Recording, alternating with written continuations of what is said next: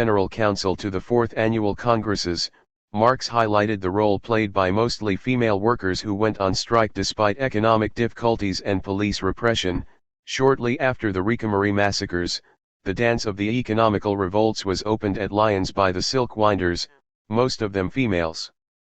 At Lyons, as before at Rouen, the female workers played a noble and prominent part in the movement. 23. Moreover, in Capital, Volume I, Marx returned to his discussion of the transformation of the family. As capitalistic organization of industry spread into the areas previously occupied by domestic industry, it helped to create further ground for the dissolution of the family, since it became necessary to regulate the so-called home labor, since it is immediately viewed as a direct attack on the patria potestas, on parental authority. 24. Marx noted that the barriers that were once in place to separate the public and private spheres were being broken down through the incorporation of women and children's labor into industry, outside of the control of the head of household. The state had to at least take over regulation of some of the economic aspects in order to protect the system from collapse, often doing so quite reluctantly. 25. Marx argued, however, that this form of exploitation and destruction of the family also had some potentially positive effects, however terrible and disgusting the dissolution, under the capitalist system, of the old family ties may appear. Nevertheless, modern industry, by assigning as it does an important part in the process of production, outside the domestic sphere, to women, to young persons, and to children of both sexes, creates a new economic foundation for a higher form of the family and of the relations between the sexes. Moreover, it is obvious that the fact of the collective working group being composed of individuals of both sexes and all ages, must necessarily, under suitable conditions, become a source of humane development, although in its spontaneously developed, brutal, capitalistic form, where the laborer exists for the process of production, and not the process of production for the laborer, that fact is a pestiferous source of corruption and slavery. 26. It appears that Marx was summarizing much of his previous argument regarding capitalism's effects on the family. The old ties based upon an economic system in which most production occurred within the domestic sphere had begun to dissolve as it became more industrially based. Although production does not determine, but only conditions the form of the family, these changes in the production of the means of life have had significant effects on the ability of the patriarchal family to function and created grounds for both the harsh exploitation of new workers under capitalism as well as a non-exploitative form of the family in the new society. While this is admittedly a brief and abstract discussion of the potential for changes in the family structure, it is important to note that Marx posited that this change occurred as a result of the cooperation of all workers, including women and children. Marx was not questioning the introduction of women into the workforce, let alone calling for a family wage. Instead, he pointed to the ways in which in the spontaneously developed, brutal, capitalist form, the system works against the humane development of workers. 27. Equally significant is his dialectical discussion of how these developments could under the right circumstances be transformed into their opposite, that is, to a new form of the family. Marx also took up issues of gender in the critique of the Gotha program. At the 1875 party platform of the German Social Democratic Party, that was as heavily influenced by Lazarlian and reformist ideas, he spoke of the need for a fair distribution of the proceeds of labor. 28. Marx noted that mere distribution could only be measured based on the form of society in question and not in terms of abstract concepts of justice. Those in power will always claim that the present distribution is just.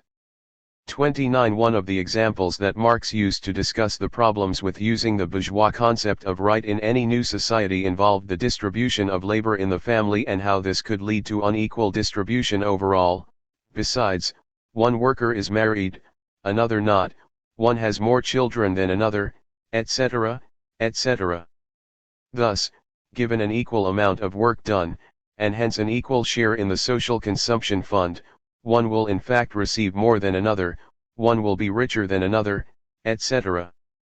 To avoid all these defects, right would have to be unequal rather than equal. 30. While it is not fully clear that Marx was discussing the value of domestic labor, there appears to be an opening for a critical angle. Domestic labor does not have an exchange value since it is labor done in the house, but it does have an important use value. Someone has to be available to do the cooking, cleaning, and raise the children.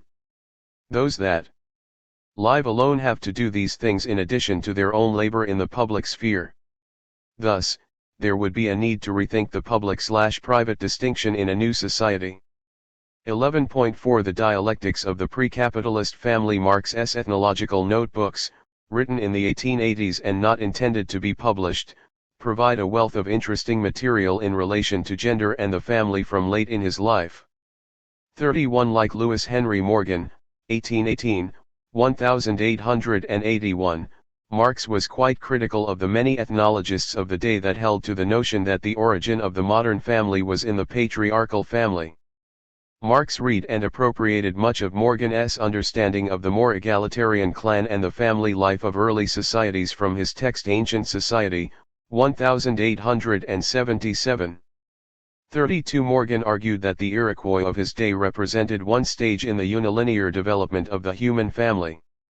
Mother right, as it existed for the Iroquois, for example, was an earlier stage of clan and social life where women had more rights. The family was not always hierarchical and patriarchal according to Morgan and Marx. Marx appropriated Morgan in his theoretical disputes with Henry Sumner Main's, 1822-1888, Lectures on the Early History of Institutions, 1875. Throughout his notes, Marx criticized Maine for his failure to understand the importance of the clan in early societies as well as a general lack of understanding of the modalities of change in these societies.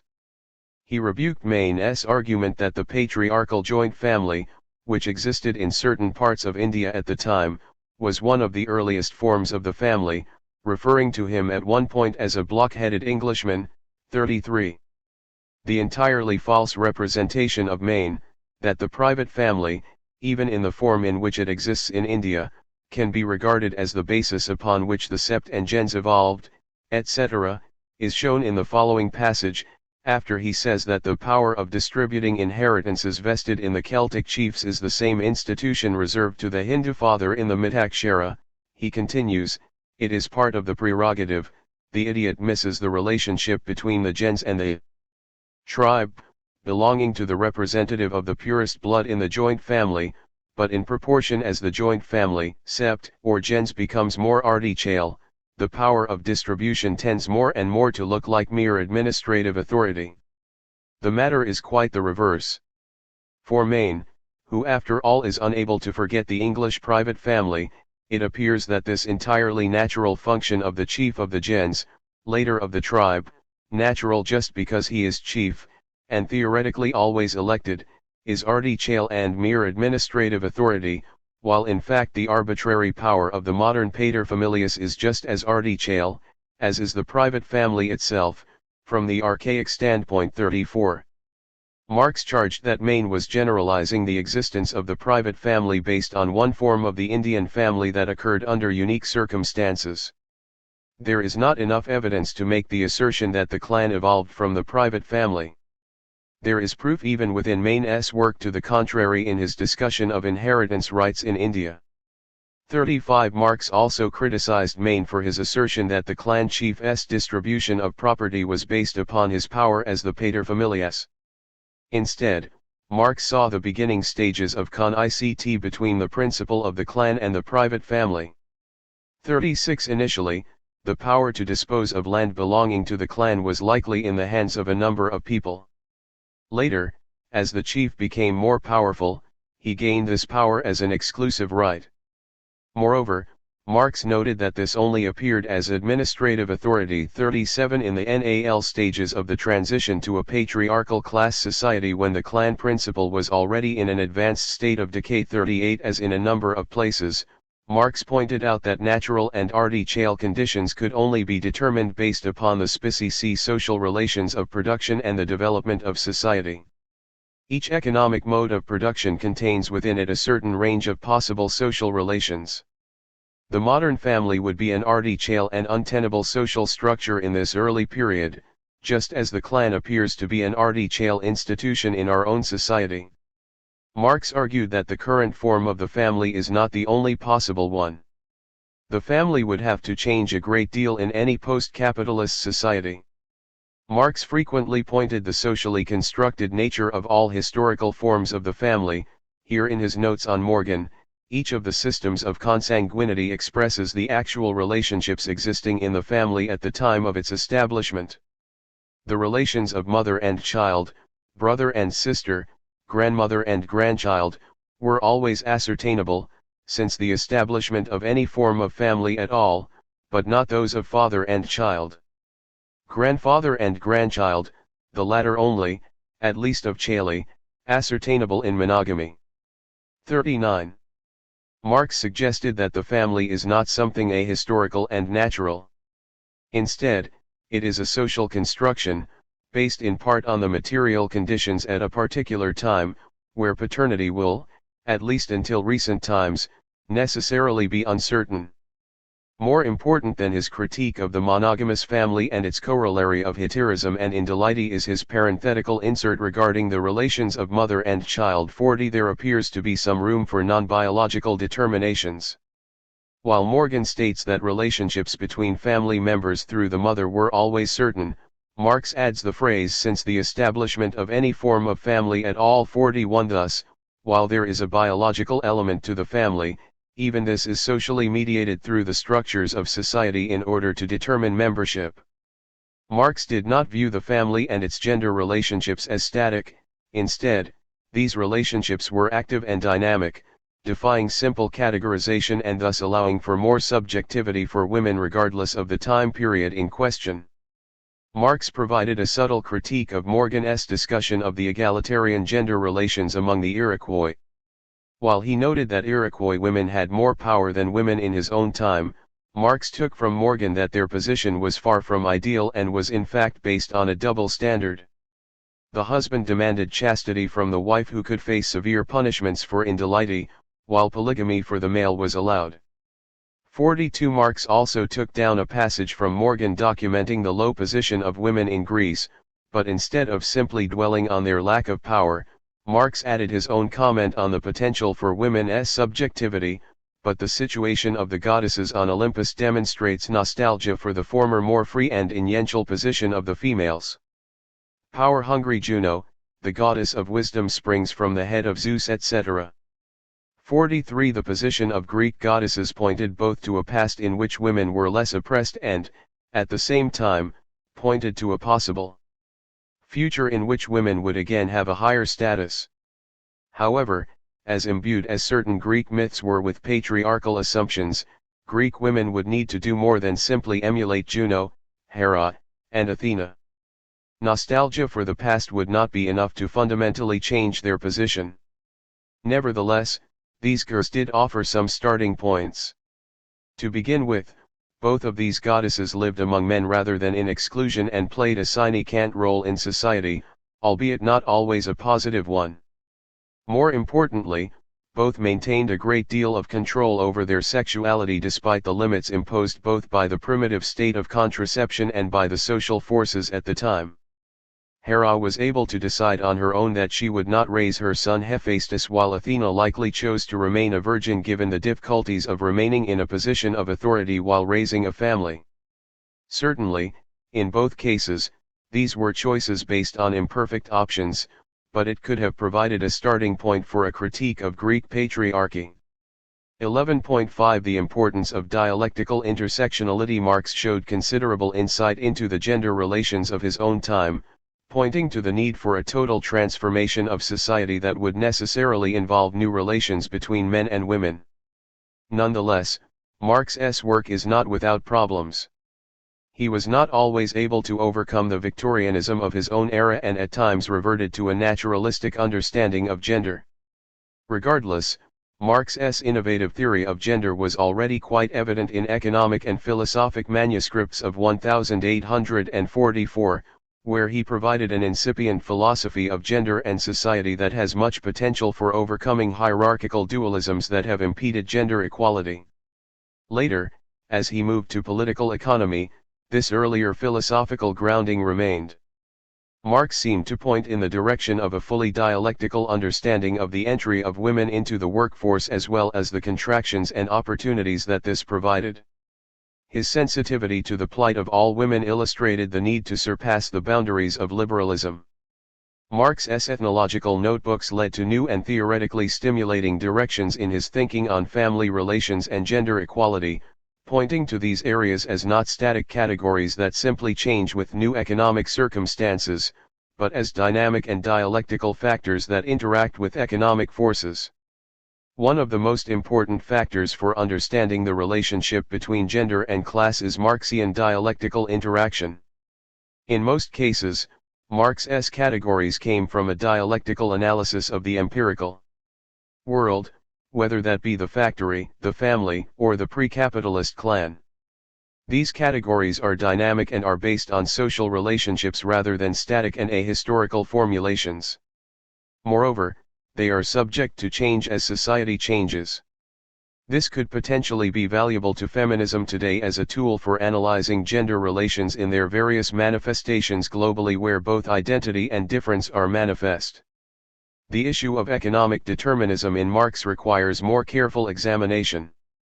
Economic factors play a very significant role because they condition other social behavior. However, Marx was often careful to note the reciprocal and dialectical relation between economic and social factors insofar as they are moments of a particular mode of production. In the last analysis, the two cannot be separated out completely as Marx illustrated in many of his works. He pointed to the unique ways in which economics and the specifically capitalist form of patriarchy interact to oppress women. Thus, Marx, at least tentatively, began to discuss the interdependent relationship between class and gender without fundamentally privileging either in his analysis. Certainly not all aspects of Marx's writings on women are relevant today, and some carry the limitations of 19th-century thought. However, Marx's discussion of gender and the family extended far beyond merely including women as factory workers. He noted the persistence of oppression within the modern family and the need to work out a new form of the family. Additionally, Marx became increasingly supportive of women's demands for equality in the workplace, in unions, and in the IWMA. Despite their unpolished and fragmentary character, Marx's notes on ethnology are particularly significant since he pointed directly to the historical character of the family. While Marx's theory remains underdeveloped in terms of providing an account that includes gender as important to understanding present-day capitalism, his categories and emphasis on dialectical change nonetheless lead in the direction of a systematic critique of contemporary forms of patriarchy. Therefore, he is able to separate out the historically specific elements of patriarchy from a more general form of women's oppression as it has existed throughout much of human history. In this sense, his categories provide resources for feminist theory or at least areas for new dialogue between Marxists and feminists at a time when Marx's critique of capital is coming to the fore once again. 12.1 Refuting a legend. The legend that Karl Marx either said almost nothing on nationalism, race, and ethnicity, or that on these issues he was woefully mistaken and reductionist, has been maintained in axiomatic fashion for decades, despite numerous scholarly refutations. 1. Of course not everything Marx wrote on nationalism, ethnicity, and race holds up well today. One prominent example concerned the Russians and some of the other Slavic peoples of Eastern and Southern Europe. As will be discussed, Marx strongly supported Polish national emancipation as an important progressive force in European politics. But, in his early writings, he portrayed Russia as an utterly reactionary society, and described most of the other Slavic peoples as dominated by Russian pan-Slavist propaganda. This has led to extended, and sometimes unfair, attacks on Marx on nationalism tout court. To a great extent, Marx's views were connected to Russia's counter-revolutionary role during the democratic revolutionary wave of 1848-9, but this is not a full explanation. For one can and in Marx's writings on Russia before the 1870s not only violent denunciations of the Tsarist Empire as a malevolent force, but also a number of very problematic, even racist statements about the Russian people themselves. As to other Slavic groups, most of the vitriol was expressed by Friedrich Engels, 1820 to 1895, in a series of articles on Panslavism. Both Marx and Engels shifted their positions by the 1870s and the 1880s, however, when one can N.D. Marx, who had learned Russian by this time, extolling the Russian peasant commune as a possible starting point for a global insurrection against the capitalist system. At the same time, many other writings by Marx offer a far better basis from which to construct a contemporary theory of the relationship of nationalism, ethnicity, and race to class and to the struggle against capital. The following discussion focuses on 3 sets of Marx's writings, all of them quite substantial, those on Polish national emancipation and the wider European Revolution, those on the Civil War in the United States and the dialectics of race and class, and those on Irish national emancipation and the Irish minority inside Britain. The RST of these, on Poland, was about national emancipation. The second of these, concerning the United States, was about ethnic and racial minorities and the struggle for democracy and human emancipation. Both of these concerns, national emancipation and ethnic movements in relation to class, come together in Marx's writings on Ireland, where they are also theorized at a more general level. 12.2 Poland and the European Democratic Revolution. Marx's writings on Poland are little discussed today, but during his lifetime that country's struggle for its very existence as an independent nation loomed very large as an issue for leftist and democratic movements. It would not be an exaggeration to say that Polish national emancipation was an even more important reference point in Marx's period than is Palestinian national emancipation today. And, like Palestinians today, Poles were a people without a country, subject to the partition of their homeland among Russia, Austria, and Prussia, with many living in exile in Western Europe and the Americas. Marx underlined the importance of Poland to the left in a letter to Engels of December 2, 1856, the intensity and viability of all revolutions since 1789 may be gauged with fair accuracy by their attitude towards Poland.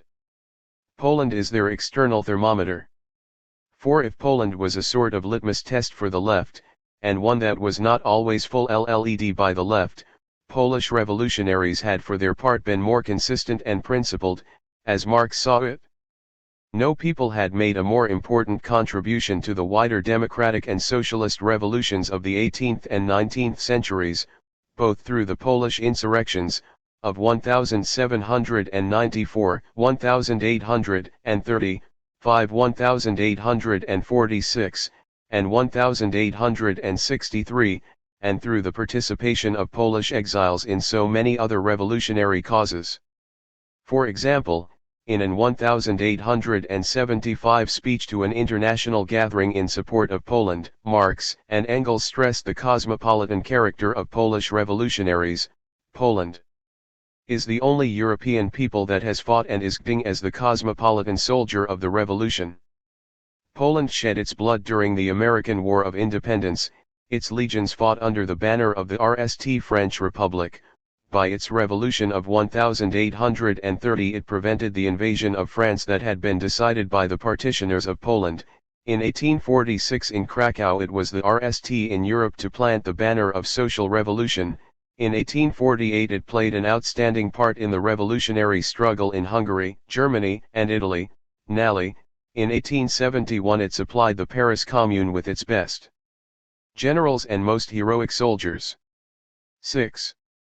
The language about the 1846 Krakow uprising as the RST in Europe to plant the banner of a social revolution harked back to the manifesto of the Communist Party. This points to a more general issue in terms of Marx and nationalism. It is true that the manifesto of the Communist Party contains the famous language about the workers having no country, and about national antagonisms receding. This has often been interpreted, especially by critics whose study of Marx has not gone much beyond the opening pages of the manifesto of the Communist Party, to buttress erroneous claims that Marx had little time for national movements and underestimated their importance. Yet, in the concluding section of the manifesto of the Communist Party, entitled Position of the Communists in relation to the various existing opposition parties, there was a prominent reference to the Polish national cause. There, one could read that communists were to support the left wing of the democratic movement in France, the Chartist labor movement in Britain, and agrarian reformers in the United States. Among these democratic and progressive movements deserving of support could also be found the struggle for the restoration of Poland as a nation, within which communists were to support the left wing of the nationalist movement. In Poland they support the party that insists on an agrarian revolution as the prime condition for national emancipation, that party which fomented the insurrection in Krakow in 1846. 7. Marx developed a more expansive analysis of 1846 Krakow in a speech at a meeting on February 22, 1848, around the time that the manifesto of the Communist Party was published.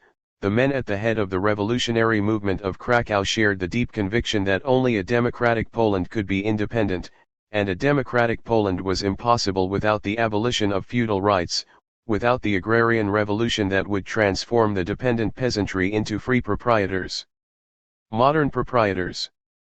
The Krakow Revolution has given a glorious example to the whole of Europe, by identifying the national cause with the democratic cause and the emancipation of the oppressed class. 8. The general criteria Marx used when supporting nationalist movements like Poland's has been elucidated well by Erika Benner, 1962. To be eligible for support, he argued, a nationalist movement should demonstrate that it is authentically national in his democratic sense. It should, that is, positively address the concerns of a broad section of a nation's people by improving social conditions and expanding the bases of political participation. 9. If Poland was central to Marx's notion of the kinds of struggles communists needed to support in 1848, it was even more crucial to the founding of the International Working Men's Association, IWMA, in London in 1864. As will be discussed, the European labor, socialist, and democratic tendencies that united in 1864 in the IWMA initially came together across national boundaries to support the United States during the early years of the Civil War, 1861–62. The following year, a major insurrection broke out once again in Poland, which was brutally repressed by Russian troops. The same networks of labor, socialist, and democratic groups now came together to support Poland. Even Bonapartist France, a police state that had muzzled the labor movement but which ostensibly sided with Poland against Russia, allowed a French labor delegation to travel to London to network with other groups supporting Poland. It was out of these meetings that the IWMA was born. Marx's inaugural address of the IWMA of 1864 dealt mainly with class and economic questions, but it also singled out Ireland, Poland, and the Civil War in the United States. On Ireland, Marx wrote of the people of Ireland, gradually replaced by machinery in the north and by sheep walks in the south, though even the sheep in that unhappy country are decreasing. It is true, not at so rapid a rate as the men tend. The conclusion to the address maintained that the working classes needed to create their own foreign policy, here singling out the Civil War in the United States and Russia's suppression of Poland and of the Chechens of the Caucasus, as well as the Russian government's generally reactionary role in international politics. It was not the wisdom of the ruling classes, but the heroic resistance to their criminal folly by the working classes of England that saved the west of Europe from plunging headlong into an infamous crusade for the perpetuation and propagation of slavery on the other side of the Atlantic.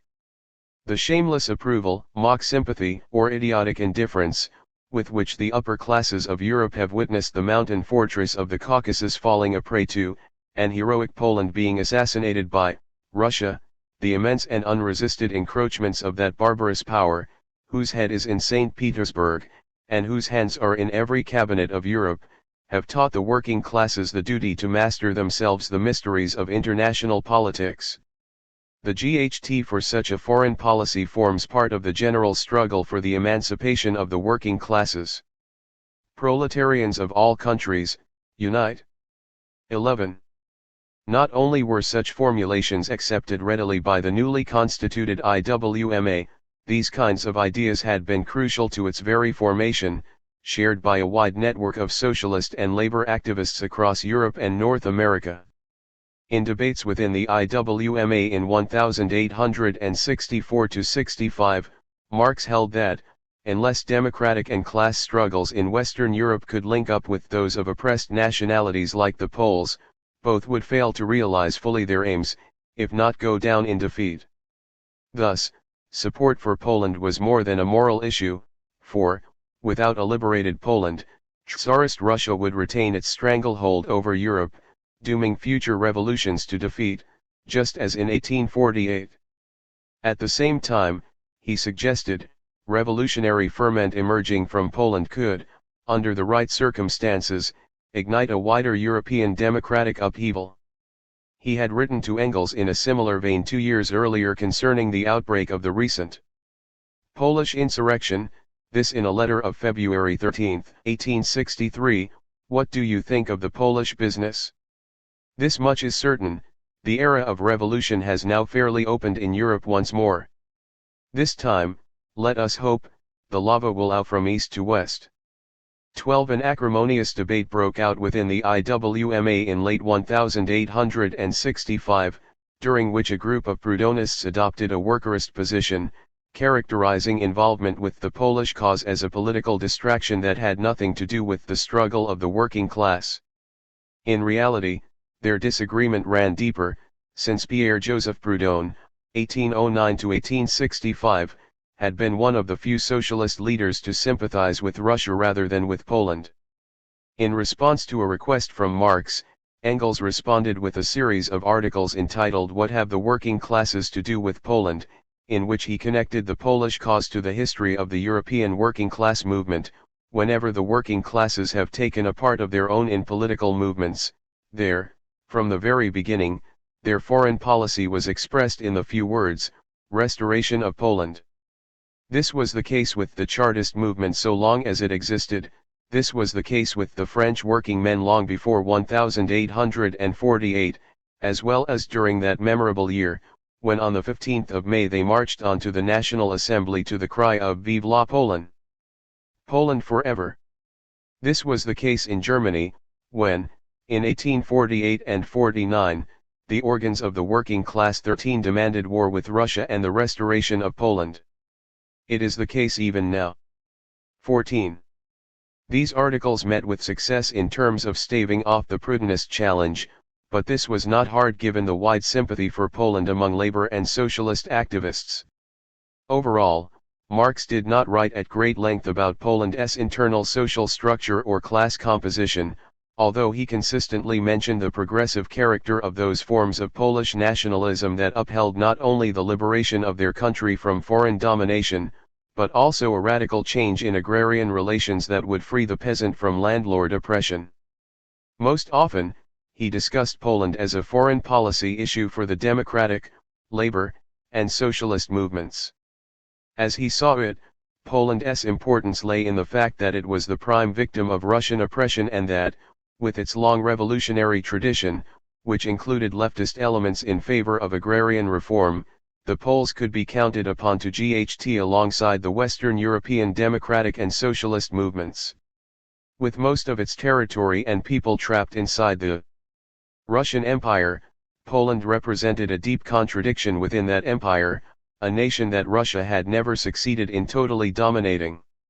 At the same time, Western revolutionaries damaged not only Poland, but also their own cause, when they betrayed Poland.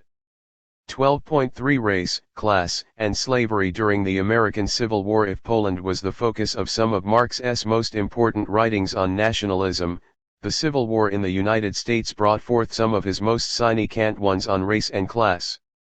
15 Marx considered the Civil War to have been a second American Revolution, with a socio-economic as well as a political dimension.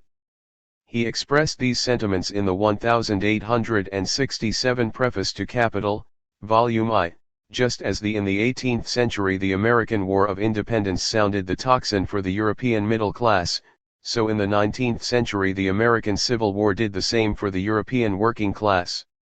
16 To be sure, he saw it as a bourgeois democratic rather than a communist revolution. As Robin Blackburn, 1940, noted, in Marx's view, defeating the slave power and freeing the slaves would not destroy capitalism, but it would create conditions far more favorable to organizing and elevating labor, whether white or black. 17. The Civil War had important economic as well as political implications for Marx. A Northern victory would consolidate what was then the largest democratic republic in the world, partially fulfilling its democratic claims by the abolition of slavery, through which a substantial part of the U.S. population would receive formal freedom. But also, given the size of the U.S. economy and of the portion of it based upon slave labor, the emancipation of 4 million slaves without compensation to their owners constituted in economic terms the greatest expropriation of private property in history up to that time. Moreover, as the war ended, he shared the hope of many progressive liberals and socialists that Reconstruction would bring about a real agrarian reform in South that granted the former slaves not only full political rights, but also land. Thus, in the 1867 preface to Capital, Marx referred to the program of the Radical Republicans of granting 40 acres and a mule to the freed slaves. M.R. Wade, Vice President of the United States, has declared in public meetings that, after the abolition of slavery, a radical transformation in the existing relations of capital and landed property is on the agenda. 18. This program was sidelined the following year by the failure to impeach the virulently racist President Andrew Johnson, 1808 to 1875. Marx strongly supported the Union cause, even at the beginning of the war when U.S. President Abraham Lincoln, 1809 to 1865, had yet to come out against slavery. Marx argued that the South was utterly reactionary, having placed the right to own slaves as a basic principle of its constitution. But this did not prevent him from making strong criticisms of Lincoln. In an August 30, 1862 article for Die Presse, Marx lashed out at Lincoln's failure to come out for emancipation by quoting at length a speech by radical abolitionist Wendell Phillips, 1811 to 1884, that characterized Lincoln as "rs tirate second-rate man who had failed to recognize that the United States would never see peace, until slavery is destroyed." 19. As already mentioned, the IWMA was founded in large part on the basis of labor and socialist networks that had supported the North. This during the crucial early years of the war when Britain and France seemed to threaten intervention on the side of the South. In January 1865, the IWMA sent an address to Lincoln drafted by Marx, congratulating him on his solid victory in the 1864 election. After receiving a 40-member delegation from the IWMA and transmitting the address to Lincoln, U.S. Minister to Britain Charles Francis Adams, 1807 to 1886, issued a remarkably warm public reply on behalf of Lincoln, which stated that the United States derive new encouragement to persevere from the testimony of the workingmen of Europe that the national attitude is favored with their enlightened approval and earnest sympathies. 20. The following year, though, after Lincoln had been assassinated, his successor Johnson started to block citizenship rights for former slaves. In response, the IWMA issued a very strong address to the American people that unfortunately has received very little attention, containing a prescient warning about future racial conflict. Permit us also to add a word of counsel for the future. As injustice to a section of your people has produced such direful results, let that cease.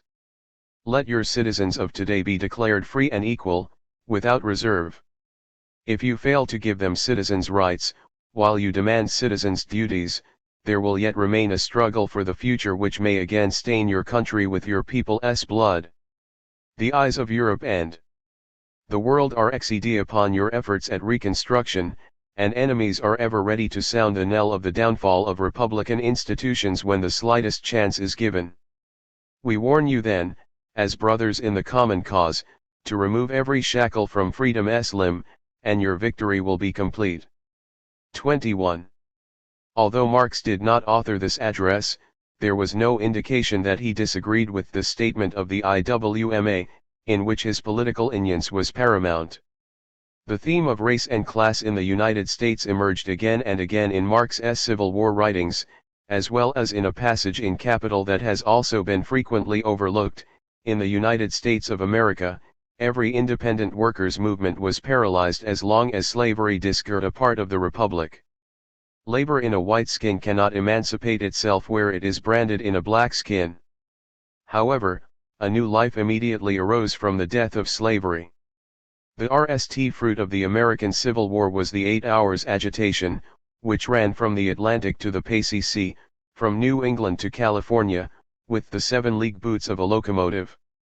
The General Congress of Labor held at Baltimore in August 1866 declared, "The RST and great necessity of the present, to free the labor of this country from capitalistic slavery, is the passing of a law by which 8 hours shall be the normal working day in all the states of the American Union. We are resolved to put forth all our strength until this glorious result is attained." 22. This passage was central to the chapter on the working day, where Marx more than anywhere else in Capital took up working class resistance.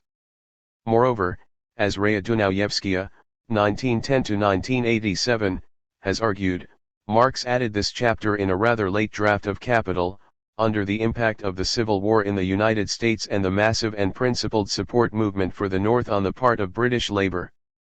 In this sense, Dunayevskaya wrote, Marx as a theoretician was attuned to the new impulses from the workers, as a result of which he created some new theoretical categories. 23. Marx also discussed race, class, and resistance inside the South.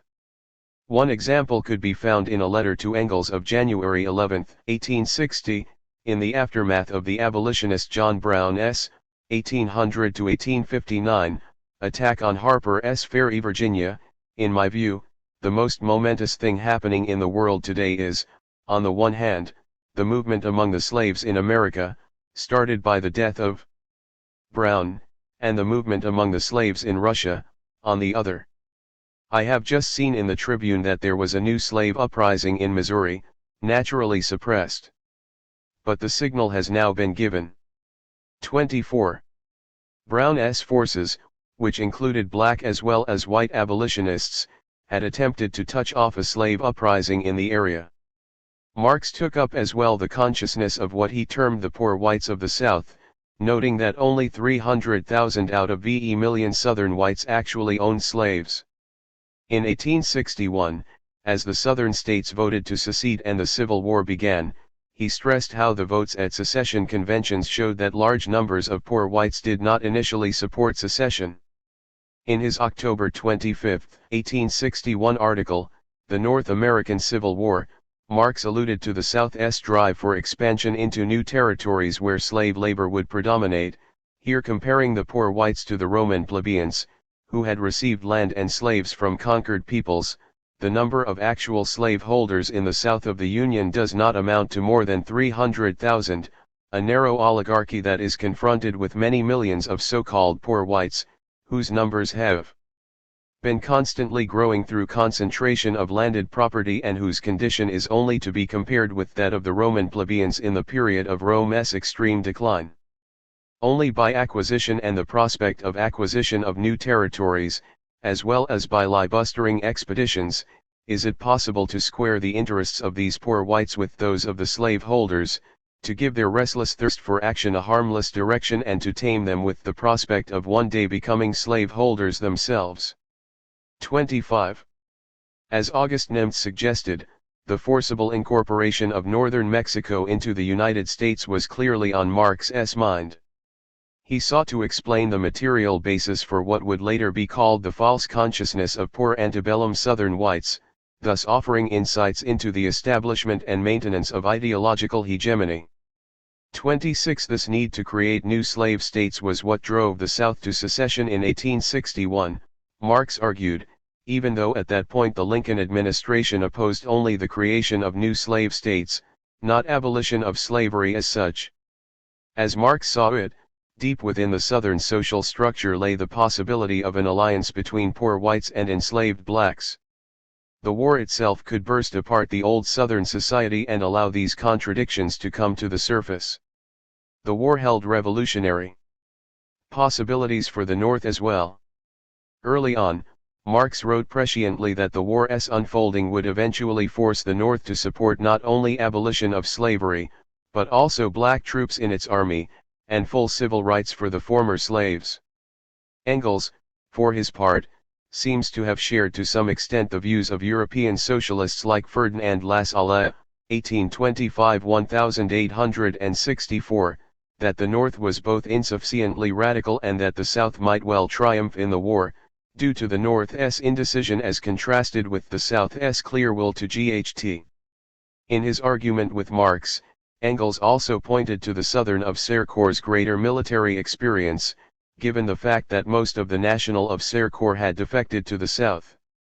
27 It was during one of his arguments with Engels that Marx predicted, in a letter of August 7, 1862, that the North will now wage war seriously, adopt revolutionary methods, and that this would include the use of black troops, which would have a remarkable effect on Southern nerves. 28 A large portion of Marx's Civil War writings concerned the foreign policy of the working class. From the beginning of the war, there was fear that Britain and France would intervene on the side of the South, thus assuring a Southern victory. Conservative forces in Britain sought to whip up popular sentiment against the North by noting that its blockade of Southern ports, which prevented cotton exports, was causing huge economic hardship among the textile workers of Manchester and other industrial centers. In English public opinion, a New York Tribune article published on January 11, 1862, Marx discussed how the working classes were resisting the war cries of the British establishment, even after the U.S. Navy had forcibly boarded a British ship and arrested 2 Confederate representatives on their way to London. Even at Manchester, the temper of the working classes was so well understood that an insulated attempt at the convocation of a war meeting was almost as soon abandoned as thought of. Wherever public meetings took place in England, Scotland, or Ireland, they protested against the rabid war cries of the press, against the sinister designs of the government, and declared for a peaceful settlement of the pending question. When a great portion of the British working classes directly and severely suffers under the consequences of the Southern blockade, when another part is indirectly smitten by the curtailment of the American commerce, owing, as they are told, to the self protective policy of the Republicans, under such circumstances, simple justice requires to pay a tribute to the sound attitude of the British working classes, the more so when contrasted with the hypocritical, bullying, cowardly, and stupid conduct of the Upchale and well-to-do John Bull. 29. Again and again, Marx reported on large public meetings held by British workers to support the Northern cause, which constituted one of the best examples to date of proletarian internationalism. As mentioned, these meetings were crucial in forming the networks out of which the IWMA emerged, as Marx recounted in a letter of November 29, 1864 to his uncle Lyon Phillips.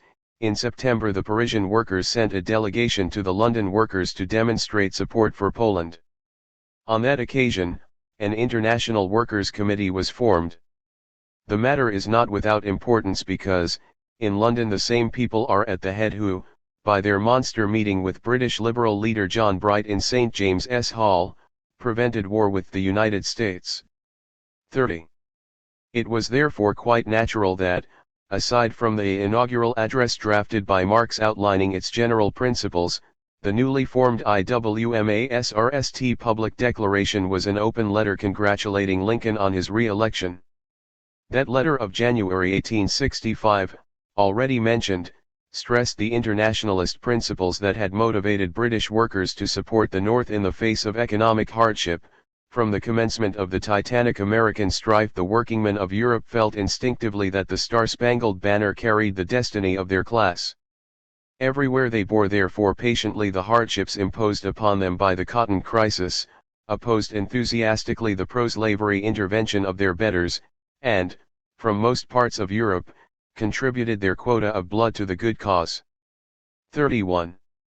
The surprisingly warm response of the U.S. government, quoted earlier, gave the IWMA its RST substantial publicity in the British press.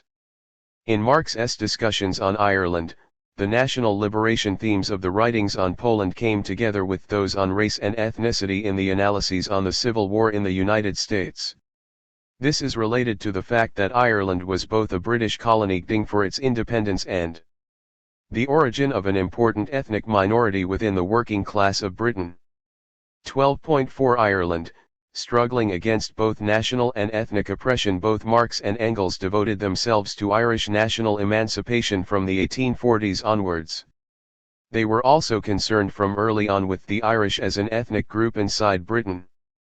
Engels, for example, devoted considerable attention to the oppressive conditions of Irish immigrant labour in his 1845 study of Manchester, The Condition of the Working Class in England.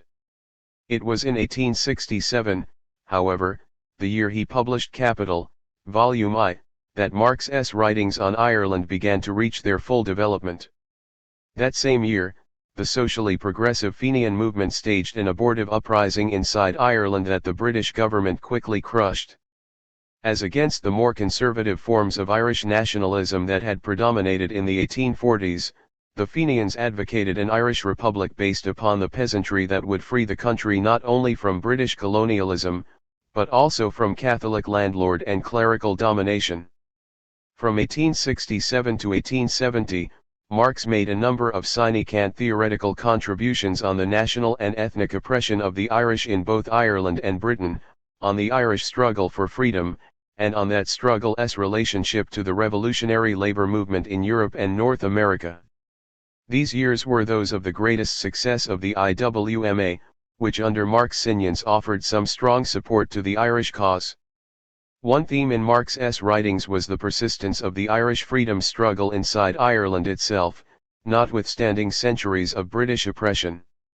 Despite the fact that the English language had come to dominate Ireland after 700 years of British rule, and the fact that in many other ways the Irish people had been assimilated into British culture, both Marx and Engels stressed repeatedly that the Irish had nonetheless held onto their own national identity.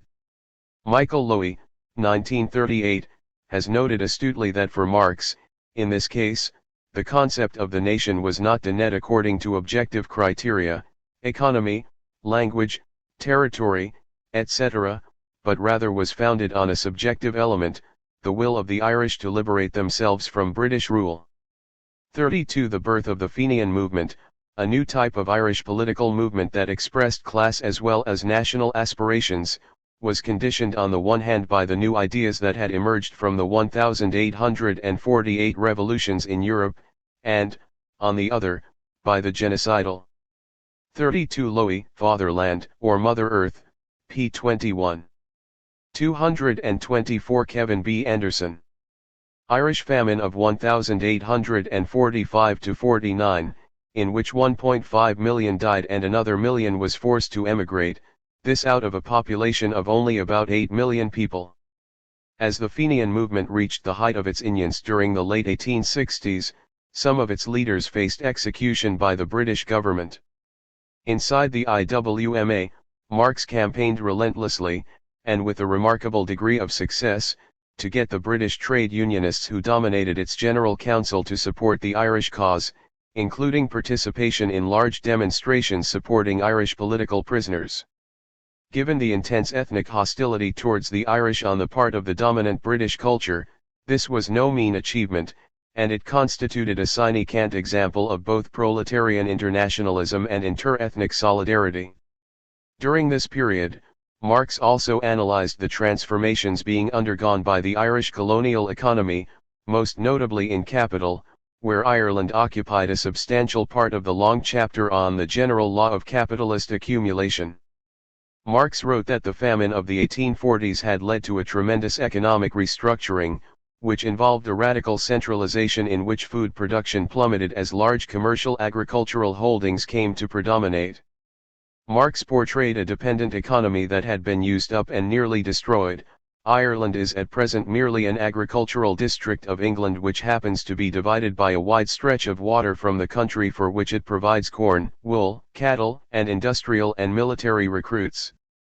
33 It was her true destiny, to be an English sheep walk and cattle pasture. 34 The remaining Irish population continued to suffer terrible poverty, he concluded, noting that according to British of Chaldom, a somber discontent runs through the ranks of this class, that they long for the return of the past, loathe the present, despair of the future, give themselves up to the evil influence of agitators, and have only one XED idea, To emigrate to America. 35 This kind of discussion of British rule over Ireland as a process of capital accumulation also found its way into some of Marx's speeches to the General Council of the IWMA and other groups, where he gave it a sharper political twist, charging that British economic policies amounted to the annihilation of the Irish people.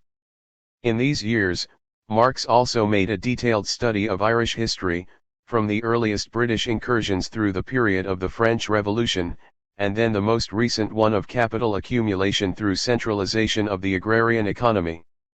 In notes for a December 1867 speech to the German Workers' Educational Society of London, he compared early English colonialism to similar policies of extermination of the native population carried out in the Americas. The fact that these policies were continued and even intensified by Oliver Cromwell had two results, Marx argued. First, Cromwell's brutal invasion of Ireland marked the end of radical revolution in England. Second, this episode drove a deep wedge between the Irish and the English Republicans and Progressives, resulting in a particular Irish mistrust of the English People's Party. 36 In the late 1860s, Marx also acknowledged explicitly that he had changed his position on Ireland, this in a letter to Engels of December 10, 1869, "For a long time, I believed it would be possible to overthrow the Irish regime by English working class ascendancy. I always took this viewpoint in the New York Tribune.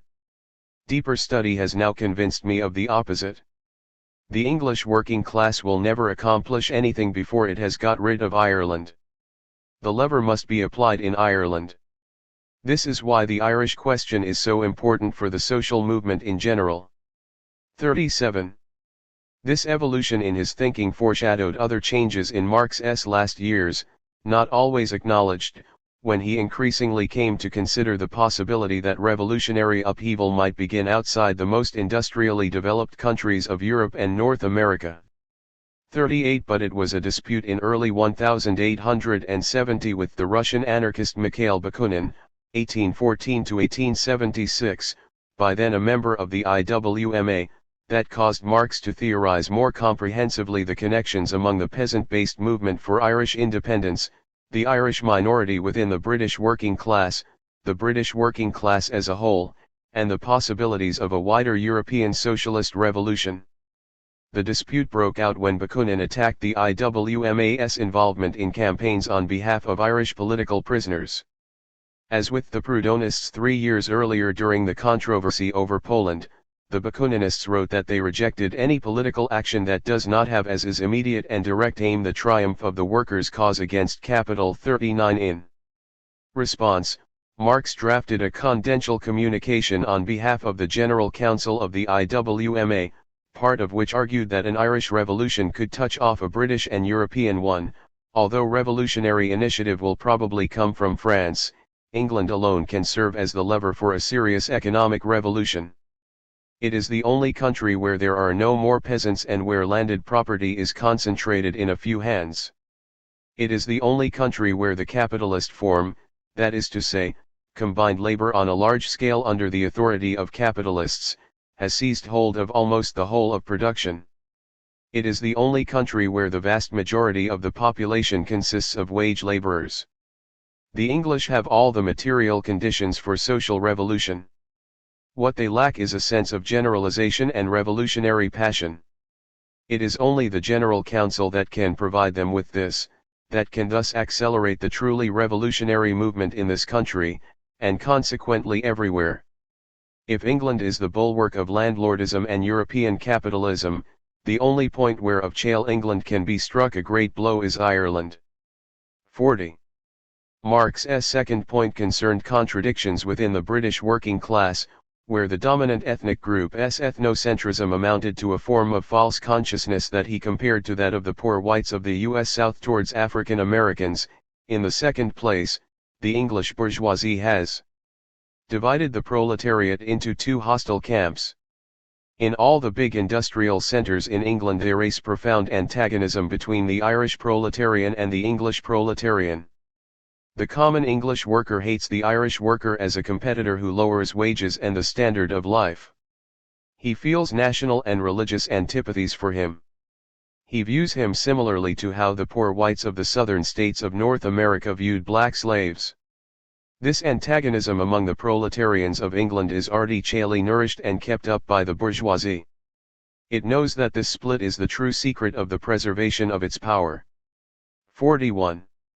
The confidential communication comments on the Irish in America, before concluding, thus, the position of the International Association with regard to the Irish question is very clear. Its RST concern is to advance the social revolution in England. To this end the great blow must be struck in Ireland. 42. Aspect of this early dispute with Bakunin, C. Mothra and D. Dix, The Irish Question in Karl Marx's and Friedrich Engels' Writings on Capitalism and Empire, in, Sociokane, ed., Social Thought on Ireland in the 19th Century, University College Dublin Press, 2009. Note that in this interchange it is Bakunin who sticks to what some might see as a rigid Marxian position that keeps nationalist struggles strictly at arm's length, and Marx who shows himself to be the more exible thinker, p. 105. 40. K. Marx, Confidential Communication, MECW, Volume 21, pages 118 to 1941 ibid, p. 120-42 ibid, p. 120. Nationalism and Ethnicity 227. Thus, Marx's writings on Ireland brought together the two strands of his thought that have been the subject of this essay: 1.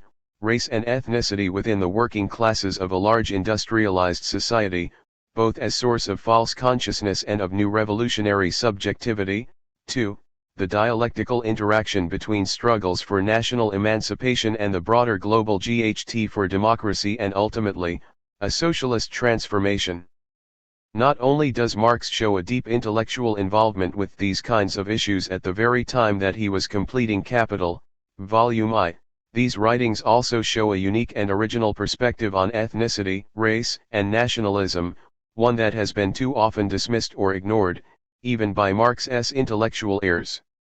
12.5 Reactions for the 21st century. What are some of the wider implications for today of Marx's writings on nationalism, ethnicity, and non-Western societies?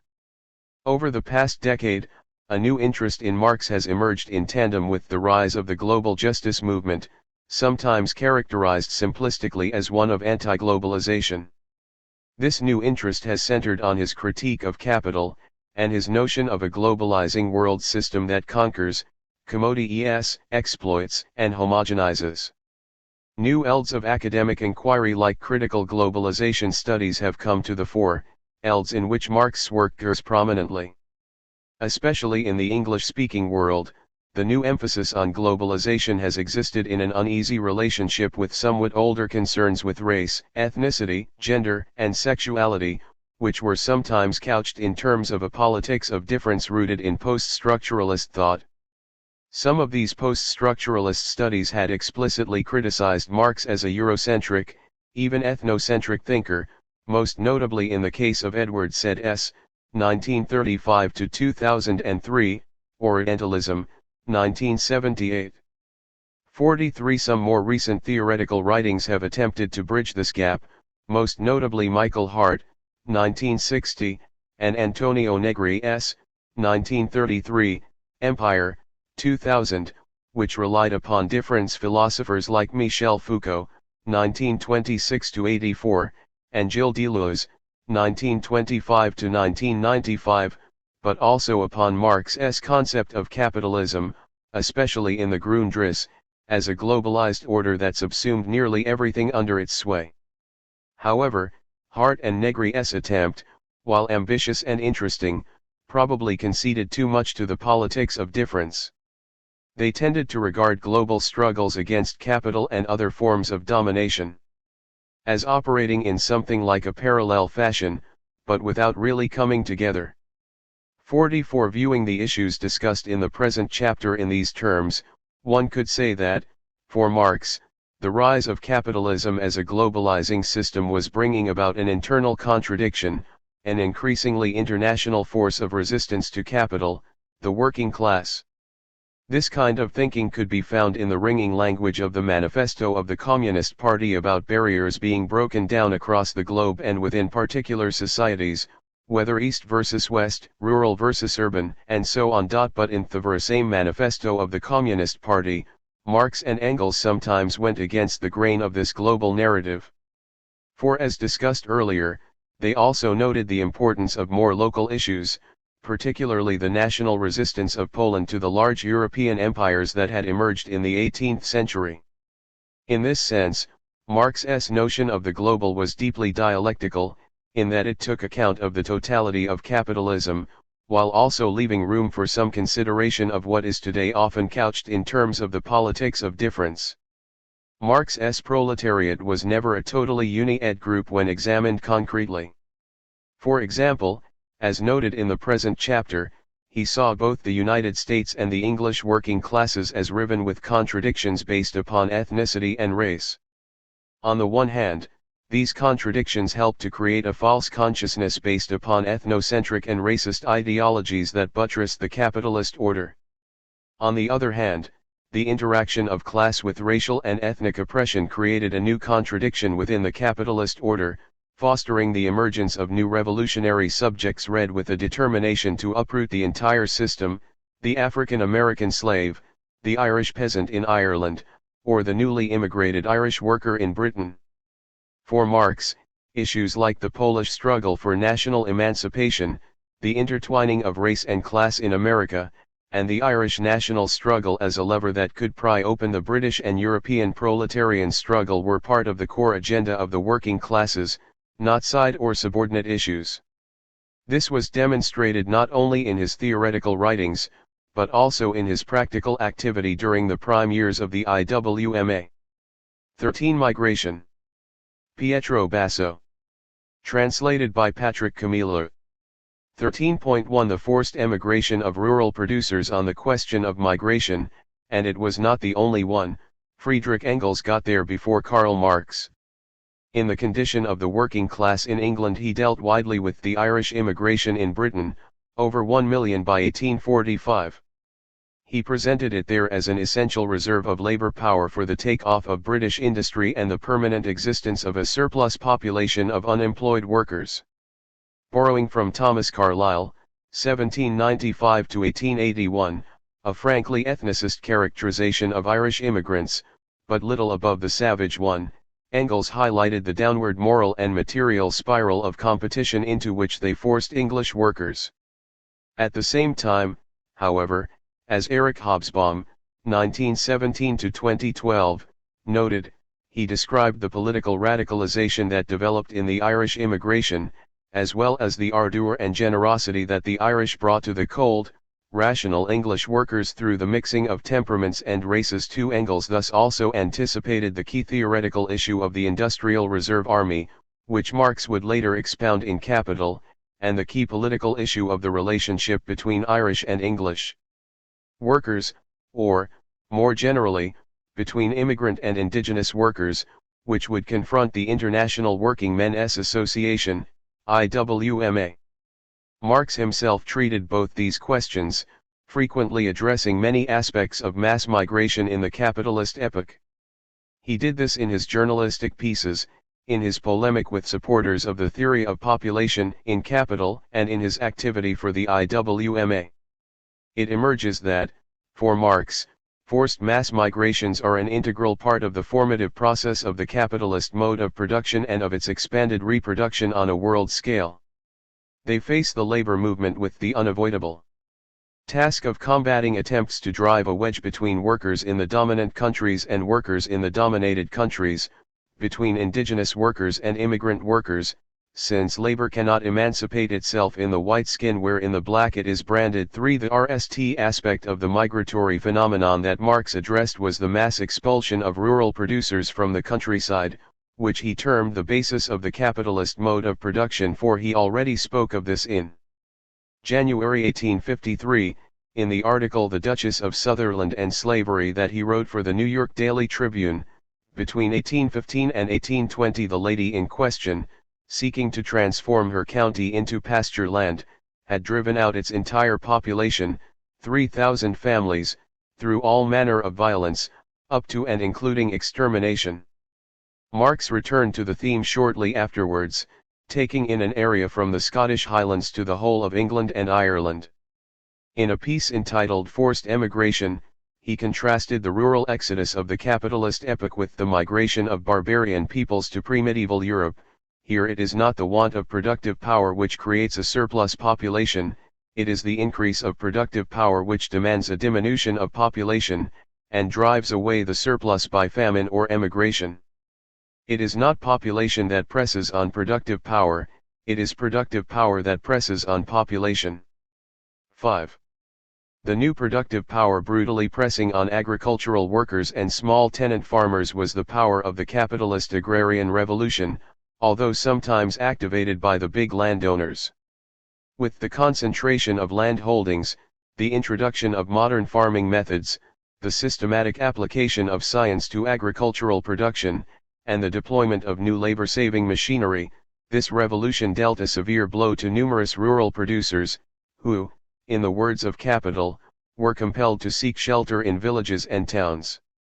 There they were thrown like refuse into garrets, holes, cellars, and corners, in the worst back slums. 6. The facts are simple, Marx tersely noted. The revolution in agriculture has kept pace with emigration. 7. In the memorable chapters XXVII, XXX of Capital, Volume I, Marx analyzed and lambasted the expropriation en masse of the rural producers and their expulsion to the industrial cities, or foreign countries, as well as the bloody legislation used to force them to submit to wage labor. This process advanced quite slowly during the period of manufacture, but then it sharply accelerated and expanded with the advent of large-scale industry, which wiped out forever the domestic spinning and weaving industries. In this way, capital incorporated not only the land, but the agricultural producers themselves, largely converting them into workers and a reserve of wage earners, and created the foundations of the internal market.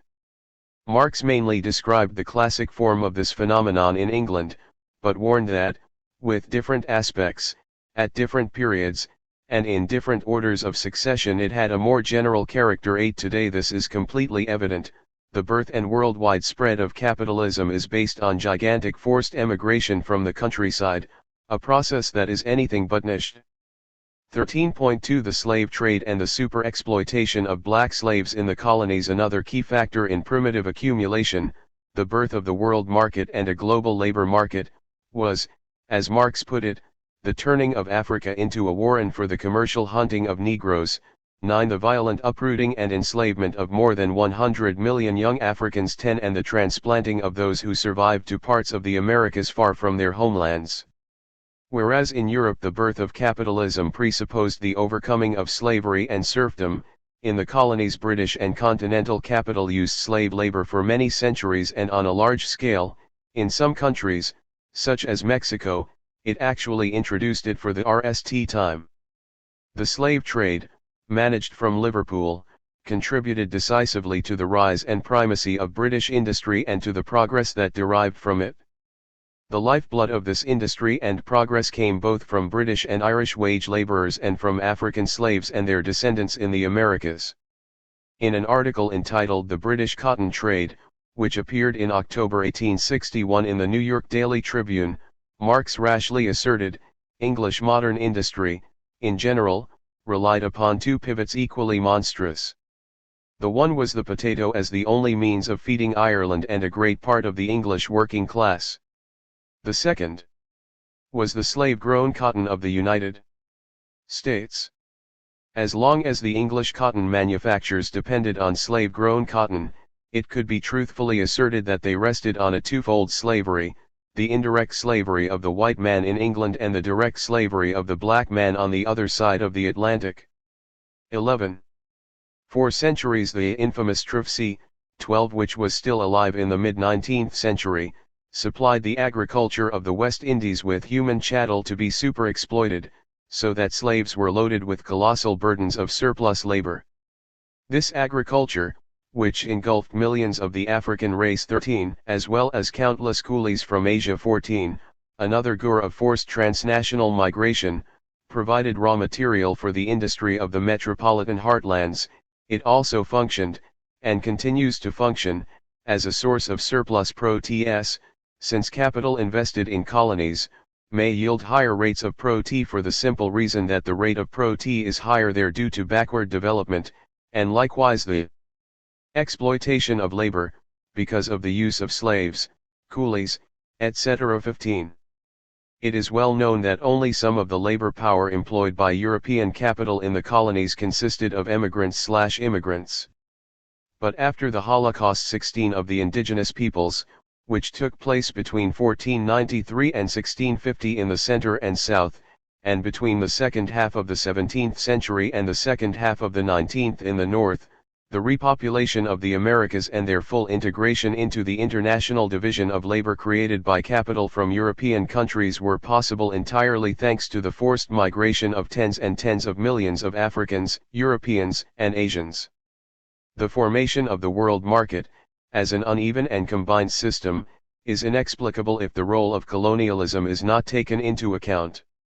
And it is beyond doubt that the forced migrations of black African slaves and of Chinese, Indian, Indonesian, and Japanese, as coolies, semi-slave/semi-wage laborers were two major chapters in the history of colonialism.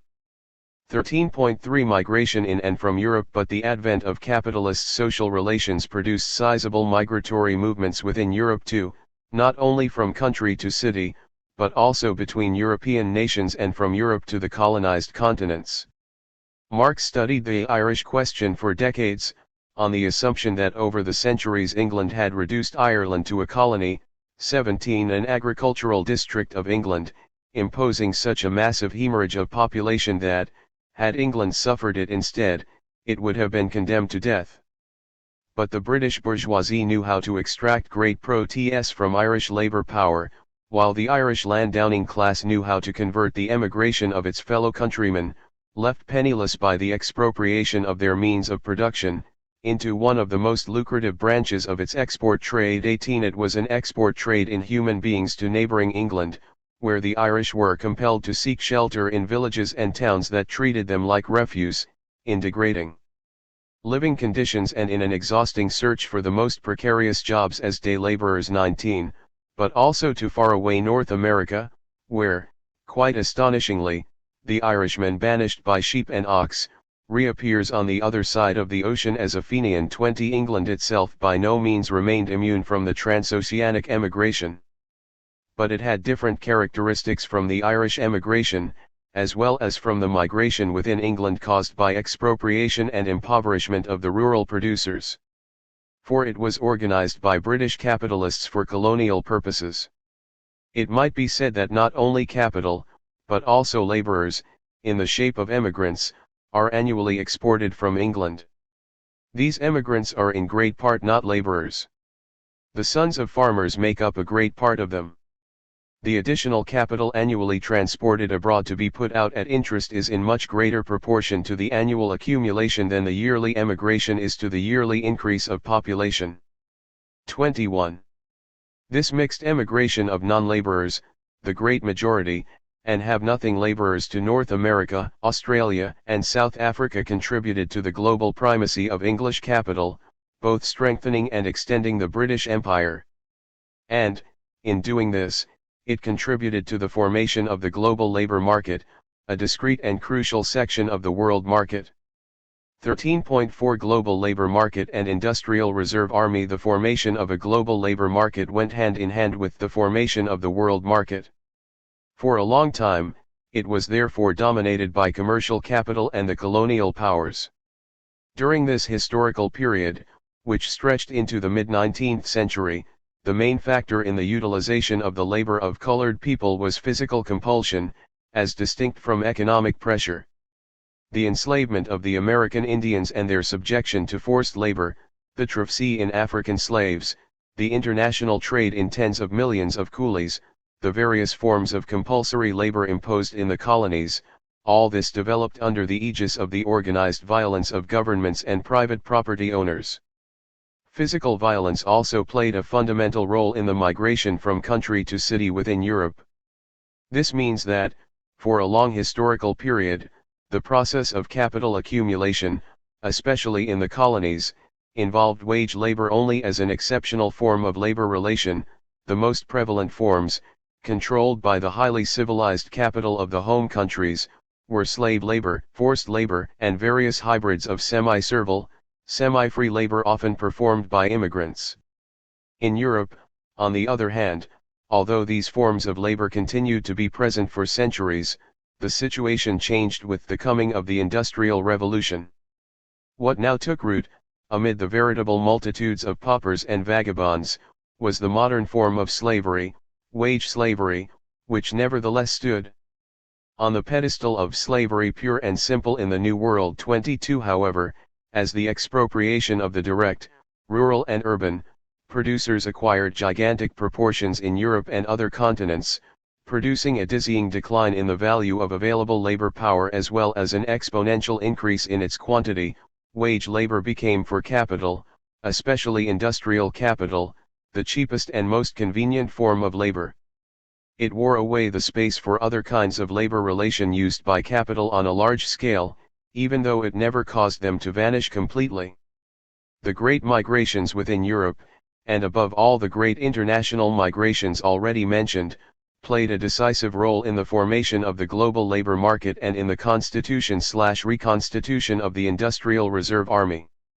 It would be too schematic to argue that emigrants, forced or free, always and in every circumstance formed the lowest, most exploited, and most precarious layer of the global labor market. For a long period that was not the case in the United States. On the contrary, the forced expropriation and extermination of the native peoples, together with the gold rush, enabled many European immigrants to make their fortune there, to become landowning farmers, and small, sometimes more than small, accumulators of capital, making the United States the promised land for emigrant laborers. 23 Nevertheless, even those times of abundance for immigrants came to an end, as Marx noted in Capital.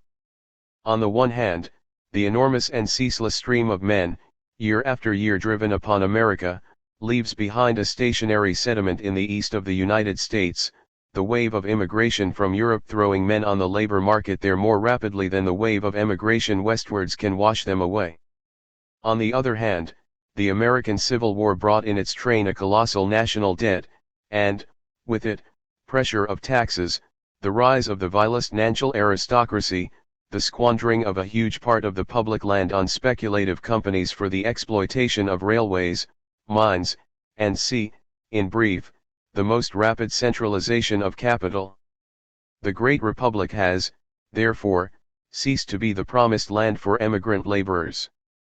Capitalistic production advances there with giant strides, even though the lowering of wages and the dependence of the wage worker are yet far from being brought down to the normal European level.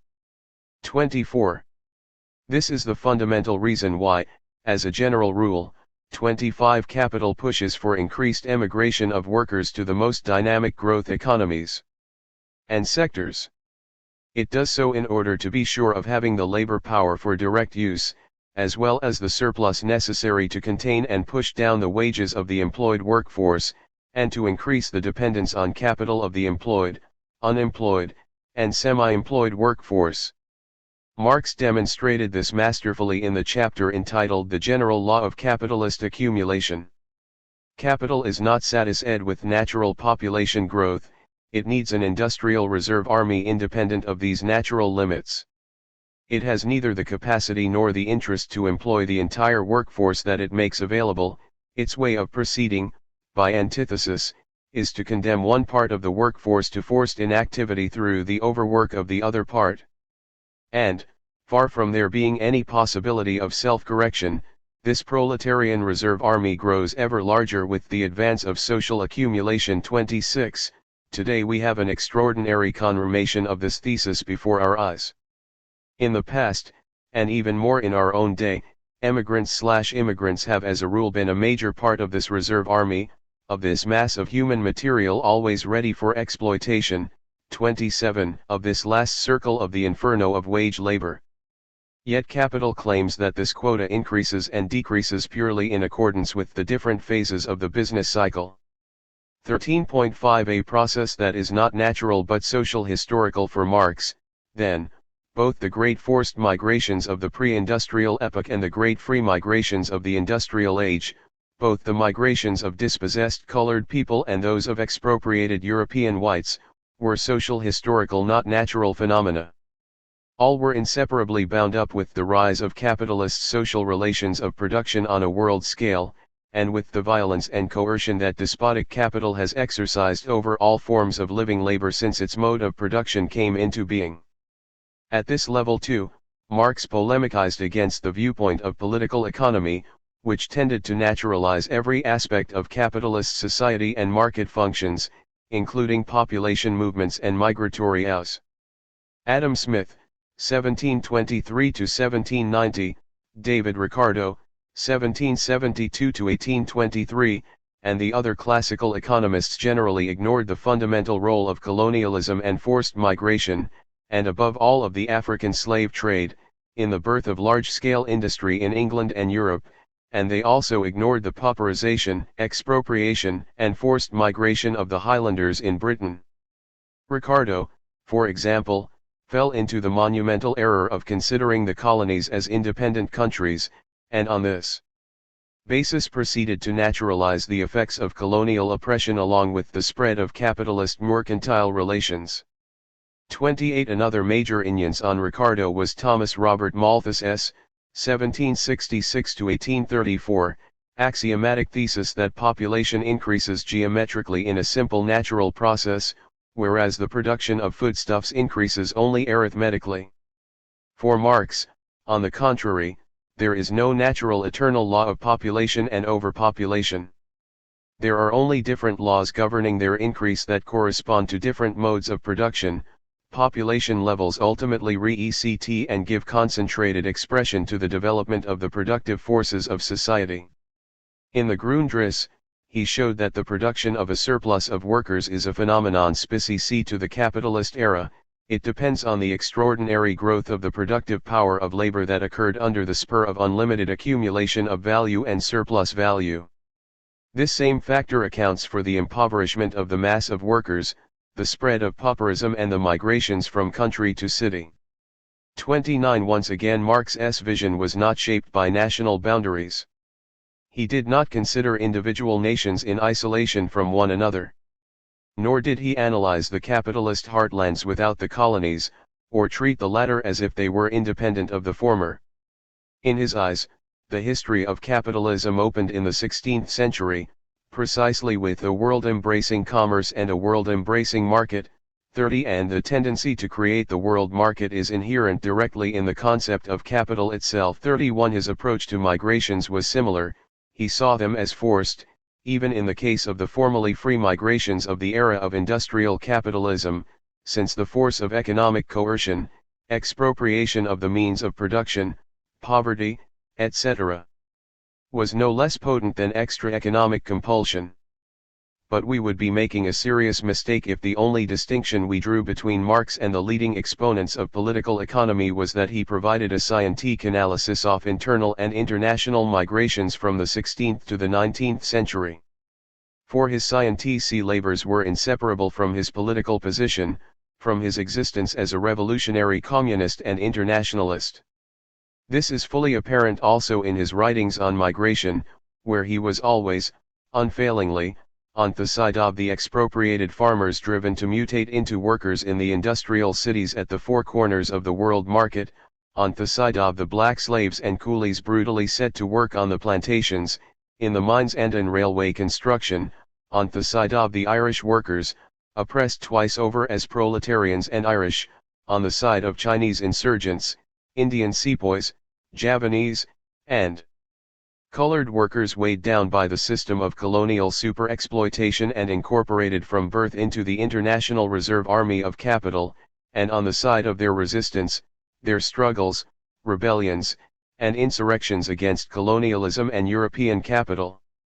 In this commitment, Marx's aim was not to preserve bygone forms of production, but to further the revolutionary emancipation of the proletariat, a perspective he thought possible only on the basis of the appropriation and radical transformation of the productive forces developed by capital. 13.6 British proletarians and Irish proletarians. This militant stance, which marked the whole of Marx's life, came to a climax in his intensive, and influential, participation in the activity of the IWMA. It was then that he tackled the question of migration in its political aspects, with special reference to the Irish case. Paradigmatic in this respect is the famous confidential communication of the General Council, sent to Kugelman on March 28, 1870, in which he expressed a new viewpoint, overturning his previous one, on the solution to the Irish question. Here, in stark contrast to the political use that the English, Irish, and U.S. bourgeoisies made of the Irish emigration, Marx set out once and for all, in the clearest manner, the internationalist proletarian position on relations between workers belonging to countries linked by ties of domination. After denouncing England's oppression of Ireland, and the objective complicity of the English proletariat in that oppression, he vigorously drove the point home: the English bourgeoisie has not only exploited Irish poverty to keep down the working class in England by forced immigration of poor Irishmen, but it has also divided the proletariat into two hostile camps. The revolutionary of the Celtic worker does not go well with the solid but slow nature of the Anglo-Saxon worker.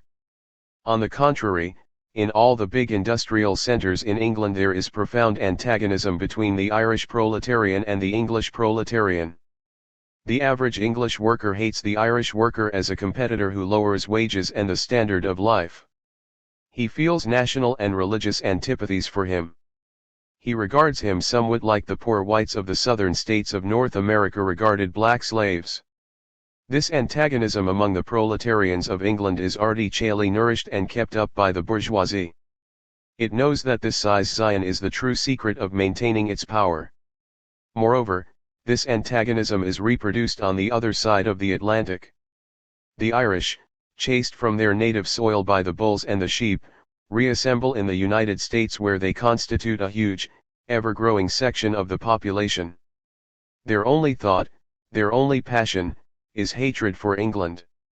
The English and American governments, that is to say, the classes they represent, play on these feelings in order to perpetuate the international struggle which prevents any serious and sincere alliance between the working classes on both sides of the Atlantic, and, consequently, their common emancipation.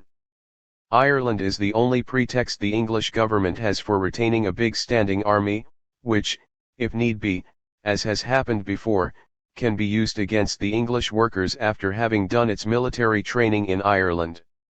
The position of the International Association with regard to the Irish question is very clear.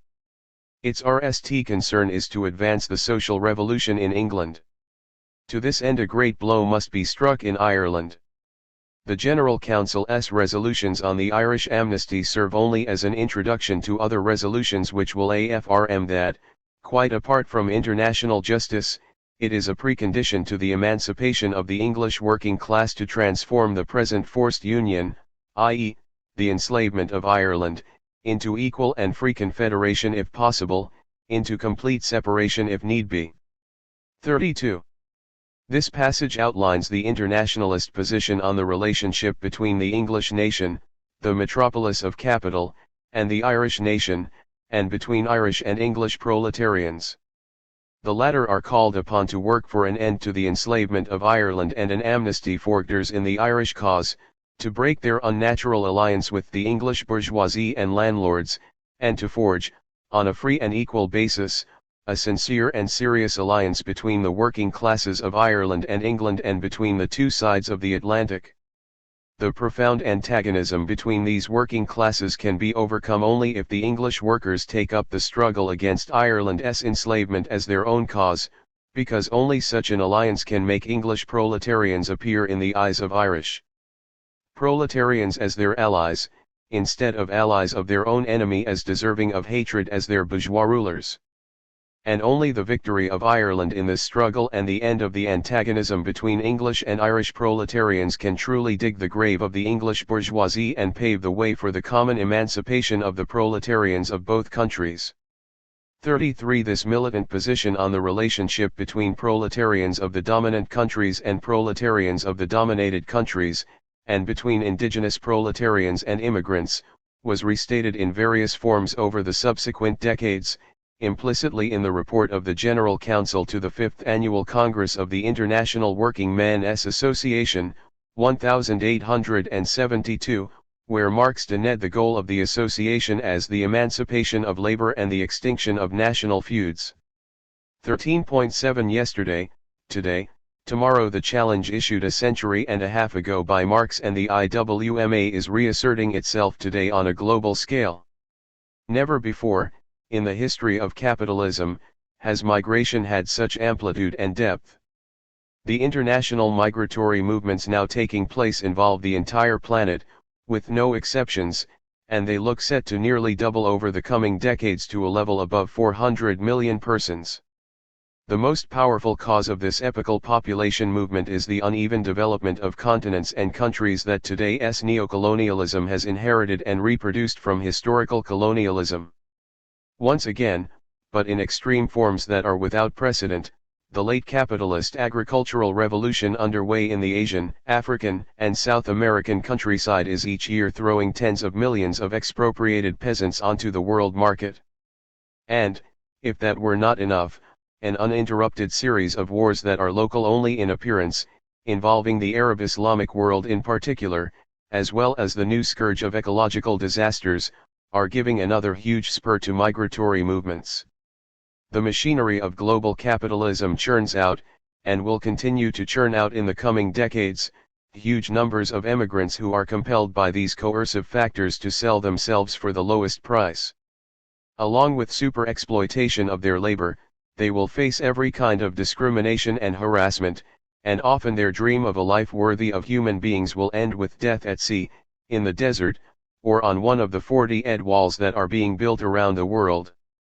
But, like the Irish proletarians, or the African slaves before them, the immigrants of our own day are not going to play the role of sacrificial victims in the non-stop war that the global markets, national governments, and media industries wage against them.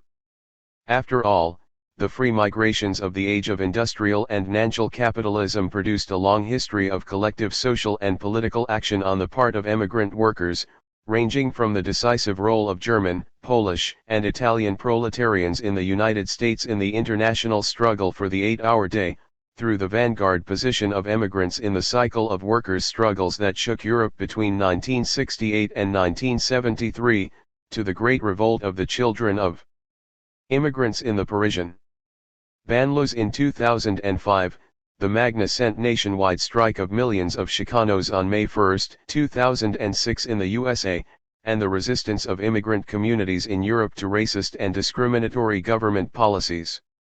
Nor should we forget the proliferation of strikes organized by internal migrants in China, that vanguard of the 740 million internal immigrants who have made their, mostly female, voices heard in Bangladesh, Vietnam, Mexico, and elsewhere.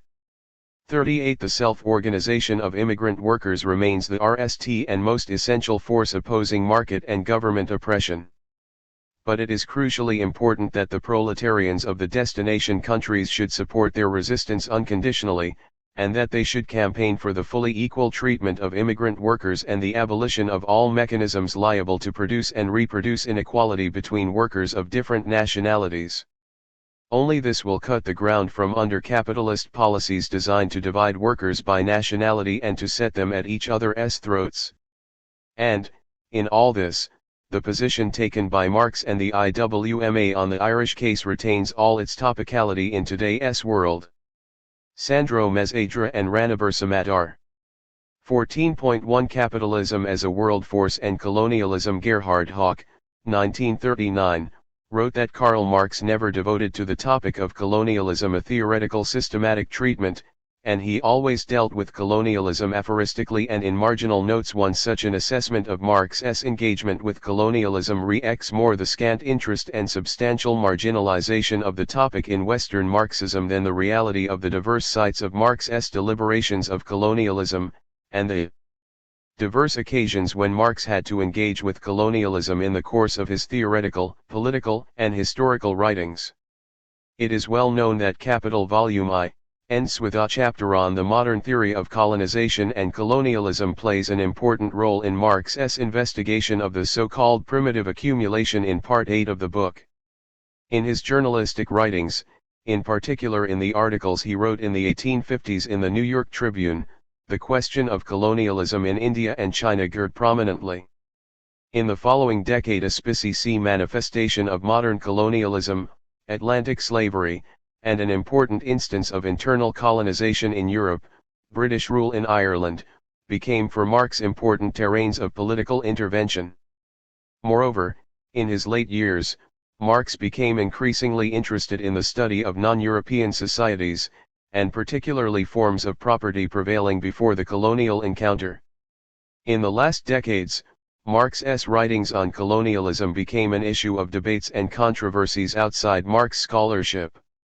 The development of post-colonial studies led to the emergence of new problematic and theoretical approaches, which were often centered upon the question of Eurocentrism.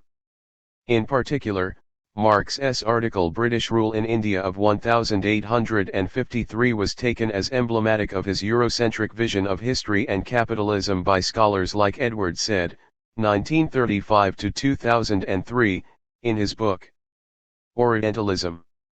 2. While these debates are deniably relevant, the focus on Marx's Eurocentrism tends to freeze his interpretation of colonialism around some sentences extrapolated from the 1853 aforementioned article on India, notwithstanding the fact that his evaluation of colonial rule in India, and more generally of colonialism, evolved significantly over the following 3 decades. 3. To begin with, it is important to see the role of the question of world market in Marx's analysis of colonialism. The tendency to create the world market, Marx wrote in the Grundrisse, is inherent directly in the concept of capital itself. Every limit appears as a barrier to be overcome. For like no other classical economist of his age, Marx was acutely aware of the relevance of these global geographical coordinates for the very definition of the capitalist mode of production. In the critique of political economy, the world market is something more than an empirical designation of capital's scale of operation.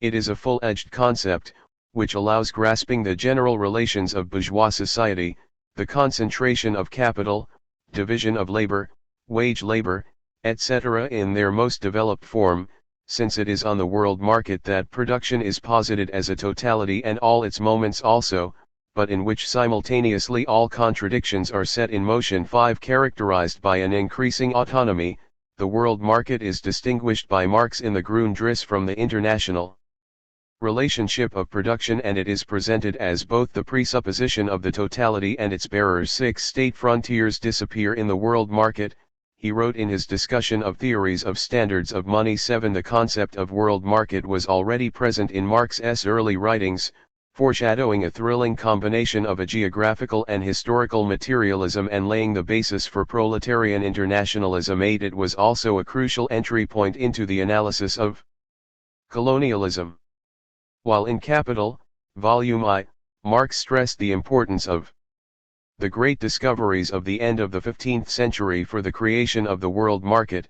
9. In a letter to Friedrich Engels, 1820-95, in 1858 he repeated that the species task of bourgeois society is the establishment of the world market, at least in outline, and of production based on this world market. And he added that, since the world is round, the colonization of California and Australia and the opening up of China and Japan would seem to have completed this process. 10. In this way the colonial system began growing as one of the founding moments in Marx's investigation of the so-called primitive accumulation. The violence, the brute force, that characterized colonialism was therefore inscribed into the conditions that enabled the existence of the capitalist mode of production. 11. It is important to add that, through his emphasis on the world market, connected with an interest in power relations and in the dominant position of England on that market. 12. Marx laid the basis for later Marxist debates on imperialism, involving such important thinkers as Lenin, 1870-1924, and Rosa Luxemburg, 1871. 1919. 13. The brute force of colonial conquest and domination works as a kind of blueprint for Marx's analysis of primitive accumulation. Extra-economic violence, i.e., violence conceptually distinguished from the dull compulsion of economic relations that seals the subjugation of the laborer to the capitalist in the standard working of the capitalist mode of production. 14. Dominates the scene of capital's coming into being, setting the pace for the enclosures of common lands, the related processes of dispossession of poor peasants in the countryside, the bloody legislation against the expropriated, and proletarianization. The role of the state, the concentrated and organized force of society, is prominent in all the procedures that prompt the transformation of the feudal mode of production into the capitalist mode and work to shorten the transition. Again, one can note the geographical sensitiveness of Marx's analysis. 9K Marx, Capital, Volume I, MECW, Volume 35, p. 738. 10K. Marx to F. Engels, October 8, 1858, MECW, Volume 40, p. 347. 11C Marx, Capital, Volume I, p. 739. Marx's analysis of the so-called primitive accumulation has been at the center of lively debates in recent years. For a discussion, see R. Samadar, Primitive Accumulation and Some Aspects of Life and Work in India, Economic and Political Weekly, 44, 1833-42, 2009, and Mesadra, in the Marxian Workshops, Appendix, pages 101-1912c, for instance, Marx, Bastiat and Carey MECW Volume 28 pages 8, 9, and Capital, Volume I. p. 642. 13C L. Ferrari Bravo, Old and New Questions in the Theory of Imperialism, Viewpoint. Magazine, 2018, www.viewpointmag.com/2018/02/01/old-new-questions-theory imperialism-1975. The Marxian notion of world market is also foundational for world system theory. C. I. Wallerstein, World System Analysis, An Introduction, Durham, North Carolina, Duke University Press, 2004, pages 1-22. 14 Marx, Capital, Volume I, p. 726. Colonialism 249. Which emphasizes the distribution of the different moments of primitive accumulation over Spain, Portugal, Holland, and France before arriving at a systematical combination in England towards the end of the 17th century. 15 This European geography of primitive accumulation is however complicated and displaced through Marx's emphasis on the role of colonialism, which opens up, as noted by anti-colonial intellectual 16, a truly global gaze on the capitalist mode of production. In a well-known passage of Capital, Volume I, Marx wrote, "The discovery of gold and silver in America, the extirpation, enslavement, and entombment in mines of the aboriginal population, the beginning of the conquest and looting of the East Indies, the turning of Africa into a warren for the commercial hunting of black skins, signaled the rosy dawn of the era of capitalist production. These idyllic proceedings are the chief moments of primitive accumulation. On their heels treads the commercial war of the European nations, with the globe for a theater." 17. It is important to note therefore that investigation of the global geography of primitive accumulation helped Marx to understand the panoply of forms of separation of producers from the means of production. Such an investigation also had important implications for the theoretical foundation of the critique of political economy. The possibility to discover in the colonies something crucially important for the understanding of the capitalist mode of production looms large in the last chapter of Capital, dedicated to the modern theory of colonization instantiated by the work of Edward Gibbon Wakefield, 1796-1862. It is the great merit of the latter, Marx ironically wrote, to have discovered, not anything new about the colonies, but to have discovered in the colonies the truth as to the conditions of capitalist production in the mother country, that is, in England. 14.2 Capitalism, Colonialism, Transition. Marx did not write any systematic treatise on India, or specifically colonialism in India, or its pre-colonial past. However, in the course of his vast theoretical and political reactions, as well as in his journalistic writings, he repeatedly touched on and dealt with the British colonial rule over India, the Indian mutiny against British rule, and her pre-colonial past.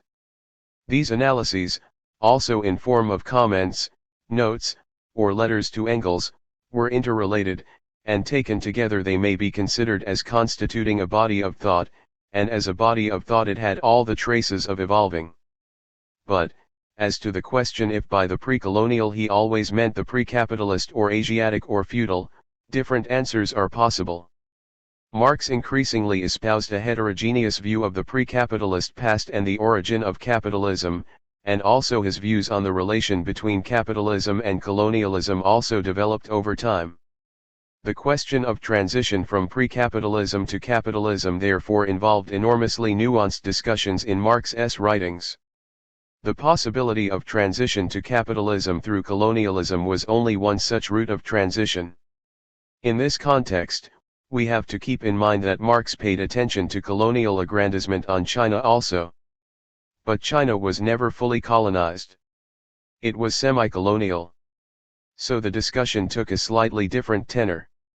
Or, in discussions of British colonial control of Ireland, Marx viewed Irish economy as a peasant economy ruthlessly exploited by big landlords and England, a situation that would possibly be today called as semi-feudalism.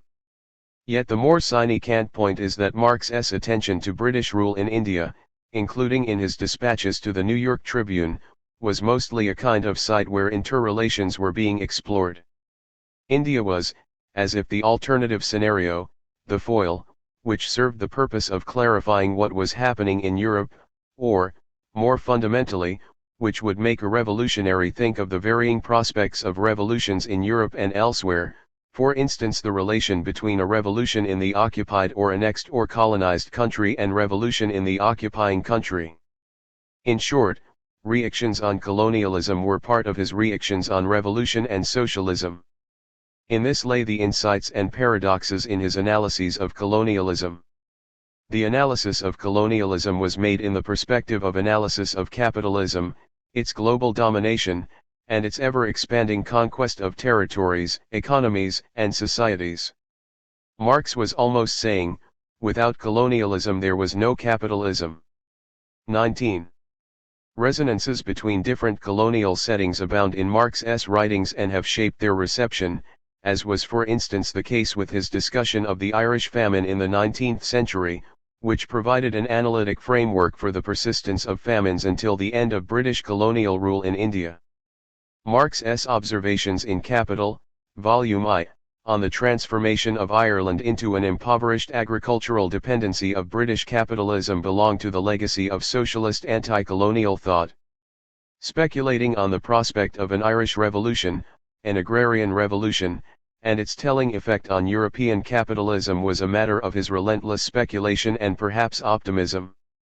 Lenin must have noted Marx's analysis of Ireland in relation to England, as he developed his theory of the weakest link 20 with regard to China too, in his articles for the New York Tribune, occasioned by the Taiping Rebellion and the Second Opium War and written between 1853 and 1860, he discussed the possibility and limits of a radical uprising in China. In any case, this much we can say, revolution in the colonies was a significant theme in Marx's reactions on colonialism. Marx's analysis of colonialism through a global perspective helps to deepen an analysis of the contradictions and complexity of capitalism.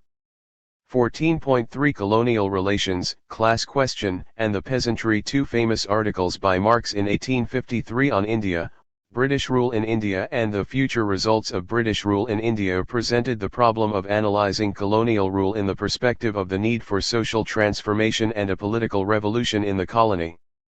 We can also name the problem in the familiar term of today, nation and class. The interlinked questions of colony and radical transformation in the colony that independence will bring and the question of class may seem obvious today, but the relation was not so obvious 170 years ago. Marx's concern about social transformation brought him to the issue of pre-colonial order, which he named as Asiatic, and which had been overrun by colonialism. He had to focus on the question, Wherefrom would the new forces of revolution and transformation come?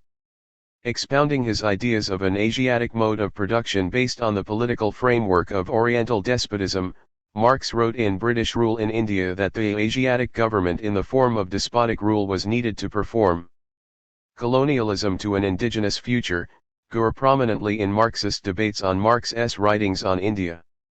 India thus, as Marx saw, had a structure of village communities as the solid foundation of Oriental despotism and of the country's stagnation. As a result, the urban centers stood isolated and contributed little to the social life of the country. In this kind of Asiatic system, British rule had the potential to lay the material foundations of a dynamic society. Introduction of railways could facilitate further development of the overtaxed irrigation system, and that of the steam-driven machinery could induce the separation of agriculture and manufacturing. Above all, introduction of private land ownership would bring an end to the old village system. All these modes of colonial intervention would lead to the only social revolution ever heard of in Asia. 22 Here it is necessary to recognize that Marx did not have any absolute and simplistic notion of the Asiatic system or mode of production. For an appropriate analysis of classes in the colonial society, he had to have a grasp over nature of the pre-colonial, and thus the relations between despotism, surplus, commodity production, and exchange. The despot as the father of the many communities, thus realizing the common unity of all, and the surplus belonged to highest unity. 23 And, further, Marx considered different subjects entitled to landed property in India, focusing in particular on the class known as zemindars and talukdars, who have been considered to occupy a position similar to that of the landed nobility and gentry of Europe. He wrote in his article Lord Canning's Proclamation and Land Tenure in India, 1858 the exclusive proprietary rights claimed by the talukdars and zemindars have been regarded as originating in usurpations at once against the government and the cultivators, and every effort has been made to get rid of them as an incubus on the real cultivators of the soil and the general improvement of the country. As, however, these middlemen, whatever the origin of their rights might be, could claim prescription in their favor, it was impossible not to recognize their claims as to a certain extent legal, however inconvenient, arbitrary, and oppressive to the people. 24. The famous historian of the agrarian system in Mughal India, Irfan Habib, 1931, has noted the crucial implication of these observations, namely that, the Asiatic state did not represent simply a single person or even only a simple higher community, it implied the existence of a knight's social class, which appropriated the surplus through the mechanism of the tax rent. Only out of such a class, in the process of a territorial dispersal of the claims to surplus, could develop local magnates who formed part of the anti-colonial rebellion in 1857. 25 Furthermore, Marx's idea of the inner passivity of the Indian society also drew from his ideas of Hindu religion. 26 On one hand, he knew that the nation engaged in conquest, annexation, and colonization was of Chaly Christian Protestant, and Anglican. The colonial rulers were also driven by the fact that they would civilize a barbaric land, and evangelism along with new missionary sects were always present to lend a hand in this mission. All early colonial rulers, probably Lord Wellesley most clearly, had to conjure something called Hinduism analogous to Protestantism or Catholicism in order to hone a social strategy of colonization. Yet the idea was not purely one of proselytization of the colonized, but reaping also benefits out of the extant practices of the Hindu religion.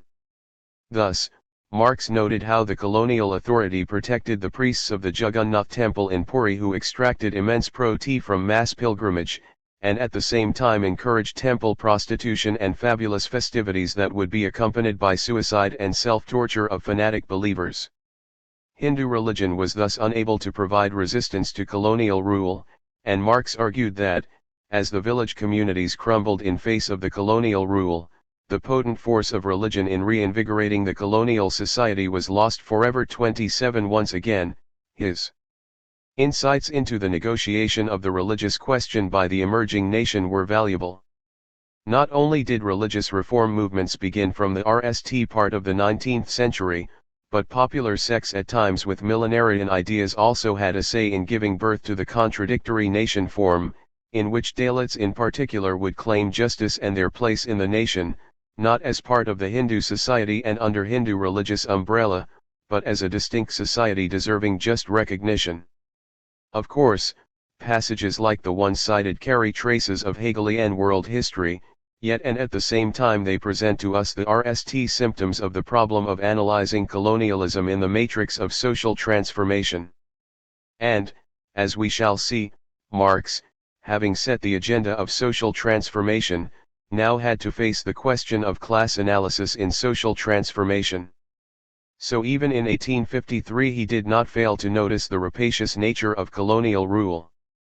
28 Perhaps we end in commentaries like these and other articles of 1853 on India a faint theory of decolonization, a theory which would imply not only a transformation in the colony, but that a transformation that would perhaps have positive implications for social relations within the imperial country too.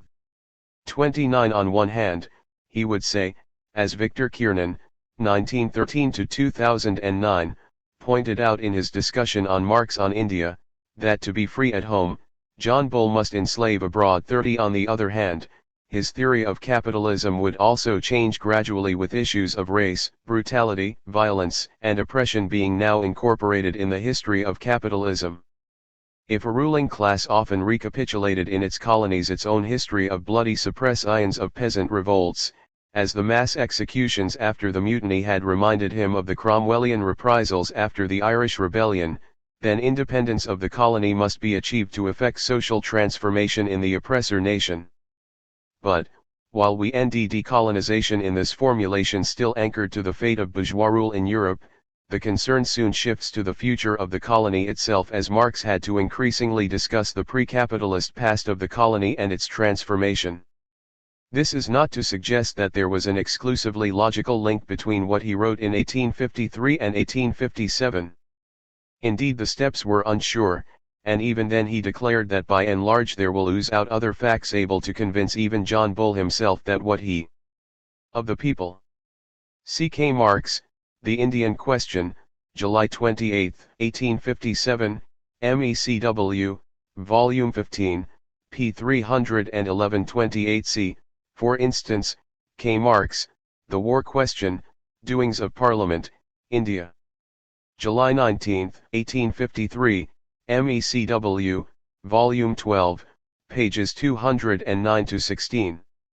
29 However, some post-colonial scholars think that Marx did not leave behind any clear idea of the possible course of the way the colonial rule would end.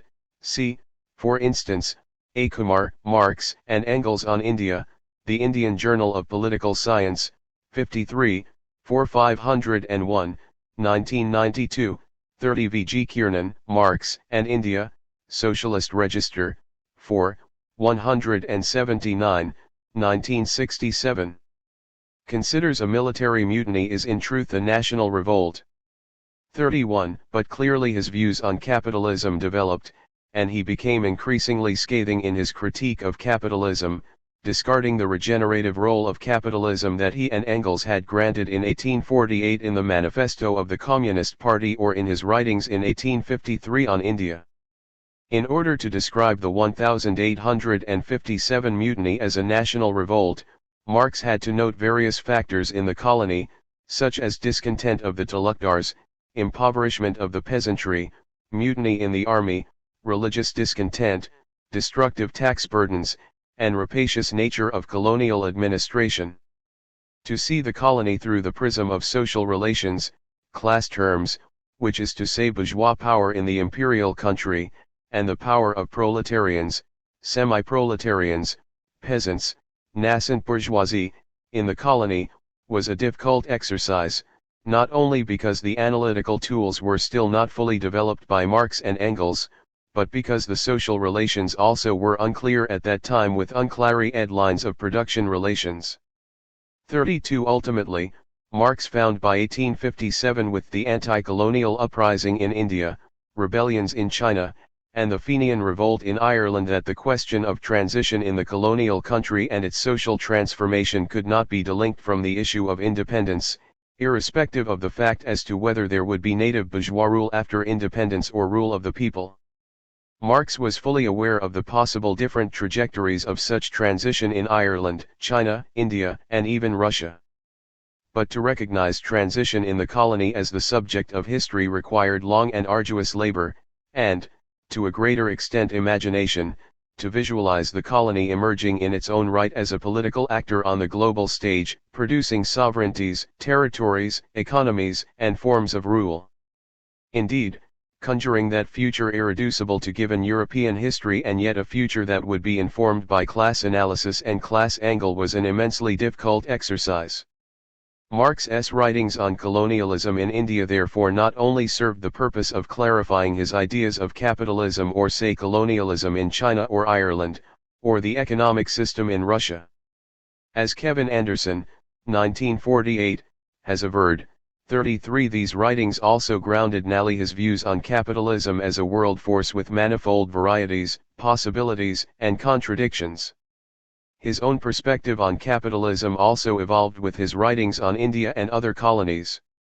The articles in the New York Tribune may seem to be occasional pieces where imagination and style of writings play a great role, and where Marx and Engels would get the chance to re-ECT on world history away from their microscopic interrogation of economic processes in Europe. But these articles, with their continuity and changes, tell us of a history's double, playing on each other. If it was capitalism which seemed progressive in relation to the economic and social situation in the colony, in view of the persistence of pre-capitalist forms of property, communal forms, and repeated attempts to destroy or at least undermine them by Western colonialism, Marx found that the anti-colonial resistance was often linked to these many non-colonial and pre-capitalist forms. Capitalism was bringing in only endless misery. Study of the problematic of transition led Marx to throw away earlier notions of the progressiveness of colonialism. Marx had now only harsh and unremitting condemnation of capitalism and colonialism.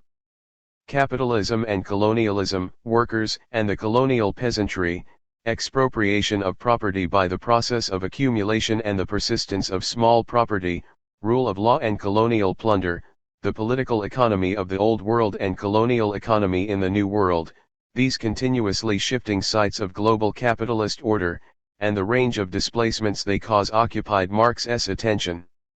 It was also history's double in another sense. Perhaps only with these occasional reactions Marx could theorize capital, or the other way, only with insights into the dynamics of accumulation Marx could re-ECT on colonial history, and world history. As we know, Marx and Engels used the term rural proletariat occasionally, by which they meant small peasants and small tenant farmers, and agricultural laborers. 34 It would perhaps cover all farmers and farm workers who were not prosperous farmers and landed aristocrats or middlemen in the tenant system. But they had never distinguished explicitly the rural classes.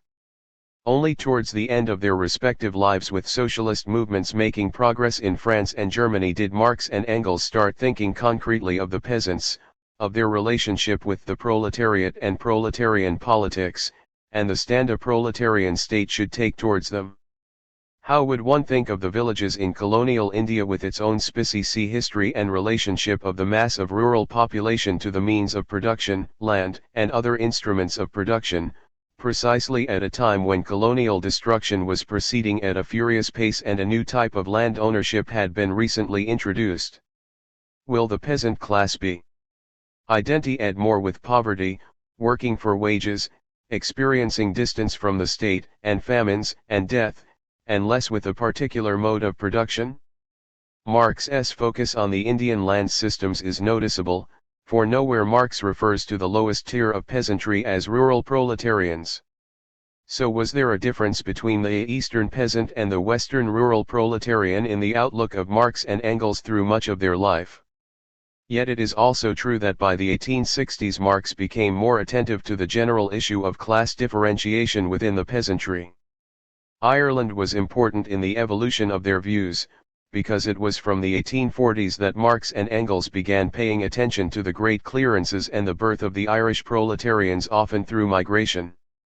We must repeat at this point that, although Ireland was a nation of peasants during the lifetimes of Marx and Engels, they never discussed Ireland at length in any of their writings on the peasant question, until the Fenian Uprising of 1867, when Marx revised his thinking and acknowledged as much.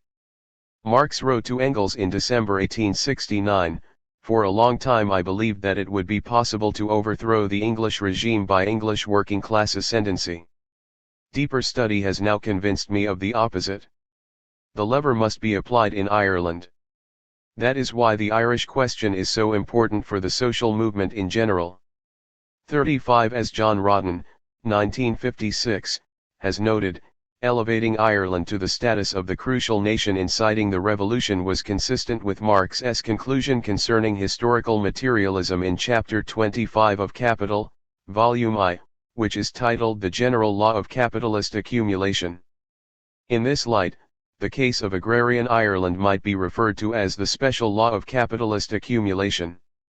36 As Marx wrote of primitive accumulation, all revolutions are epoch-making that act as levers for the capitalist class in the course of formation, but, above all, those moments when great masses of men are suddenly and forcibly torn from their means of subsistence, and hurled as free and unattached proletarians on the labor market. The expropriation of the agricultural producer or the peasant is the basis of the whole process. 37. Base of Atlantic slavery. While Marx, as we saw, was referring to Ireland in order to understand the social condition of India, Allen invites us to use the Irish mirror to understand the invention of the white race and the connection between racism, and slavery in North America. 38 Indeed, in a letter of April 1870, Marx compared the hatred of the ordinary English worker towards the Irish worker with the attitude of poor whites to the niggers. 39 With a terse statement in Wage Labor and Capital A Negro is a Negro. He becomes a slave in certain relations. 40 He anticipated the tradition of black radical scholarship, including the works of W.E.B. Du Bois, 1868–1963, C.L.R. James, 1901–1989, and Eric Williams, 1911–1981, that connected racism, and slavery. 41 In Capital, Volume I, Marx underscored the relevance of modern colonialism, in particular Atlantic slavery, predicated upon the commercial hunting of blackskins. 42, as a moment of primitive accumulation. Atlantic slavery, along with the many forms of indenture historically intertwined with its development in and beyond the Atlantic world, is bonded labor under capitalism. One can say that it is the colonial other of free wage labor, which was, according to Marx, the standard regulation of the relation between capital and labor. While he carefully distinguished free wage labor from slavery, for instance in Chapter 6 of Capital, Volume I, his occasional use of the phrase wage slavery, which played an outstanding role in the early history of the labor movement in many parts of the world. 43, can be taken as a symptom of the fact that the colonial ghost of slavery continued and still continues to haunt free wage labor.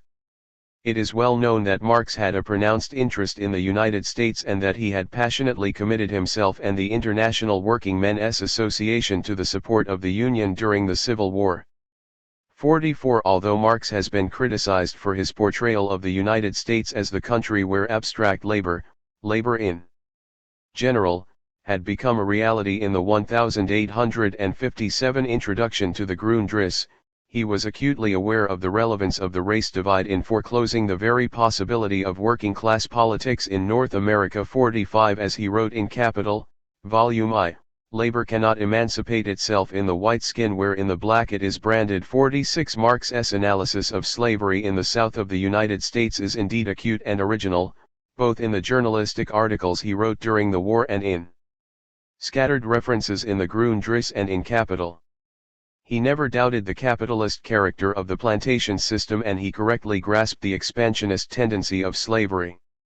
As he wrote in October 1861, Continual expansion of territory and continual spread of slavery beyond its old limits is a law of life for the slave states of the Union. 47 In the Grundrisse, Marx had already written that Negro slavery is decidedly a purely industrial form of slavery, adding, however, that in any case it is incompatible with and disappears as a result of the development of bourgeois society. 48 Strictly linked to the colonial origin of the United States, and to primitive accumulation of capital, slavery was captured by Marx in what he thought as the moment of its vanishing, giving way to the full deployment of free wage labor and to working class struggles and politics. The history of capital and labor in the United States has been quite different from what Marx had forecast and hoped, characterized by a multiplication of the colonial ghosts of slavery that continue to haunt the labor movement in that country, and in a way Marx's work.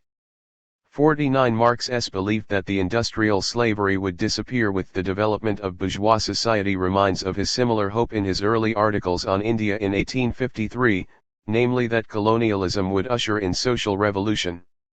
Yet Marx's focus on Atlantic slavery had neglected at the same time the ongoing extermination of the indigenous population of America, the true process of colonization. Also, his comments on the New World showed that he was struggling with two distinct forms of colonialism, settler colonialism and colonialism based on pure conquest, India. But at least we should note that the issue of pre-capitalist formations became more acute for him in reactions on India or China than on say United States or Australia. 14.5 The colonized as the political subject. Towards the end of his life it became crucial for Marx to get over the aporia presented before him by issues of property ownership of land and other instruments of agrarian production. And he could do this only by negotiating the supposed difference between the Eastern peasant and the proletarian and the semi-proletarian of the West. The Russian question and the colonial question both became moments in new thinking. The supposed absence of landed private property had distinguished the Asiatic form from the Western form. But, if that absence had made no effect on the mission or the role of colonial power to regenerate social forces in the colony, and if, meanwhile, as Marx recorded, only destruction was to be seen in the colonies, an Eastern anti-colonial revolution must be recognized as the moment to break the aporia. The Indian Mutiny of 1857 and the rebellions in China were turning points in Marx's views of colonialism. In the series of essays in New York Tribune on India and China concerning the Sepoy Mutiny and the Taiping Rebellion, he lampooned the colonial army in the Indian Mutiny and openly supported the cause of the Chinese rebels. In the mid-1850s, roughly when he began to compose the Grundrisse, the impact of the colonial question was evident. For instance, in the critique of political economy Marx was drafting, he tried to lay out a multilinear idea on historical development, while, in the following years, as we saw, race and slavery became important topics for him. And, on the top of all these issues, he was increasingly concerned with Poland, which helped him clarifying the question of revolution. The question around the possibility of the emergence of a native bourgeoisie in the colony, or the transformation of the colonial peasantry into a bourgeois class gradually lost importance in Marx's mind. There was no more double mission of the colonial rule. 50 As an Indian Marxist has observed, Marx less and less spoke of the Asiatic mode, but more of anti-colonial uprisings and revolutions. 51 If this was with India, China, or Ireland, it was even more with Poland. Revolution would, as if, read any the class question. From 1848 onwards, the Polish issue had engaged Marx and Engels. Polish struggles for independence had periodically renewed their attention to the question of revolution as the defining motor of society.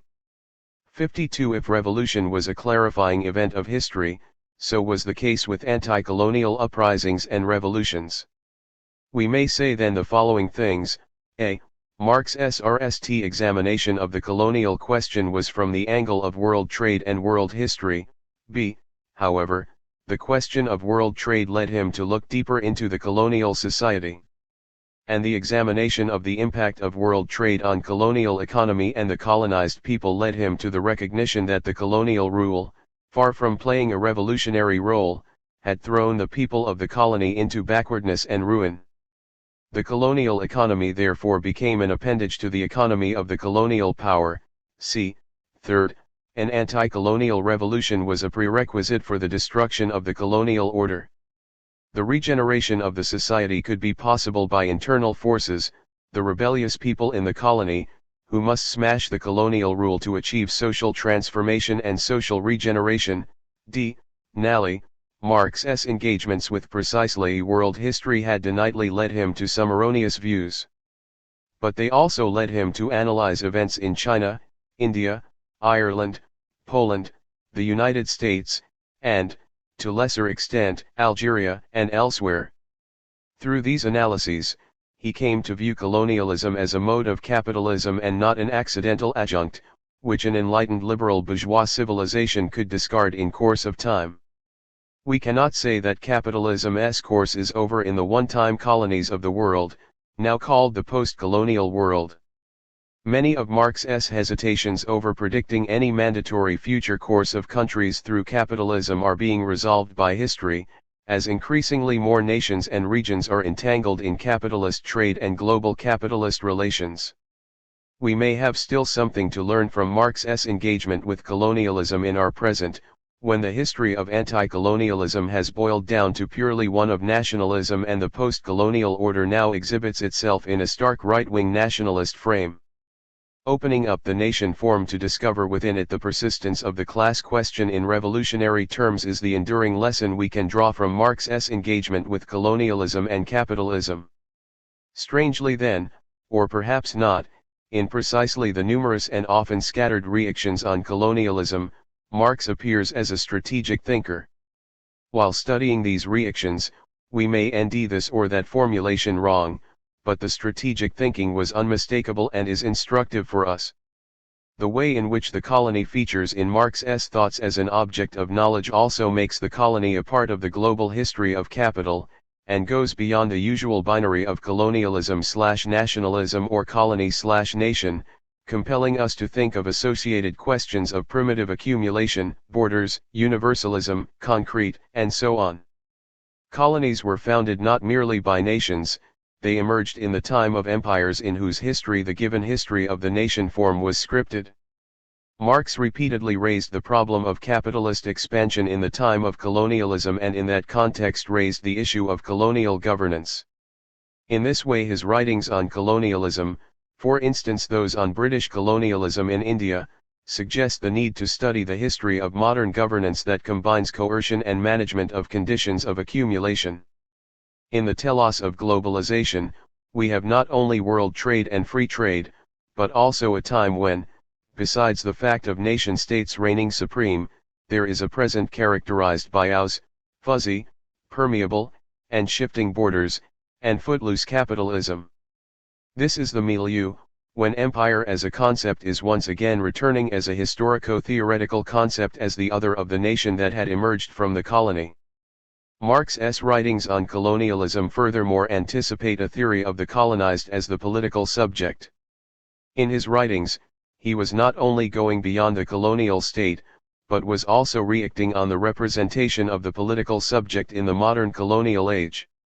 From a politics of class struggle he had to shift to a definition of political struggle, in which not the class but the colony emerges as a gesture towards the new subject.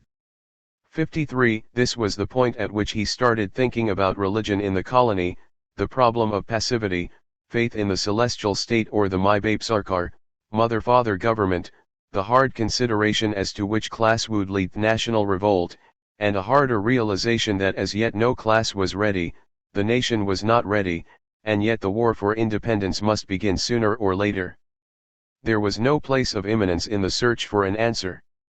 The closure would be opened up only by the way the colonized as political subject would develop. 54. This was the exasperating dilemma that gnawed at him.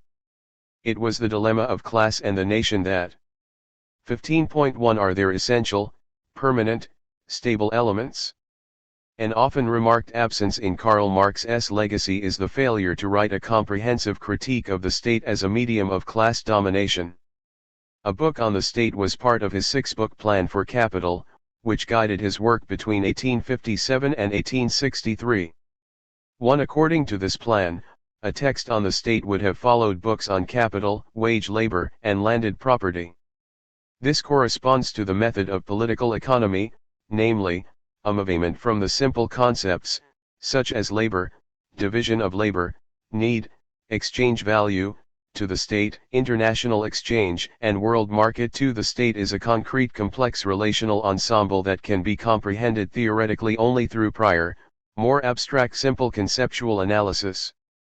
Marx's efforts to explore the topics of the RST3 books, albeit with a different organization, meant that he focused more on the economic than political dynamic of accumulation in his unniched critique of political economy.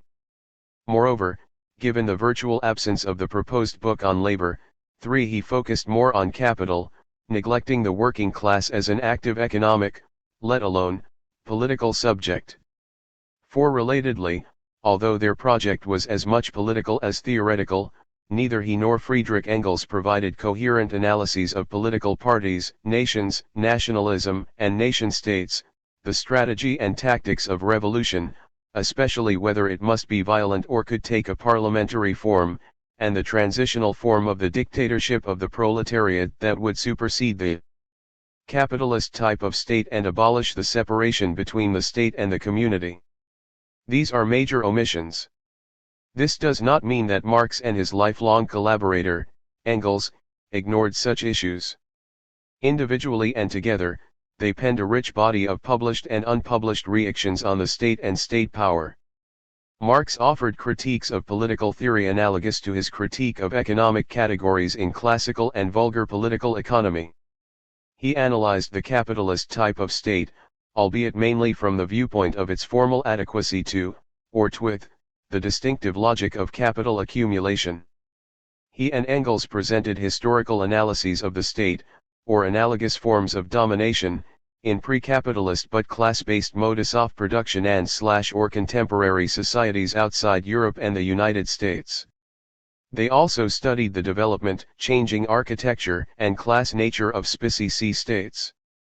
Both undertook more specie conjunctural analyses of different political periods and/or sine-cant events, as well as more strategically oriented accounts of concrete situations that were intended to enhance political debates in the labor movement.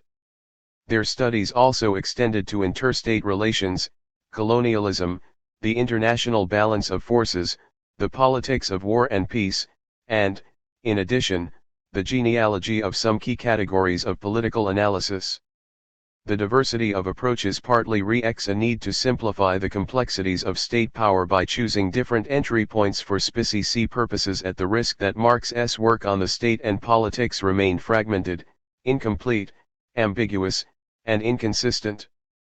It could also represent, as Antonio Gramsci, 1891–1937, remarked more generally on the oeuvre of Marx and Engels, an unniched search to develop a materialist approach to history.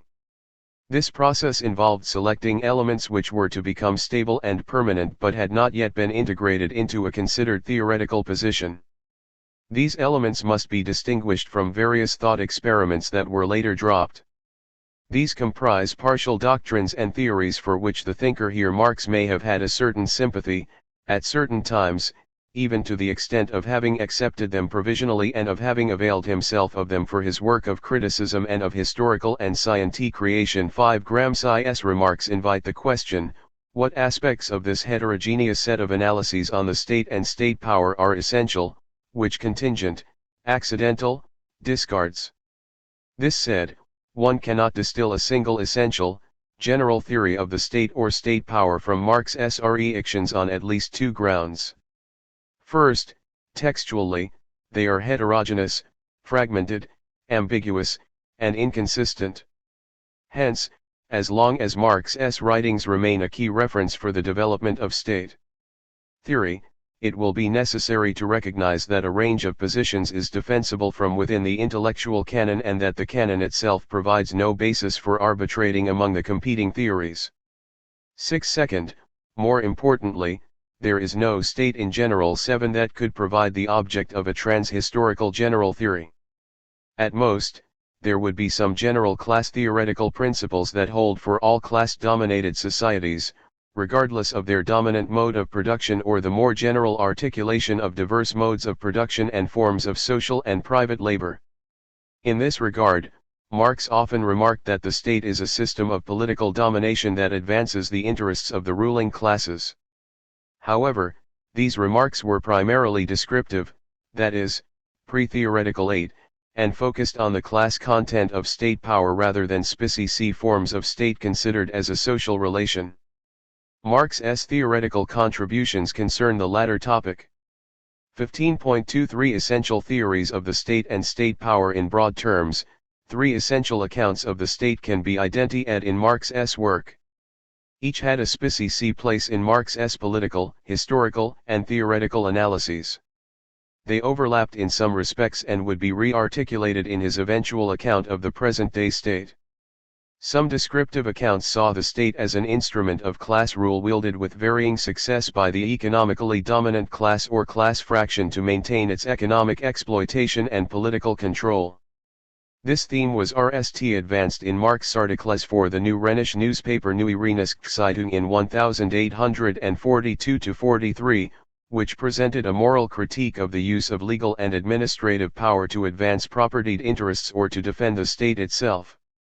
9. It was expressed famously, or notoriously, in the manifesto of the Communist Party. This the history of all hitherto existing society is the history of class struggles and, against this background, claims that the executive of the modern state is but a committee for managing the common affairs of the whole bourgeoisie. 10. Apart from its rhetorical value at a time when revolution seemed feasible, this claim also made sense given the then limited franchise in Europe and North America. Its subsequent extension in many capitalist regimes, which put a parliamentary road to socialism on the agenda, did not modify Marx's views on the class content of state power. Thus, from the 1840s to the end of his life, he advanced similar arguments in many press articles and historical studies, describing the dominant class fractions and classes that directly or indirectly controlled the state apparatus. In other historical accounts, however, Marx saw the state as an autonomous authority that can win significant freedom for maneuver when an unstable balance of class forces threatened disorder. 11. The incumbent government, or its successor, could then exercise its exceptional authority to impose social order or to pursue its own interests in a parasitic fashion. Examples included Caesarism, absolutism, and Bismarckism. But this view appeared most famously in Marx's analyses of France in the 1850s and 1860s under Louis Bonaparte, 1778–1848. The latter staged a coup d'état in 1851 in a time of economic, political, and social disequilibrium and replaced the Second Republic with an empire that appeared to operate above the main contending classes.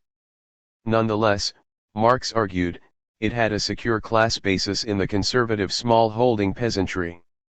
Unable to organize as an effective class force in its own name, this isolated rural mass did respond to the emperor's rhetorical appeal to their values and Napoleon Bonaparte's memory, even as his economic policies betrayed their long-term interests.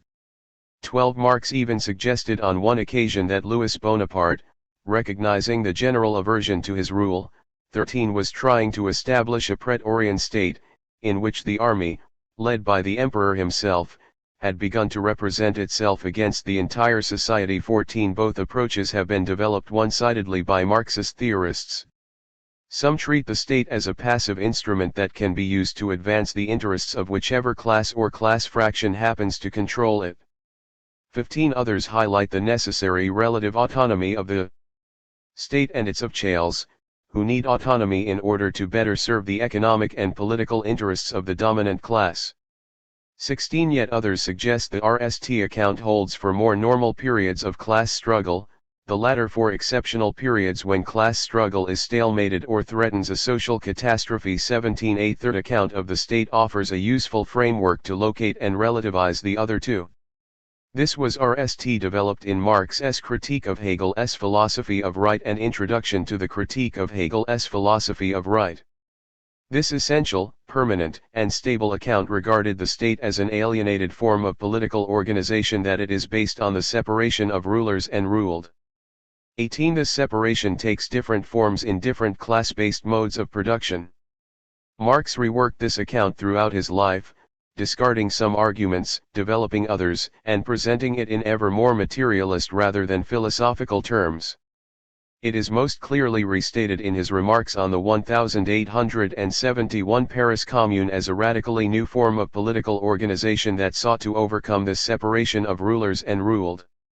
The second draft of the Civil War in France claimed that state power had always been the power for the maintenance of order, i.e., the existing order of society, and, therefore, of the subordination and exploitation of the producing class by the appropriating class. 19. This said, in his writings on the modern state, or bourgeois state, Marx stressed that this separation assumed a novel form. Yevgeny Pashakhany's, 1891–1937, summarized this as the impersonal domination of a sovereign constitutional state. In other words, class is absent as an explicit organizing principle of the capitalist type of state because the bourgeoisie does not, and does not need to, hold a legal monopoly of power. 20. It must compete for power on formally equal terms with subordinate classes. Substantively, of course, matters are quite different. 4. Where exploitation takes the form of exchange, dictatorship may take the form of democracy. 21. Marx grounded this possibility. New York, Payne Whitman, 1957, see also B. Jessup, The Capitalist State, Marxist Theories and Methods, Oxford, Martin Robertson, 1982. 16. See especially N. Poulantzas, Political Power and Social Classes, London, NLB, 1973, pp. On the specie see separation and unity of the economic and political moments of exploitation and domination in capitalism. This analysis became the distinctive, permanent, stable, and essential basis for his analysis of the historical specificity of the capitalist state. It also takes us beyond the tendency, or temptation, noted by Engels in historical materialist analyses of ideology and other matters. Form is always neglected at RST for substance. 22. In short, form analysis is the key to reading Marx's work on the state and state power from the 1840s to 1880s.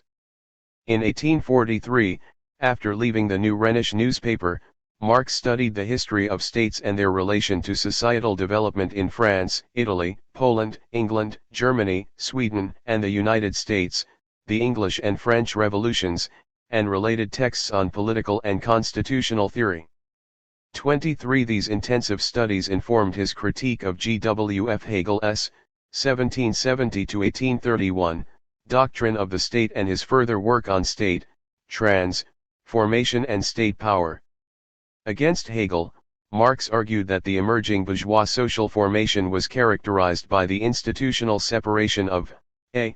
the public sphere, with the state at its center, in which politics is oriented to the collective interest, and b. civil society, in which private property and individual self-interest are dominant. To Hegel's claim that the modern state could and would represent the common, organic interests of all members of society, Marx replied that it could represent only an illusory community of interest beneath which would lie the continuing antagonisms, crass materialism, and egoistic conists of a society based on private property ownership and wage labor. Hegel did not recognize that the real world was contradictory and that this would undermine attempts to secure political unication and social cohesion. For Marx, true emancipation and a true community of interests required the abolition of private property. He reneged these views over 40 years but never presented them in a single, comprehensive text. In November 1844, following his critique of Hegel's philosophy of right, Marx sketched a draft plan for a work on the modern state. 24. Reacting his work at the time, its themes would be, RST, the history of the origin of the modern state or the French Revolution, second, the proclamation of the rights of man and the constitution of the state, to include freedom, equality, unity, and the popular sovereignty, third, the state and civil society, here understood to bourgeois society based on private property and market relations, fourth, the constitutional representative state and the democratic representative state, FTH, the division between the legislature and executive powers. 6th, legislative power, legislative bodies, and political clubs. 7th, the centralization and hierarchy of the executive power, including administrate and local government. 8th, judicial power and the law. 9th, nationality and the people. 10th, political parties. And 11th, the GHT to abolish the state and bourgeois society. While this plan was never realized, these themes are pursued consistently throughout Marx's writings on the state. Indeed, Marx retained a strong interest in the French Revolution and the lessons of the subsequent development of the French state concerning the role of the bourgeois democratic regime, and its crises, in capitalist economic and political development. In key respects, while England was his model for the RST stages of capitalist industrial development, with the United States attracting his interest in the 1870s to 80s, 25 France provided the main reference point for his analysis of the capitalist type of state. While Marx's draft plan began with the formal institutional structure of modern state and its implications for the forms of political struggle, he also hinted that this must be understood in terms of the articulation between bourgeois, civil, society and the state. This was a central theme in the materialist conception of history, outlined in the German ideology. Here Marx and Engels highlighted the role of political institutions and specialized political actors in the social division of labor, but also argued that, historically, the state has played a crucial role in securing property relations and class domination. 26, as well as in maintaining the mental division of labor and its role in ideological domination. 27 In Capital, Volume 3, Marx encapsulated this concern with the form of the state as follows. The specie economic form, in which unpaid surplus labor is pumped out of direct producers, determines the relationship of rulers and ruled, as it grows directly out of production itself and, in turn, reacts upon it as a determining element. Upon this, however, is founded the entire formation of the economic community, which grows up out of the production relations themselves, thereby simultaneously its specie political form. It is always the direct relationship of the owners of the conditions of production to the direct producers, which reveals the innermost secret, the hidden basis of the entire social structure, and with it the political form of the relation of sovereignty and dependence, in short, the corresponding specie form of the state. 28. This formal analysis of the relation of sovereignty and dependency in the capitalist mode of production implies that the social relations of production shape the social relations of domination and servitude. Note that Marx argued that the dominant political form corresponds to the prevailing economic form. This does not mean that specie state policies can be read off directly from current economic conditions. Thus, a political order based on the rule of law, equality before the law, and a uni-ed sovereign state naturally corresponds with an economic order based on private property, the wage relation, and pro-oriented, market-mediated exchange.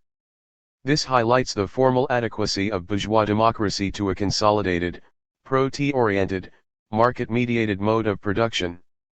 Only in the capitalist mode of production are classes denuded through relations of production that are disembedded from broader institutional forms, such as the family or kinship, political bonds, or religion.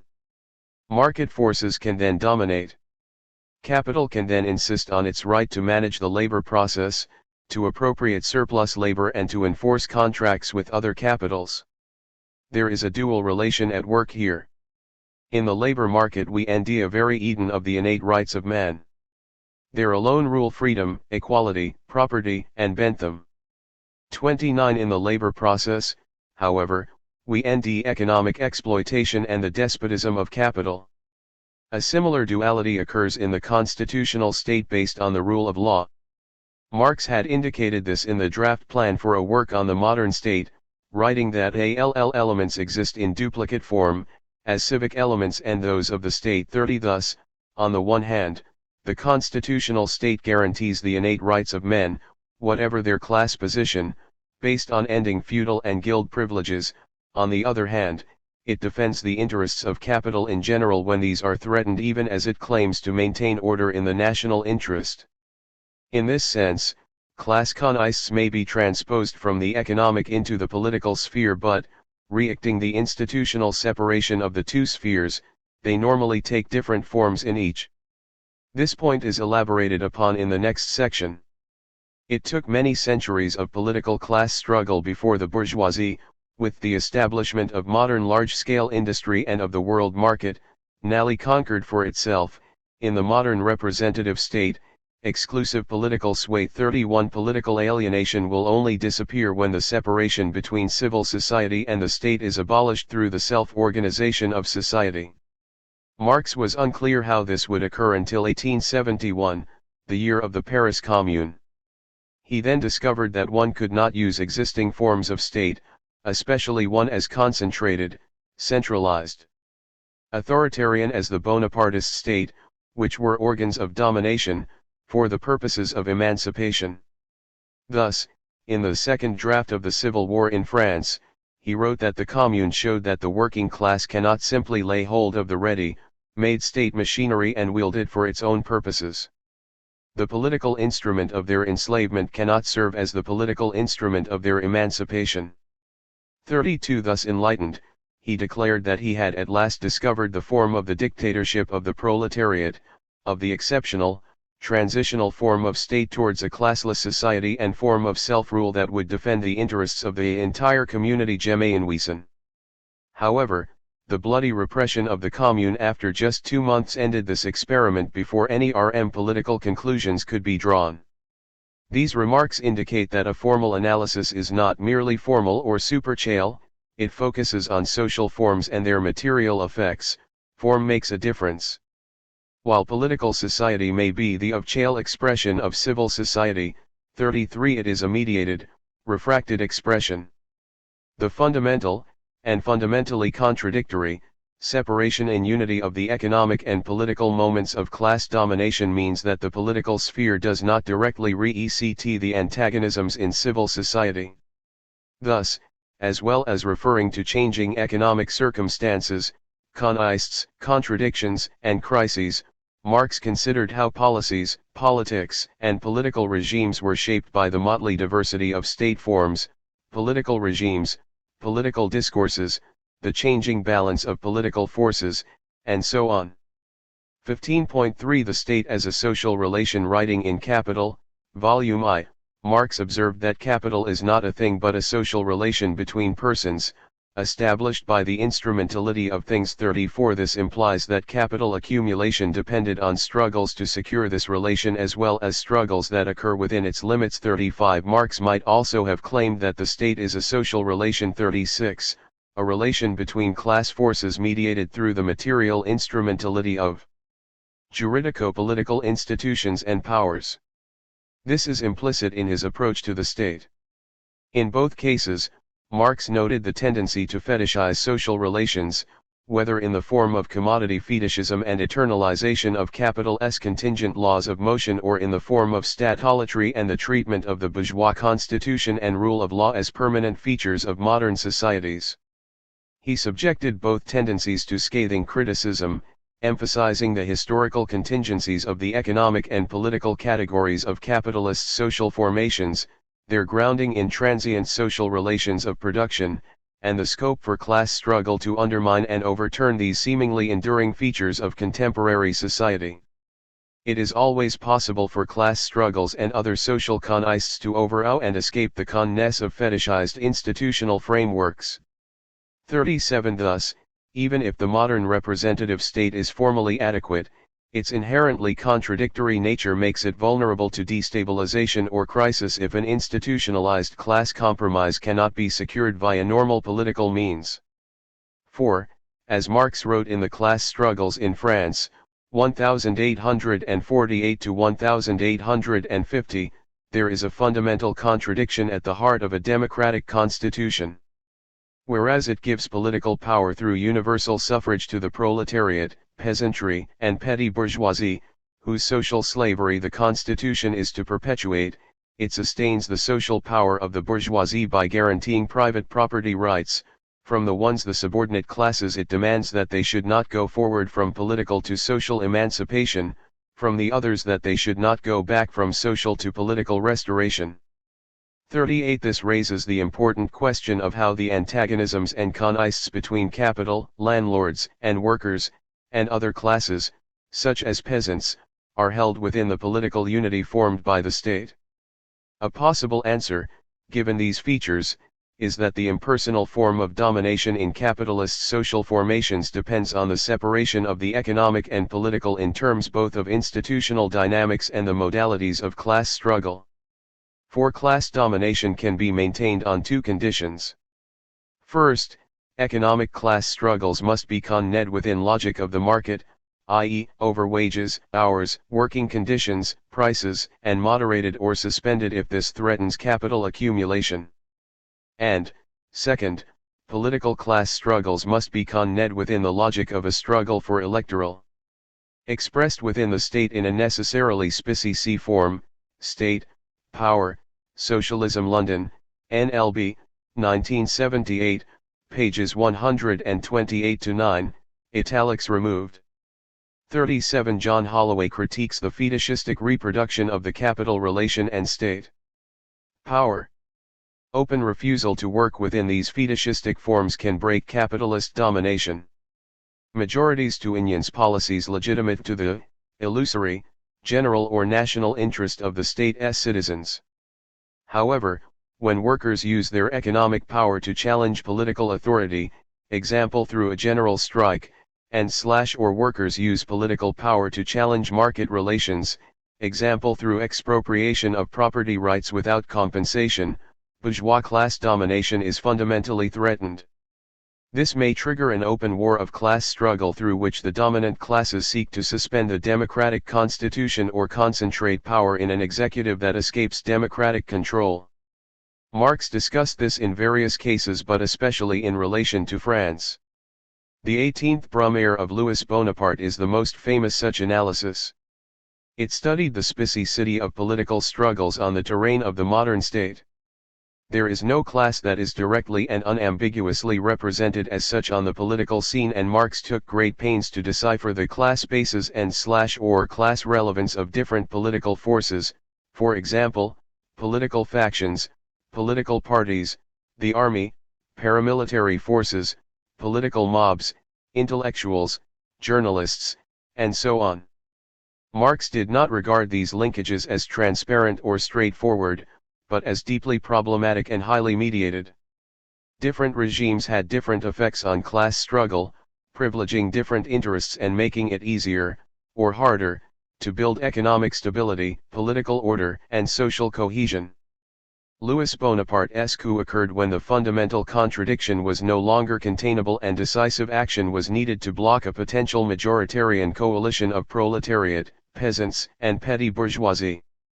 Bonaparte's coup d'état on December 2, 1851 was an opportunistic effort to seize power that was accepted because of a growing political crisis, only loosely rooted in economic crisis, and widespread fears about the collapse of social order in a period when the dominated classes were politically paralyzed and/or inclined to support a strong leader. The coup led to the suspension of the democratic constitution, the temporary suspension of the universal franchise, and established the personal rule of Louis Bonaparte. It precursed other exceptional regimes that suspended liberal bourgeois democracies in the face of a shift of the balance of class forces towards subordinate classes seeking to move from political to social emancipation or, more catastrophically, a situation that threatens the common ruin of the contending classes. 39 Louis Bonaparte reintroduced the universal franchise and won a plebiscitary referendum in 1852 to become emperor.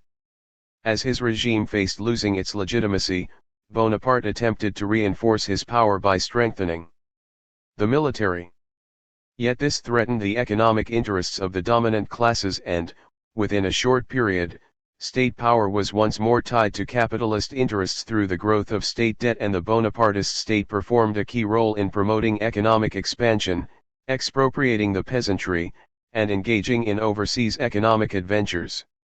A puzzle for Marx, given his materialist approach to history, was to understand whether Bonapartism was a personal dictatorship, a bureaucratic or military dictatorship, or a class dictatorship. Marx's answer in general terms was that Louis Bonaparte represented rhetorically, if not materially, the largest social class in France at the time, small-holding conservative peasantry. He represented them in terms of a demagogic poetry of the past, idées napoléoniennes, illusions, the revival of Napoleon's glories, and cheap material concessions, such as providing jobs for their children in the state apparatus, especially the army. But he did not defend them against further parcelization of their land holdings, mortgage debt, tax burdens, or the speculative depredations of the modern national aristocracy. 40 Thus, while his dictatorship was not suspended in mid-air, it was relatively unconstrained by the small-holding conservative peasantry which, because of their rural isolation, familial relations of production, and dependence on usurious capital and local political gers, form a class much as potatoes in a sack form a sack of potatoes and therefore need to be represented by others rather than doing this themselves. 41 Another supporting class was the lumpenproletariat, déclassé elements that are inherently disorganist, tend to side opportunistically with one camp or another, and hence prove unreliable allies. In the same text, he argued that the proletariat must abandon the tradition of all the dead generations, superstition about the past and an entire superstructure of different and distinctly formed sentiments, illusions, modes of thought and views of life. 42 It had to abandon the poetry of the past and new words to express its class interests and mobilize other forces for a new social revolution. 43 Marx also analyzed or commented in greater or lesser detail on many aspects of economic and social policy. He described how the Spanish, Portuguese, Dutch, French, and English states intervened forcefully and forcibly to promote and shorten the transition from the feudal to the capitalist mode of production. He noted how, by the end of the 17th century, England had perfected this approach to primitive accumulation through a systematical combination, embracing the colonies, the national debt, the modern mode of taxation, and the protectionist system. 44 These comments also indicate how Marx's analysis of the state was related to the development of the world market. Marx and Engels wrote that the relations of different nations among themselves depend on the extent to which each has developed its productive forces, the division of labor and internal commerce. 45 Thus, the international order is not the mechanical sum of different nations, but typically has an informal hierarchy, with a leading state dominated by a particular, national, class. Writing in 1849, for example, Marx claimed that the world market is dominated by England and England is dominated by the bourgeoisie. 46 This could also be linked to the relations among great, middle, and small powers in the world order and theory of world money. 47 Another example of his remarks on economic policy concerned taxes. These are the existence of the state expressed in economic terms. 48 While this is a general proposition, capitalist states have re-net taxes as a specie instrument of bourgeois rule. In brief, the constitutional state, which accompanied capitalist development, transformed taxes, 1. From payments linked to precisely circumscribed tasks into general contributions to government revenue that could be applied freely to any legitimate task, 2. From extraordinary, irregular, and overwhelmingly short-term imposts into regular and permanently levied taxes, and, 3. From payments that the monarch had to secure through negotiation to payments that effectively became compulsory. 49 The state's monopoly of taxation is backed by its constitutionalized monopoly of organized coercion. For the modern state, purchased gradually by the owners of property by means of taxation, has fallen entirely into their hands through the national debt, and its existence has become wholly dependent on the commercial credit which the owners of property, the bourgeois, extend to it, as reacted in the rise and fall of government securities on the stock exchange. 50 Unsurprisingly, then, taxes, at money, state credit, and public debt would have been important themes in the missing book on the state, along with the unproductive classes employed by the state ornanced through taxes and debt. 51 In another context, Marx famously analyzed both the repeal of the Corn Laws and the development of factory legislation. The latter analysis strongly influenced subsequent Marxist state theory. It concerned legislation on the length of the working day and the employment of women and children as instances of the need for state intervention in the organization of labor markets and working conditions in the interests of capital itself as well as working class families. Competition between capitals, in a period when absolute rather than relative surplus value was the dominant axis of competition, prevented any individual capitalist from being the RST to cut hours, reduce female and child labor, and improve working conditions.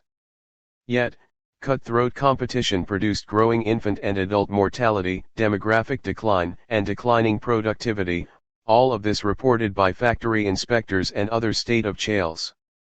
52 Thus, trade unions, bourgeois socialists, 53 philanthropists, and progressive capitalists, who could make protests through relative surplus value, allied to press the state to pass legislation against the will of many individual capitalists, legislation that was nonetheless beneficial to the most productive capitals and eventually boosted English manufacturing competitiveness.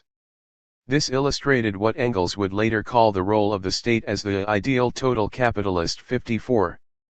15.4 Marx and State Theory. Today Marx's work on the state is consistent with his general materialist approach to the interpretation of history, reacting the claim of Marx and Engels that we know only a single science, the science of history. 55 Marx's methods of research and presentation in this regard generally follow those of his critique of political economy. He regularly studied history and relevant theoretical literature, making excerpts and comments, regularly updating these. In presenting his results, he sometimes advanced general trans-historical, class-theoretical claims about the state's function in securing class domination, regardless of the prevailing forms of economic exploitation. But his more focused work on the modern state addressed its form. He asked whether and, if so, how this might be understood as adequate to social formations in which the capitalist mode of production prevails. Deriving the necessary form and/or functions of the capitalist type of state from the commodity form and the capital relation became a major theoretical growth industry in the 1970s-80s in Northern Europe. 56 But Marx himself was more interested in how the distinctive features of the modern state emerged historically, how the modern state and interstate relations are shaped by changes in the world market, how they enhance the forms and stakes of political concept, and how came to be reproduced in and through social discourses and practices. His answers emphasized how the institutional separation of the economic and political in capitalist social formations creates considerable scope for disjunctions between the forms of economic, juridico-political, and ideological struggle. In the 18th Brumaire, for example, Marx studied not only the specificities of political contestation and struggle, but also the semantics and pragmatics of political language. This can be read as a contribution to the critique of semiotic political economy, but Marx combined this, of course, with analyses of the social content of politics acted out on the political stage. More generally, Marx developed a rich vocabulary for analyzing political class relations, for example, class in charge of state, supporting classes, literary representatives, political parties, the class relevance of political discourses, and so on. This conceptual lexicon is politically specific and not reducible to issues of economic class relations. The economic base, broadly construed, remained the ultimate source of the social or material conditioning of political struggles. But social transformation is necessarily mediated through political imaginaries and political practice. This explains why the proletariat must develop its own, novel political language to express its aspirations for a new form of political as well as economic organization. This issue was central to the work of Antonio Gramsci, especially in his prison notebooks. Gramsci drew on the published work of Marx, Engels, and Lenin, the histories of the French and Bolshevik revolutions, and his experience of fascism in Italy and the wider economic, political, and societal crises affecting interwar Europe and the United States. In a comment that could provide a good summary of Marx's own analyses of the modern state, Gramsci suggested that the state is the entire complex of practical and theoretical activities with which the ruling class not only justifies and maintains its domination, but manages to win the active consent of those over whom it rules. 57 Above all, he emphasized that, with the entry of the popular masses into politics during the 1870s, politics became focused on a struggle for national popular hegemony, to make the interests of the ruling class into the illusory general interest of society. 58 Where hegemonic struggles could not secure the institutionalized class compromise necessary to reconcile the fundamental contradiction in the democratic constitution, the dominant classes would seek to secure their power through force, fraud, corruption, police military action, or an open war of class struggle against the subordinate classes. 59 These comments elaborate and update Marx's insights and analyses for the early 20th century. They must be further revised in the light of developments after Gramsci's death in 1937, especially the further integration of the world market, the development of new forms of communication, and the expanded scope for surveillance of everyday life. This said, while Marx's more theoretical analyses focused on the formally adequate type of capitalist state, the constitutional representative state, his more descriptive and historical analyses fully recognized that not all states, even in consolidated capitalist social formations, conformed to this configuration. In short, not all states in capitalist societies were capitalist types of state. This would have had implications in turn for the missing books on international trade and the world market and crisis. The world market was both the presupposition and the posit, result, of capital accumulation. It would be the NAL book because it is where production is posited as a totality and all its moments also, but in which simultaneously all contradictions are set in motion. 60 Further, through their motley diversity of form, historically specie types of state would transform and modify the more general laws of motion of individual capitals and the total social capital. Debates over the state and state power are not purely academic matters. Errors in theoretical analysis have practical consequences. For, as Marx himself argued in his 1875 Critique of Gotha program, errors of analysis concerning the present state are linked to errors in political practice. 61. Such problems were even more disastrous in the misreading of the political conjuncture in the rise of Italian fascism and German Nazism. 62. It follows that no one can afford to ignore the specificity of the state apparatus and state power in the pursuit of objectives that are politically mediated and/or conditioned. This is where work to build on Marx's critiques of capital and the state as social relations and their sine qua in specie conjunctures demands much additional serious work. 16.1 Globalization. In Marx's words, despite its retreat after the economic crisis of 2008, there is no denying that globalization continues to be one of the central tendencies of capitalism's law of motion. Indeed, exactly 150 years ago, Marx recognized the phenomenon now understood as globalization as the world market, wealth market, although he did not use the former term, because it was coined about a century after his death. However, what Marx meant by intercourse with foreign nations, the expeditions of adventurers, colonization, the extension of markets into a world market, a new phase of historical development, one in the German ideology co-authored with Friedrich Engels, 1820 to 1895, was nothing else than today's globalization. They rephrased the same thing in Manifesto of the Communist Party. The need of a constantly expanding market for its products chases the bourgeoisie over the whole surface of the globe. It must nestle everywhere, settle everywhere, establish connections everywhere. The bourgeoisie has, through its exploitation of the world market, given a cosmopolitan character to production and consumption in every country. 2. The world market was one of the most frequently used terms of the young Marx, besides humanism or alienation. Indeed, Marx was an authentic globalist throughout his life. However, it is sometimes asserted that the mature Marx took a state-centered or one-nation model, while distancing himself from his earlier globalist approach. 3. The following footnote in Capital, Volume I, seems to support such an assertion. This chapter was supported by the Ministry of Education of the Republic of Korea and the National Research Foundation of Korea, NRF 2018 S1A3A20752004. The author is thankful to Marcello Musto and Greg Schartzer for their comments and editorial suggestions.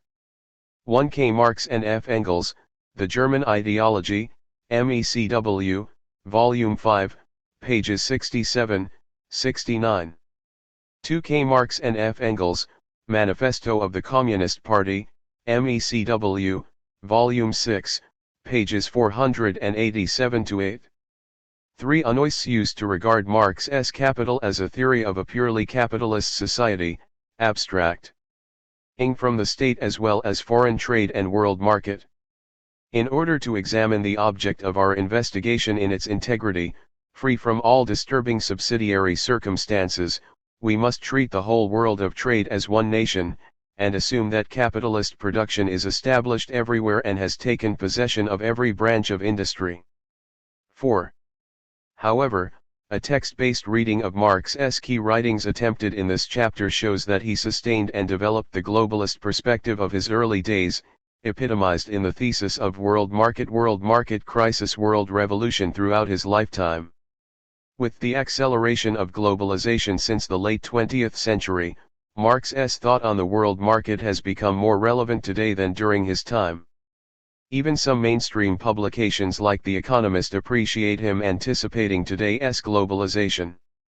5. In contrast, most Marxist theories of world economy after Marx rejected his thought and replaced it with various sorts of stagist or statist theories, such as the Stalinist thesis of state monopoly capitalism. 6. The price was high. After the 1990s, the latter were incapable of explaining the new phenomenon of globalization and became totally disarmed. Reappropriating Marx's original thought on the world market is essential for the revival of a left alternative to global capitalism. 16.2 The dialectics of progress. Like earlier thinkers of the Enlightenment, Marx welcomed the world market as a form of great historical progress. In the German Ideology, Marx and Engels wrote as follows: large-scale industry, established means of communication and the modern world market. It produced world history for the RST time, insofar as it made all civilized nations and every individual member of them dependent for the satisfaction of their wants on the whole world, thus destroying the former natural exclusiveness of separate nations. 7. The bourgeoisie, by the rapid improvement of all instruments of production, by the immensely facilitated means of communication, draws all, even the most barbarian, nations into civilization. National differences and antagonisms between peoples are daily more and more vanishing, owing to the development of the bourgeoisie, to freedom of commerce, to the world market, to uniformity in the mode of production and in the conditions of life corresponding thereto. 8. Marx was especially impressed by the economic and cultural unikation brought about by the extension of the world market. In the Grundriss he emphasized the propagandistic, civilizing, tendency of the world market. The tendency to create the world market is inherent directly in the concept of capital itself. Hence the great civilizing unions. Unique to capital. 9. He also argued that capital created the real basis for a higher social formation, whose basic principle is the universal development of individuals without personal or material dependencies. Up to the end of the 1850s, Marx not only believed in the thoroughness with which the extension of the world market would destroy non-capitalist societies, but also its beneficial consequences for the people living in them. Marx's emphasis on the great civilizing unions of the world market seems to anticipate current discourses on cultural globalization. Fascinated by the Great Exhibition in London in 1851, he seemed to believe that the cultures of the world would be homogenized and the barbarians would be civilized by the globalization of European culture. However, unlike contemporary Eurocentrists, he was cynical of Europe's bourgeois megalomania. While marveling at its cosmopolitan philanthropic commercial hymns of peace. 10. He criticized that the fact that the exhibition was used by the bourgeoisie of the industrialized nations to encourage and celebrate their exploitation and domination of weaker global communities. 11. Marx recognized the imperialist essence of globalization as well as the seeds of its dialectical Aufhebung in the exhibition, This exhibition is a striking demonstration of the concentrated power with which modern large-scale industry is breaking down national barriers everywhere and increasingly blurring the character of each individual nation.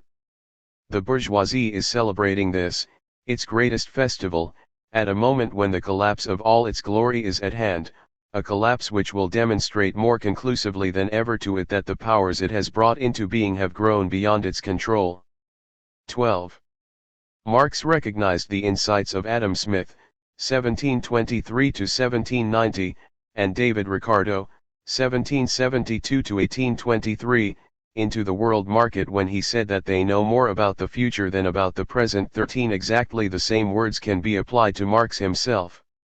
However, unlike his contemporaries, and earlier thinkers of Enlightenment who one-sidedly applauded the advance of the world market, Marx recognized its dialectics from the beginning.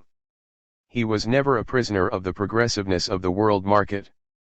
In Speech on the Question of Free Trade, he emphasized its contradictions while admitting its progressive effects. To call cosmopolitan exploitation universal brotherhood is an idea that could only be engendered in the brain of the bourgeoisie. The free trade system breaks up old nationalities and carries antagonism of proletariat and bourgeoisie to the uttermost point. In a word, the free trade system hastens the social revolution. In this revolutionary sense alone, gentlemen, I am in favor of free trade. 14. In this speech, Marx described the destruction of the old regimes by the extension of the free trade system as revolutionary. However, he admitted the positive or revolutionary potential of the world market to the extent that it hastened its own supersession through social revolution. It is only in this context that he supported free trade against protectionism. In the article The British Rule in India, he regarded free trade as a progressive unconscious tool of history that brought social revolution. 15. In another article, The Future Results of British Rule in India, Marx wrote that English free trade played a double mission in contemporary India, one destructive, the other regenerating, the annihilation of old Asiatic society, and the laying of the material foundations of Western society in Asia. 16. In his letter to Engels, Marx described the destruction of Indian industry by English industry as revolutionary. 17. However, after the publication of Capital, Volume I, Marx seldom talked about the double mission, or revolutionary potential of the world market. Instead, he severely criticized the consequences of the extension of the world market into non-capitalist areas. In his third draft of the letter to Varazé Sulich, he described them as vandalism. As for the East Indies, for example, everyone except Sir Henry Maine and others of his ilk realizes that the suppression of communal land ownership out there was nothing but an act of English vandalism, pushing the native people not forwards but backwards. 18. 16.3 The world market and critique of political economy. During the 1840s, Marx used to think about the world market in terms of philosophy. However, based on a 10-year intensive study of classical political economy during the 1850s, Marx came to conceptualize the world market within his Spicci paradigm, the critique of political economy. Marx adopted the concept of the world market from classical political economy and Enlightenment thinkers.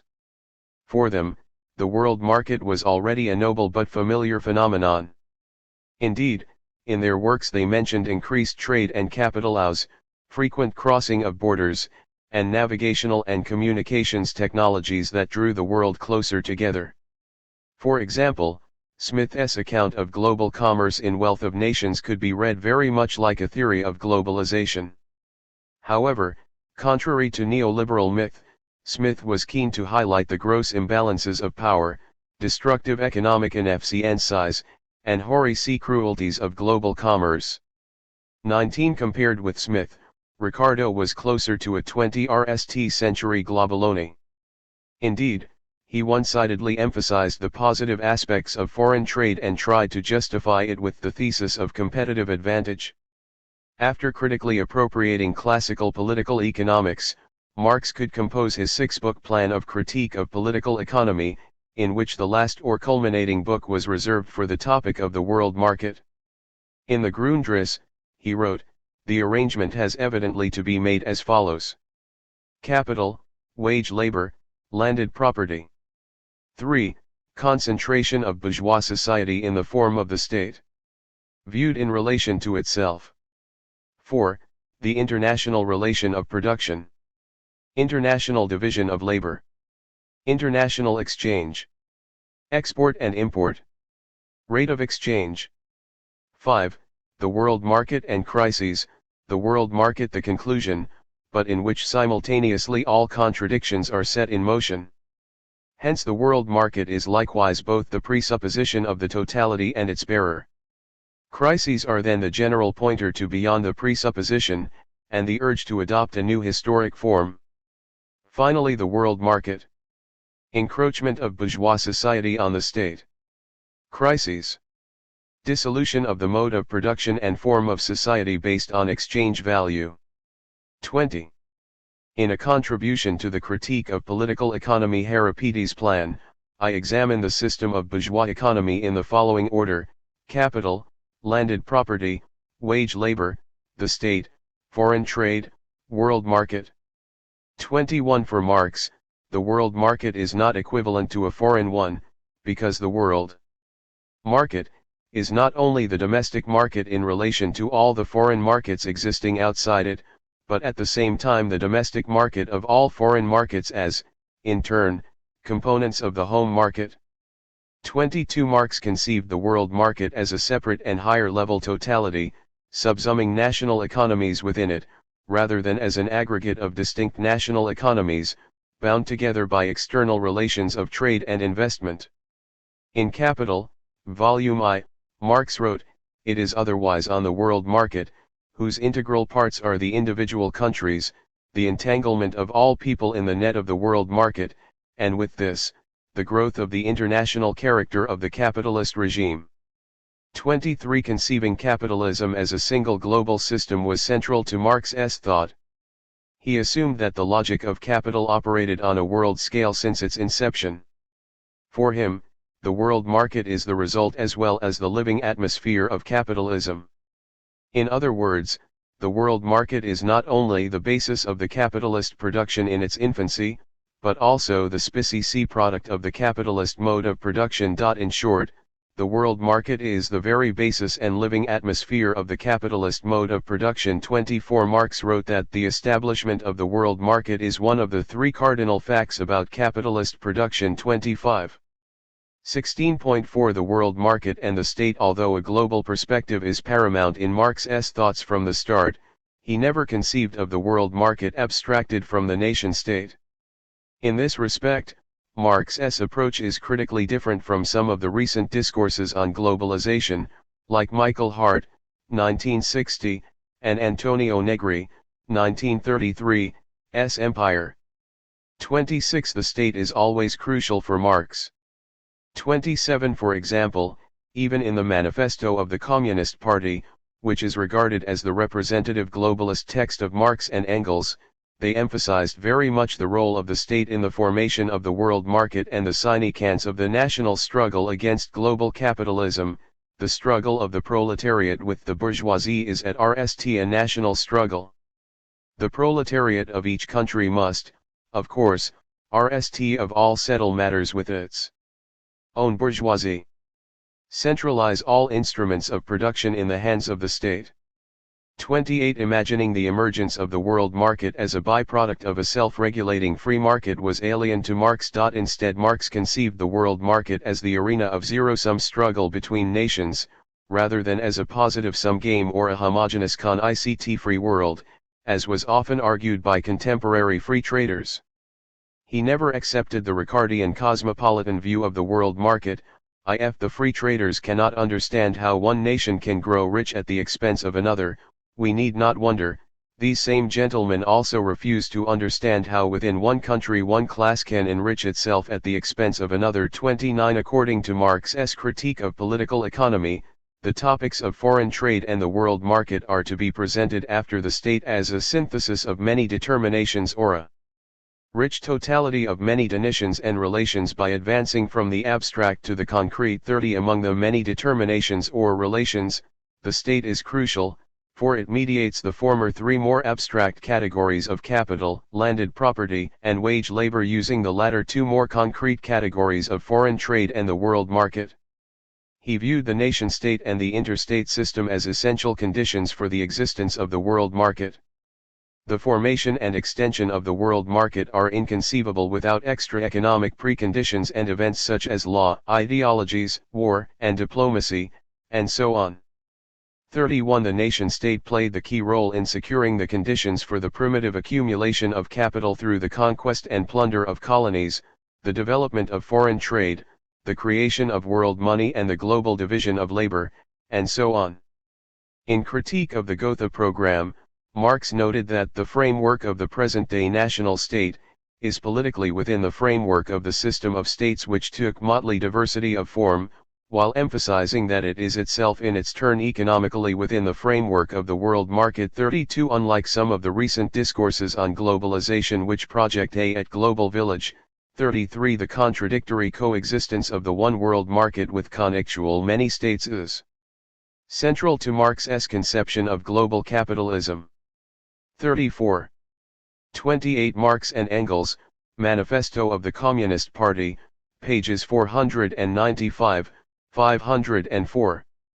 29. Marx, Speech, pages 464 to 530. Marx, Outlines of the Critique of Political Economy, Grundriss. First installment, pp. 37 to 8.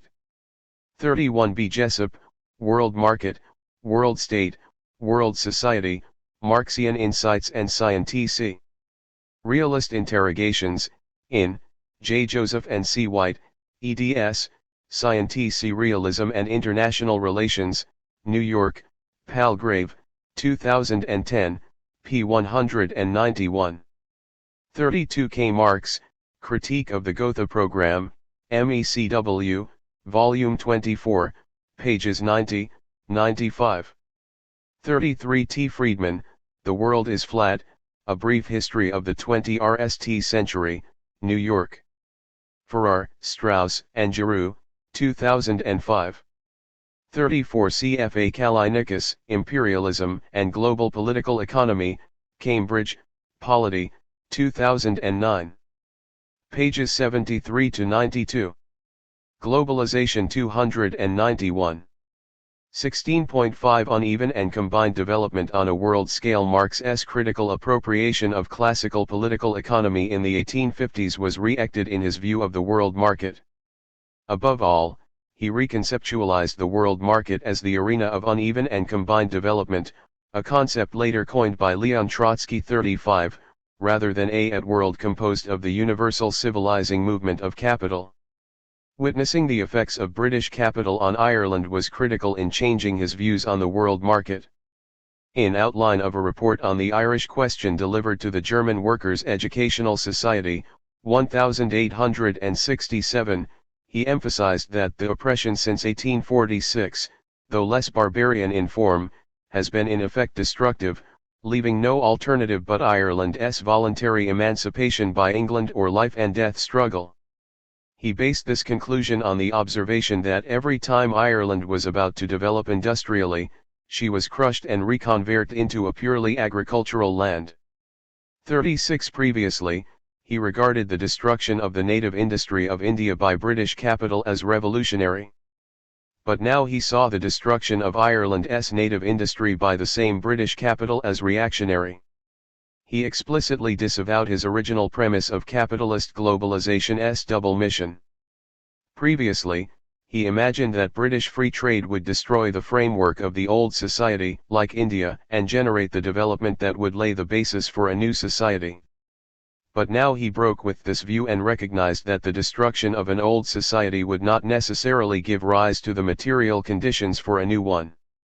Instead, he thought that the forcible integration of an old society into global capitalism would result in a complete dependency and degeneracy. Indeed, the reality of capitalist globalization's double mission was the destruction of the old society and the suppression of the essential conditions for the new one's regeneration. 37. Based on this new understanding, Marx conceived the world market movement of capital as the process of uneven and combined development on a global scale, rather than a simple geographical extension of European capitalism. In Capital, Volume I, he formulated the general law of capitalist accumulation on a world scale, characterized by the articulation of different modes of exploitation. By ruining handicraft production of niched articles in other countries, machinery forcibly converts them into elds for the production of its raw material. Thus India was compelled to produce cotton, wool, hemp, jute, and indigo for Great Britain. A new and international division of labor springs up, one suited to the requirements of the main industrial countries, and it converts one part of the globe into a chiey agricultural eld of production for supplying the other part, which remains preeminently industrial eld. In fact, the veiled slavery of the wage laborers in Europe needed the unqualified slavery of the New World as its pedestal. 38. Marx conceived contemporary global capitalism as a hierarchically structured international division of labor, in which some regions were subordinated to others. He read that accumulation constantly generated a hierarchy of forms of labor exploitation within the highly integrated British colonial system. 39. In Capital, Volume 2, Marx described the contemporary world market underpinned by uneven and combined development, within its circulation process, in which industrial capital cuts across the commodity circulation of the most varied modes of social production. Whether the commodities are the product of production based on slavery, the product of peasants, Chinese, Indian riots, of a community, Dutch East Indies, of state production, such as existed in earlier epochs of Russian history, based on serfdom, or of half-savage hunting peoples, etc. They function on the market as commodities. Thus the circulation process of industrial capital is characterized by the many-sided character of its origins, and the existence of the market as a world market. 40. Marx's description seems to prefigure today's global value chains, organized by global companies like Apple. Indeed, Marx expected that the extension of the world market would result in varieties of capitalism, each with their own logics that coexist in a heterogeneous global economy. 41. Which is far from a global homogenization. This does not mean that Marx came to support the methodological nationalism. On the contrary, Marx tried to explain the uneven and combined development of global capitalism by applying his labor theory of value on a world scale. 16.6 International value and exploitation. What distinguished late Marx from early Marx, as well as from other contemporary thinkers, is that he not only conceived of the world market dialectically, but also theorized it through the rigorous application of value categories. Based on more than 10 years of intensive study of classical political economy, he succeeded in constructing his own labor theory of value and used it to explain the contradictory dynamics of the world market. In the Grundrisse, he broke with the Ricardian comparative advantage thesis and theorized the exchange of unequal quantities of labor in the world market. Two nations may exchange according to the law of pro T so that both gain, but one is always shortchanged. One nation may continuously appropriate part of surplus labor of the other and give nothing in exchange for it, except that here the measure is not as in the exchange between capitalist and worker. 42. In the economic manuscript of 1861-63, Marx wrote that the basic categories of the capitalist mode of production, such as value and abstract labor, could only get their full meaning on the basis of the world market. For him, a commodity has an international or world value from the outset, determined as the internationally necessary average social labor. It is only foreign trade, the development of the market to a world market, which causes money to develop into world money and abstract labor into social labor. The measure of the value, e.g. of cotton, is determined not by the English hour of labor, but by the average necessary time of labor on the world market. 43. In the economic manuscript of 1861. 63, Marx created the concept of international exploitation or international unequal exchange, that is, the exchange of unequal quantities of labor between countries. Poor countries with lower productivity took greater labor time in producing a same commodity traded in world market, while rich countries with higher productivity took lesser labor time in producing it, even though its value is determined as the internationally necessary labor time to produce it? The result will be the exchange of unequal amount of labor time between rich and poor countries, say, in his notes to Ricardo's book. Makes only one correct remark about foreign trade. Pro-T can also be made by cheating, one person gaining what the other loses. Loss and gain within a single country cancel each other out. But not so with trade between different countries. And even according to Ricardo's theory, 3 days of labor of one country can be exchanged against one of another country, a point not noted by Say. Here the law of value undergoes essential modification wescent like modification. In this case, the richer country exploits the poorer one, even where the latter gains by the exchange, as John Stuart Mill explains in his Some Unsettled Questions. 44 In Capital, Volume I, Marx argued that, the law of value is modified in its international application by the fact that, on the world market, national labor which is more productive also counts as more intensive, as long as the more productive nation is not compelled by competition to lower the selling price of its commodities to the level of their value. 45. What Marx meant by modification of the law of value in this passage is not its nullification, but its full operation on the world market. In the economic manuscript of 1861-63, Marx implied that prices of production tended to form on a world scale, based on the tendency of pro-T rates to equalize internationally. The industrial capitalist faces the world market. He therefore compares and must constantly compare his own cost prices of production with market prices not only at home, but also on the whole market of the world. He always produces taking this account. 46 In Capital, Volume 3, Marx also wrote that the industrial capitalist is constantly faced with the world market.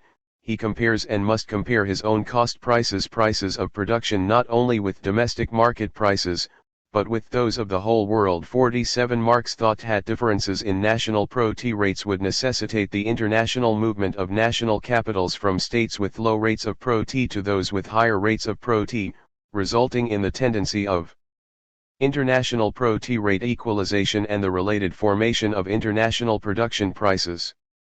48 Marx also implied that the international value of the commodity, determined as the internationally socially necessary labor time needed to produce it, tended to transform itself into the international price of production due to the tendency of international pro-T rate equalization, according to the progress of capitalist globalization.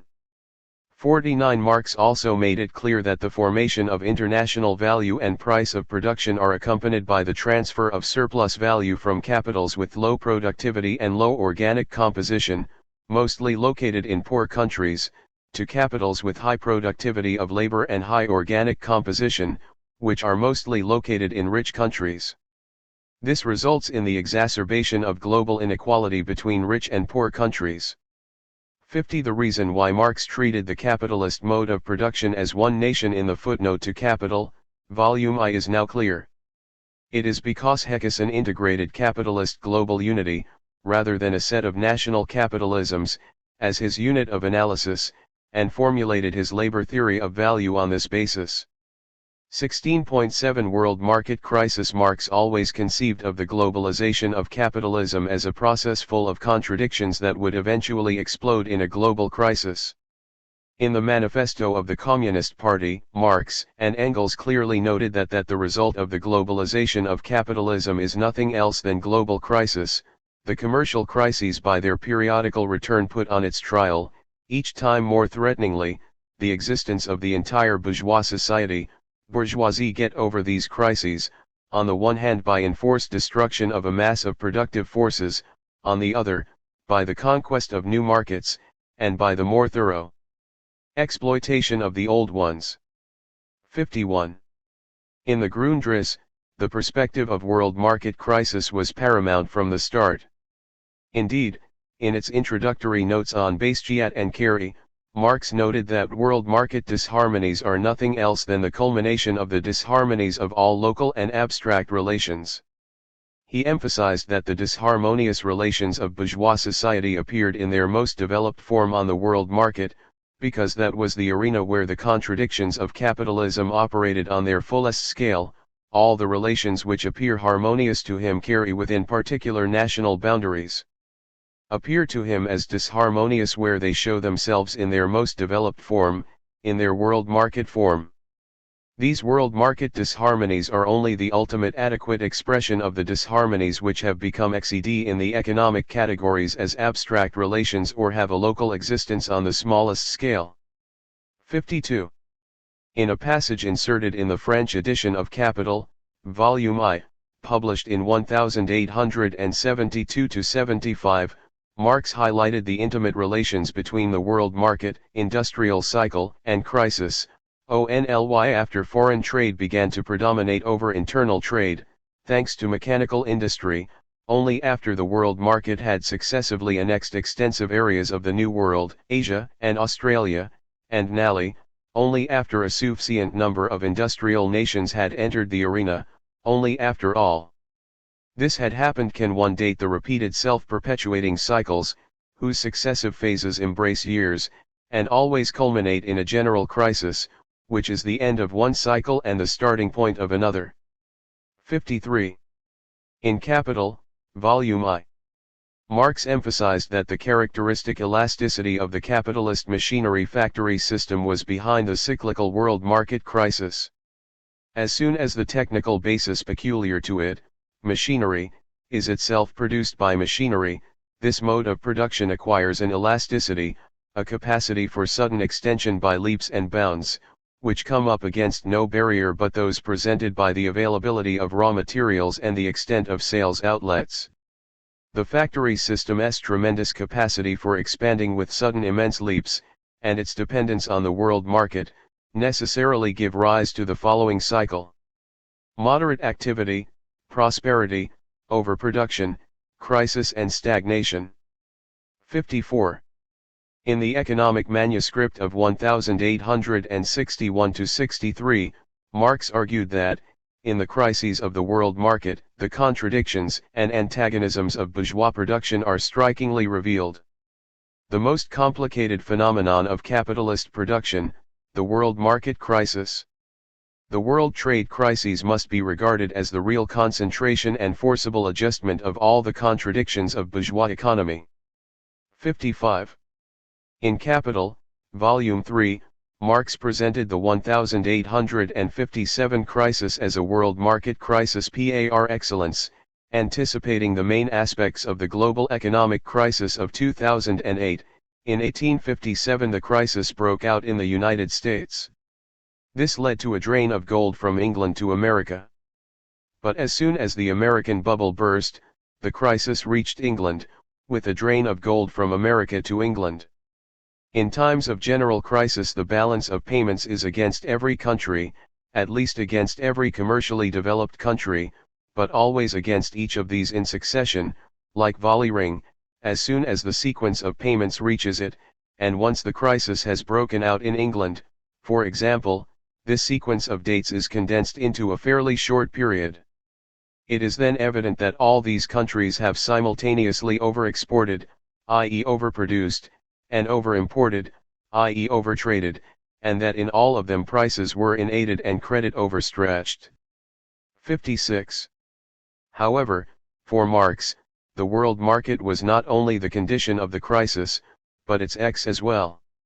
In the Grundriss, he emphasized that the extension of the world market, supported by innovation in transportation, accelerated the circulation and valorization of capital through the annihilation of space by means of time. 57. In Capital, Volume 3, Marx also emphasized that the world market acted as a powerful countervailing force to the crisis tendency of the falling rate of pro-T, insofar as foreign trade cheapens on the one hand the elements of constant capital and on the other the necessary means of subsistence into which variable capital is converted. It acts to raise the rate of pro-T by raising the rate of surplus value and reducing the value of constant capital. As far as capital invested in colonies, etc. is concerned, however, The reason why this can yield higher rates of PROT is that the PROT rate is generally higher there on account of the lower degree of development, and so too is the exploitation of labor, through the use of slaves and coolies, etc. 58. For Marx, the extension of the world market pursued by capital and state is not the cause of crisis, but a counteractive force to stem it. Thus, the regulation of globalization 59 cannot be an effective measure to cope with crisis. However, the unregulated pursuit of globalization advocated by neoliberals cannot work either, because it will only temporarily postpone the day of reckoning, preparing the explosion of a bigger crisis in the future, by extending and deepening the contradictions of capital accumulation on a global scale. 16.8 From world market to world revolution. World revolution is a necessary political consequence of Marx's globalist perspective. It is natural for Marx, who conceived of the laws of movement of capitalism on a world scale, to project anti-capitalist revolution on the same scale. So-called socialism in one country is alien to Marx. Marx and Engels wrote in the German ideology. Empirically, communism is only possible as the act of the dominant peoples all at once and simultaneously, which presupposes the universal development of productive forces and the world intercourse bound up with communism. The proletariat can thus only exist world historically, just as communism, its activity, can only have a world historical existence. 60. Marx based the prospect of a successful communist revolution on the existence of an integrated world economy. He thought that global capitalism could only be transcended by the world historical action of its victims, the proletariat, and allied classes. 61. In draft of an article on Friedrich List's book, Das Nationalsystem der politischen Ökonomie, he argued that workers have no nationality, the nationality of the worker is neither French, nor English, nor German, it is labor, free slavery, self-huckstering. His government is neither French, nor English, nor German, it is capital. His native air is neither French, nor German, nor English, it is factory air. 62. Marx discerned many of the characteristics which have appeared in a magna ed form in today's globalization. However, he is far from a naive cosmopolitan, regarding the growth of the world market as the result of pure economic process. Remember that he situated the state as the starting category among the second half of his six-book plan of critique of political economy. Marx always paid keen attention to the systematic interaction between the state and the world market. It did not occur to Marx that the creation and extension of the world market is possible without the help of the visible hands of the state. He never imagined that the ultimate destination of the globalization would be the end of sovereignty or the supersession of the nation-state by a transnational global economy. His global perspective has nothing to do with so-called globalony or hyperglobalism. He always analyzed the world market dialectically, focusing on its contradictions and eventual supersession. However, without the Bénétof of Marx's thoughts on the world market, such as the thesis of uneven and combined development, theory of international value and the world market crisis, existing Marxist theories of world economy have oscillated undialectically between two opposite conceptions of the world economy, statism versus transnationalism. 63. In this situation, reviving Marx's thoughts on the world economy is necessary for any progressive project that aims to understand and transcend global capitalism. 17. War and International Relations. Benno Teschke. 17.1 A belated discovery. In his 1846 letter to Pavlenkov, 1813-1887, Karl Marx asked whether the whole organization of nations, and all their international relations was anything else than the expression of a particular division of labor. And must not these change when the division of labor changes? One commenting on the Crimean War a few years later, he noted in a 1853 letter to Friedrich Engels that we had given the issue of foreign policy insufficient attention to, and in his 1877 letter to editor of the Otecistvenyi Zapiski, Marx objected to reading his historical account of the genesis of capitalism in Western Europe as a suprahistorical philosophical theory, fatally imposed upon all peoples, whatever the historical circumstances in which they themselves placed. 3. This brief selection of quotes indicates an evolution, however unsystematic, in Marx's thought on international relations that led from schematic formalizations, via concessions of omission, to agnostic open-endedness. Marx's work is replete with similar suggestive references to the problematique of international relations, war, and foreign policy, including, especially towards the later part of his work, open admissions of their under-problematized nature. This raises fundamental questions for the analytical premises of the conception of historical materialism as a theory of history. For this belated recognition of the efficacy of the sphere of international relations for the course of history, as even sympathetic commentators have repeatedly noted, did never advance beyond fragmentary and miscellaneous insights. It failed to engender a more systematic reaction on the geopolitical dimensions of social processes over time on a universal scale, a reaction that would have to be reconciled with the basic premises of historical materialism.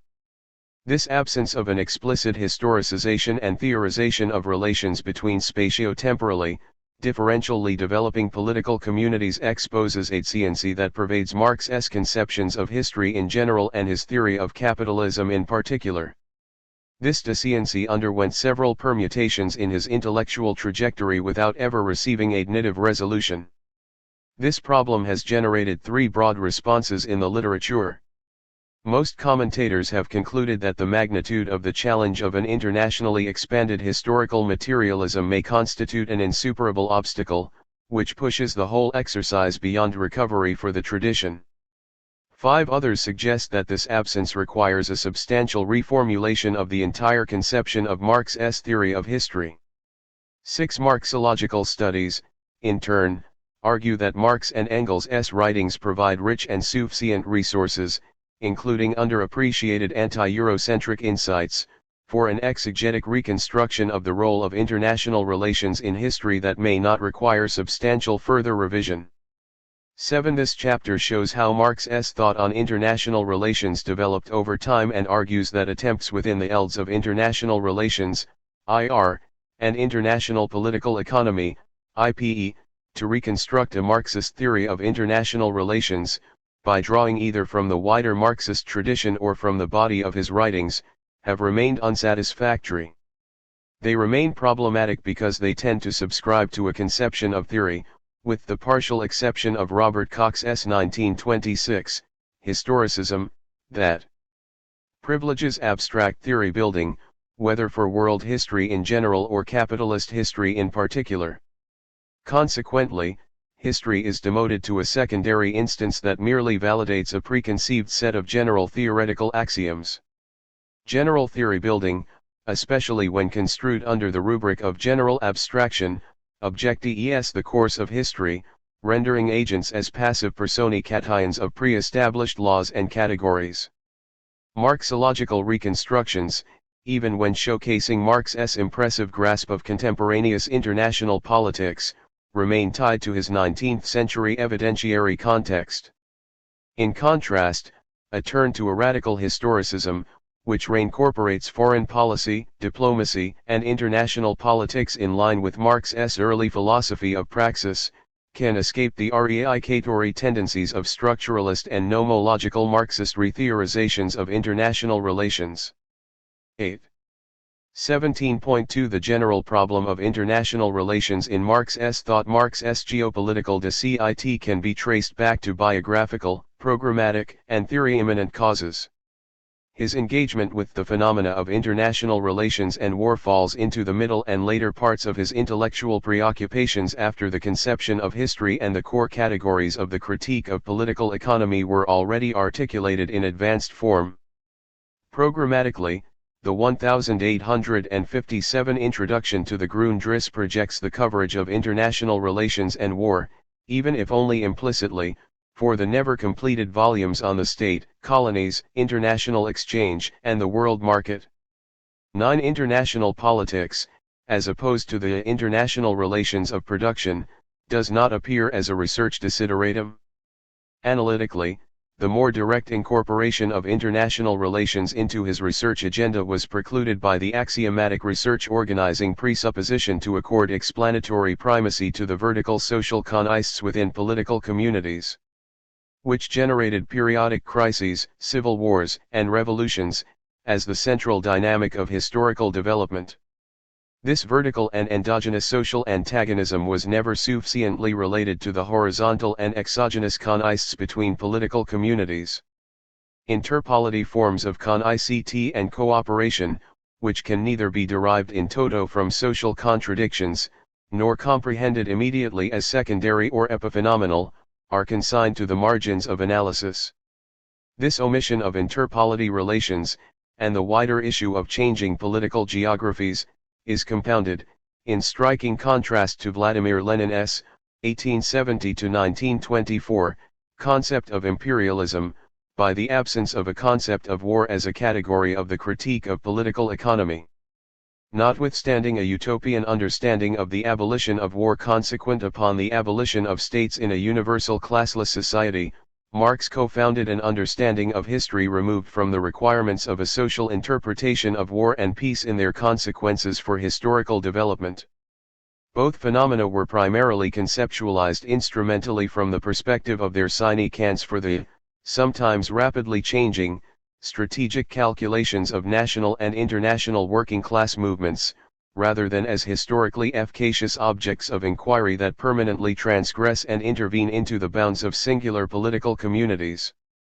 While this instrumental perspective should have led to a closer examination of the causes and consequences of war, it did not translate into a more serious reaction on con-ICT and cooperation as central historical phenomena in their implications for the Marxist conception of history. In spite of these shortcomings, Marx entertained throughout his work a historical sociological reading of war as a form of violent con-ICT between political communities grounded in differential social relations.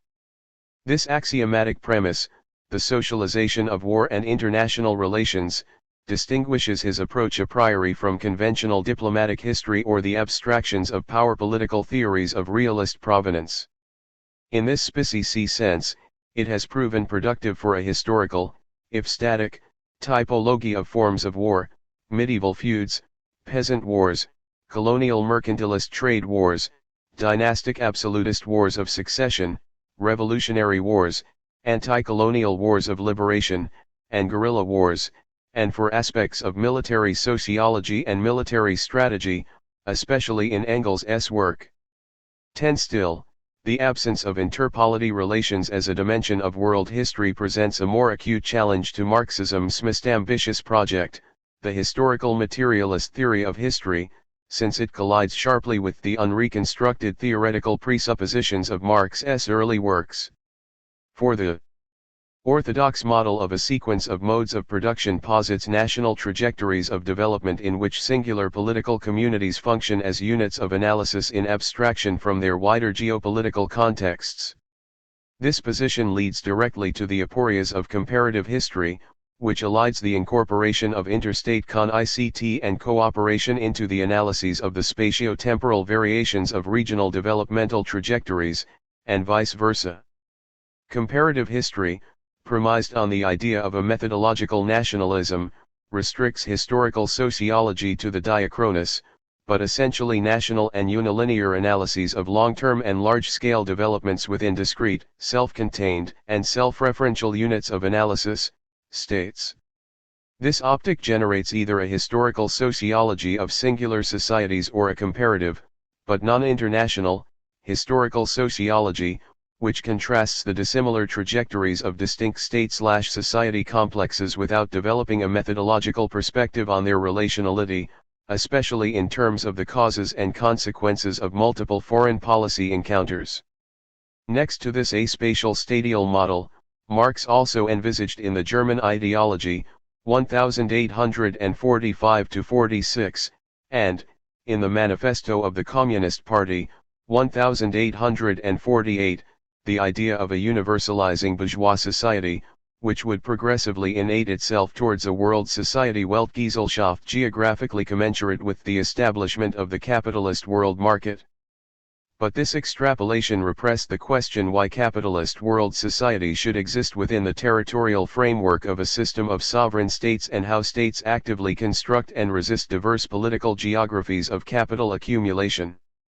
The problematique of capitalist international relations, conceived as the mediating instance that activates difference, disappears between these two analytical poles, methodological nationalism versus totalizing universality. This dilemma generates a specie question. Which consequences have to be drawn for a type of theory, which suggests in essence a spaceless ideal type of successive, necessary, irreversible, and ascending modes of production as a periodizing model of history, whose abstractions, primitive society urge Mainschaft, slave society, feudalism, capitalism, and socialism, in spite of their geographically and temporally specie historical manifestations, are nevertheless pressed into a supra-historical schema, which privileges time over space. This reduction of history to a unilinear teleology, Marx's protestations notwithstanding, requires a reconstruction of Marx's scattered ideas on war and international relations in order to demonstrate the extent of the problem and to provide resources to expand and read any historical materialism by reacting on the theoretical adjustments necessary to capture the geopolitical dimensions of history. These research desiderata constitute a task which points beyond the classical corpus of Marxism. They also presuppose a paradigm shift from teleology and structural determinisms towards a radically historicized and praxis-oriented critical social science of interpolity relations, revolving around the social construction of geopolitics and political geography. 17.3 The early wager, the universalization of capitalism. Marx's initial position was enunced by liberal cosmopolitanism and premised on the transnationalizing power of capitalism and the pacifying consequences of universal interdependence. 11 As noted in the 1848 Manifesto of the Communist Party, based on international commerce. Commerce, in turn, was conceived as the expression of the international division of labor governed by the regionally uneven development of the forces of production. These assumptions ultimately implied a world historical convergence towards a world after capitalism. Sown image 12 Here, the mega-subject of modern history was capitalism that would expand geographically to perfect a world market, creating a transnational bourgeoisie and then a communist cosmopolis. This perspective was sketched in the German ideology.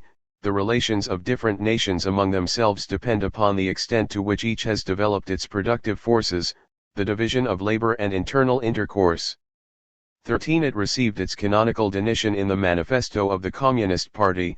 National differences and antagonism between peoples are daily more and more vanishing, owing to the development of the bourgeoisie, to freedom of commerce, to the world market, to uniformity in the mode of production and in the conditions of life corresponding thereto. 14. This process was driven by the progressive universalization of capitalism, which was inconclusively and equivocally denied as synonymous with free trade based on an advanced form of the division of labor.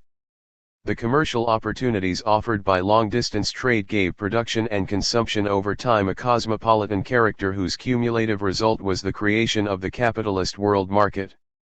While this perspective retained the role of states as guarantors of exploitative and antagonistic class-divided societies, national antagonisms, and war, among capitalist and between capitalist and non-capitalist states, would decline due to the universal interdependence of nations.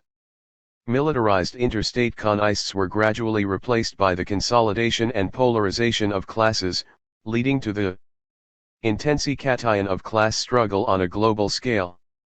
The dialectical outcome was envisaged in terms of the formation of a world proletariat as a universal class. Workers have no fatherland. 15, and the collective subject that precipitated a single and synchronized world revolution on a planetary scale. As the German ideology stated, empirically, communism is only possible as the act of the dominant peoples all at once and simultaneously, which presupposes the universal development of productive forces and the world intercourse bound up with communism. The proletariat can thus only exist world historically, just as communism, its activity, can only have a world historical existence. World historical existence of individuals means existence of individuals which is directly linked up with world history. 16. Here, the notion of a simultaneous development on a world scale 17 prevails. This original conception provides a singular analytic revolving around the vertical deepening and horizontal widening of capitalism, progressively unifying the world geographically, homogenizing national differences socio-politically, while polarizing class relations universally. This narrative would eventuate in the abolition of national histories, hitherto understood as a series of particular and self-referential histories, and prepare the terrain for world history proper, even though the term world history Weltgeschichte as a consciously planned collective enterprise was reserved for the post-capitalist age. Yet, Marx never clarified how exactly the trade-mediated expansion of capitalism, based on the international division of labor, would transform prevailing regional non-capitalist class relations and pre-capitalist polities in a capitalist direction. The crux was that this early conceptualization of capitalism quadrate imputed an automaticity to a transnationalizing and homogenizing process that discounted how the expansion of capitalist practices was refracted through a pre-existing interstate system that generated resistance and differences through geopolitics, war, and class con-ICT in the contested and regionally highly differentiated, transitions from pre-capitalist to capitalist state society complexes. X hypothesis, countries were to be absorbed into the world market and conceived, logically, deductively, as passive recipients of transnational imperatives, which rendered their political institutions and social relations compatible with the demands of capitalist commerce. Spatio-temporally diachronic and differential regional trajectories of socio-political development are temporally synchronized and geographically assimilated. The temporal dimension of simultaneity and the spatial dimension of immediacy indicate the formation of a uniform and apoliticized world market as an internally undifferentiated totality. Nations, ethnies, and polities, within the advancing world market and at the geographical limits of its expansionary dynamic, were conceived as non-agential objects subject to a superior REI-ed logic. Social, political, and geopolitical agency was written out of the metaphysical entity of the world market.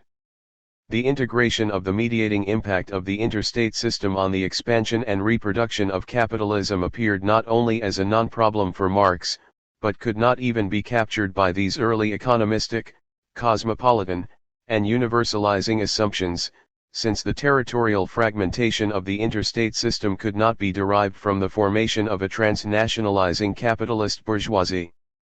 This pristine conception extrapolated directly from the national to the universal, eliding interstate relations as the decisive instance that frames national specificities and fractures and disables any universality to this day.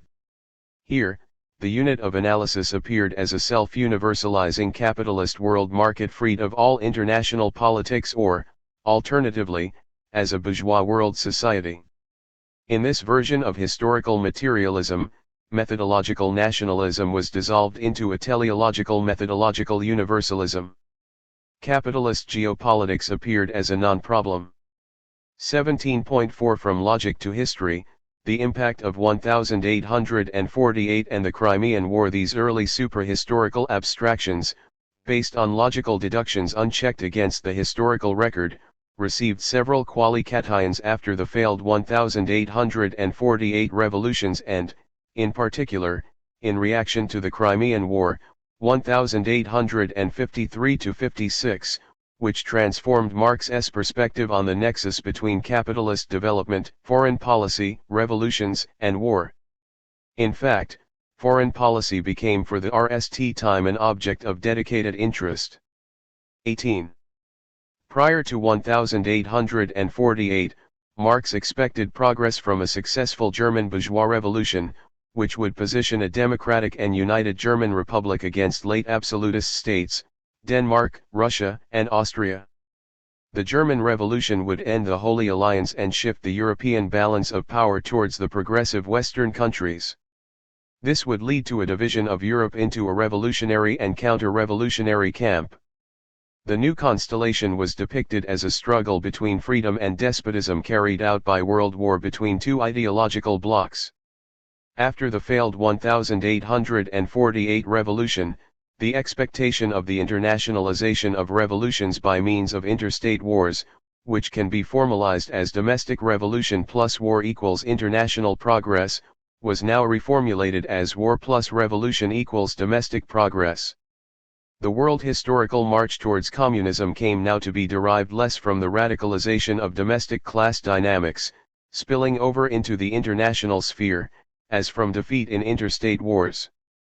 The consequent legitimation crises of the defeated European old regimes would facilitate revolutionary change in the affected countries or engender the import of new socio-political regimes from the outside. But even this conceptual adjustment did not suffice to capture the complexity of the diplomatic crises and wars in the Revolutionary period: American War of Independence, French Revolutionary Wars, German Wars of Liberation, the First and Second Opium Wars, the First and Second Italian Wars of Independence, the Crimean War, and the German Wars of Unication, in a theoretically controlled way.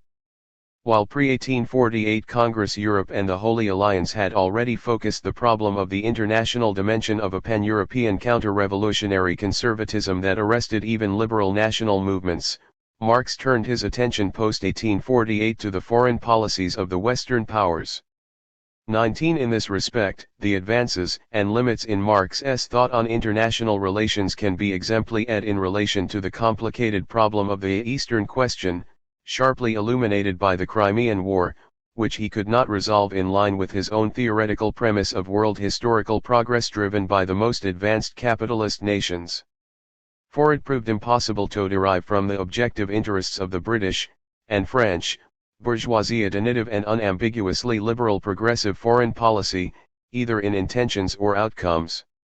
It also proved impossible to identify a transnational bourgeois class interest, Marx's dynamics. Centrally, they failed to revise Marx's theory of history and, perhaps more demandingly, to clarify his conception of the relation between history and theory. 19 Benner, Really Existing Nationalisms, a post-communist view from Marx and Engels. Earlier bourgeois and cosmopolitan world society of the Manifesto of the Communist Party, that somehow dispensed with interstate contests.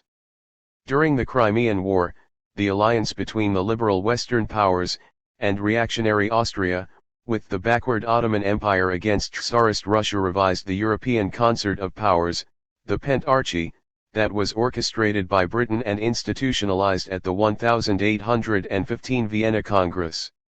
While the anti-Russian and pro-Ottoman alliance during the Crimean War protected British trading routes in the Mediterranean to their overseas colonies from Russian interference, and while it undermined the Holy Alliance between the three dynastic Eastern powers and the Pentarchical European concert, it also consolidated the late absolutist Ottoman Empire, itself a polity that cannot be decoded through the notion of an Asiatic mode of production, and gave the national liberal movements on the continent and in the Ottoman parts of the Balkans no decisive support. 20 Security interests, geopolitical stability, even if these can be decoded as economically shaped, and geoeconomic calculations, open sea lanes, remain tightly connected and could not be directly read off domestic class positions or classy-ed in their consequences as either reactionary or progressive. Recognizing these difficulties, Marx lamented that it goes without saying that, in foreign policy, there's little to be gained by using such catchwords as reactionary and revolutionary.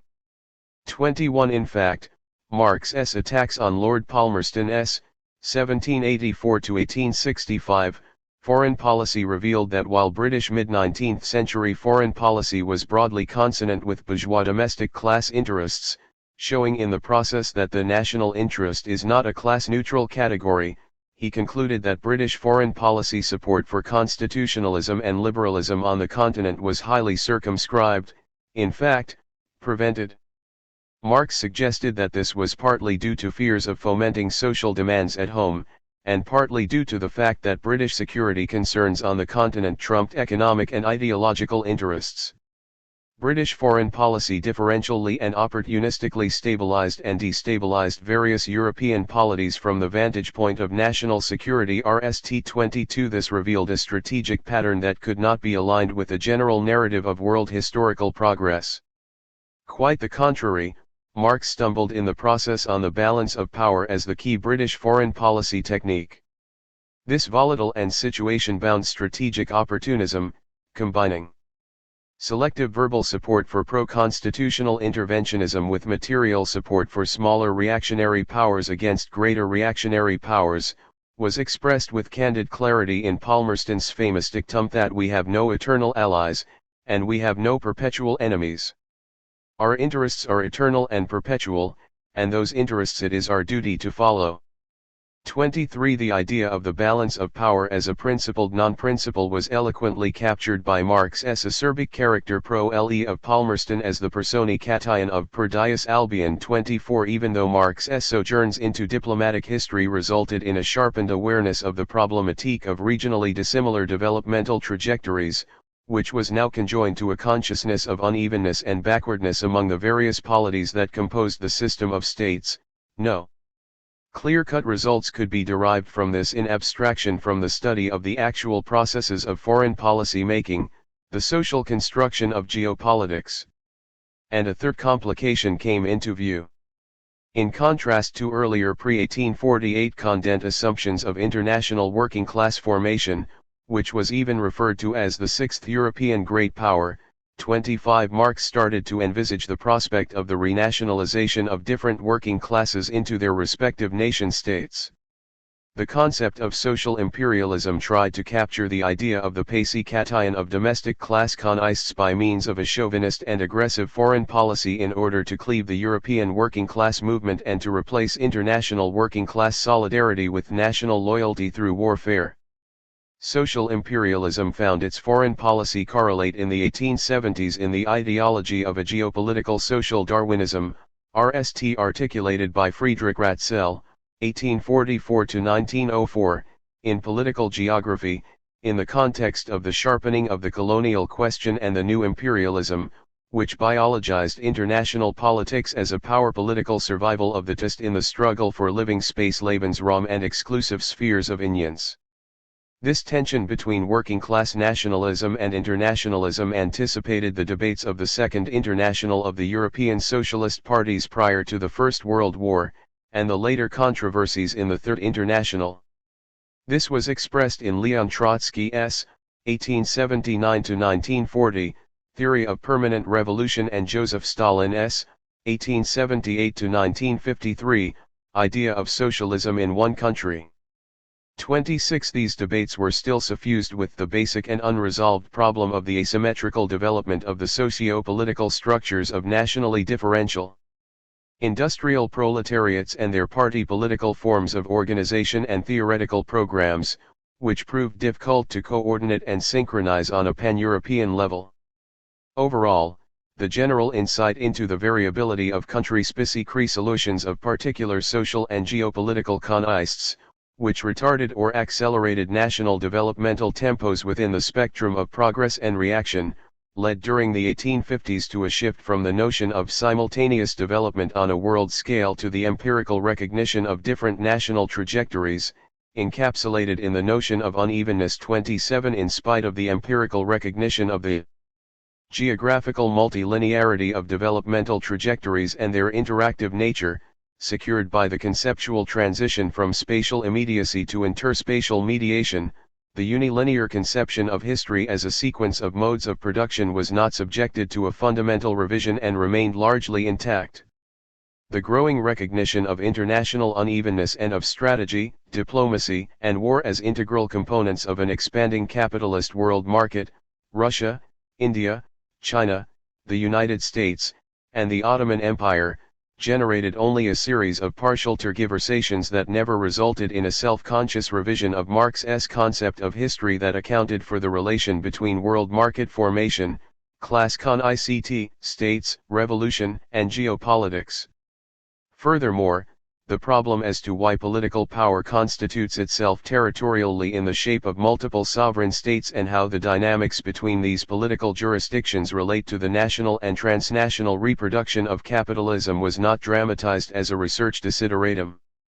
More fundamentally, the move towards international unevenness relied on a taken-for-granted prior determination, the existence of a system of states that was the precondition for regionally multiple differential developments, hence, the precondition for unevenness.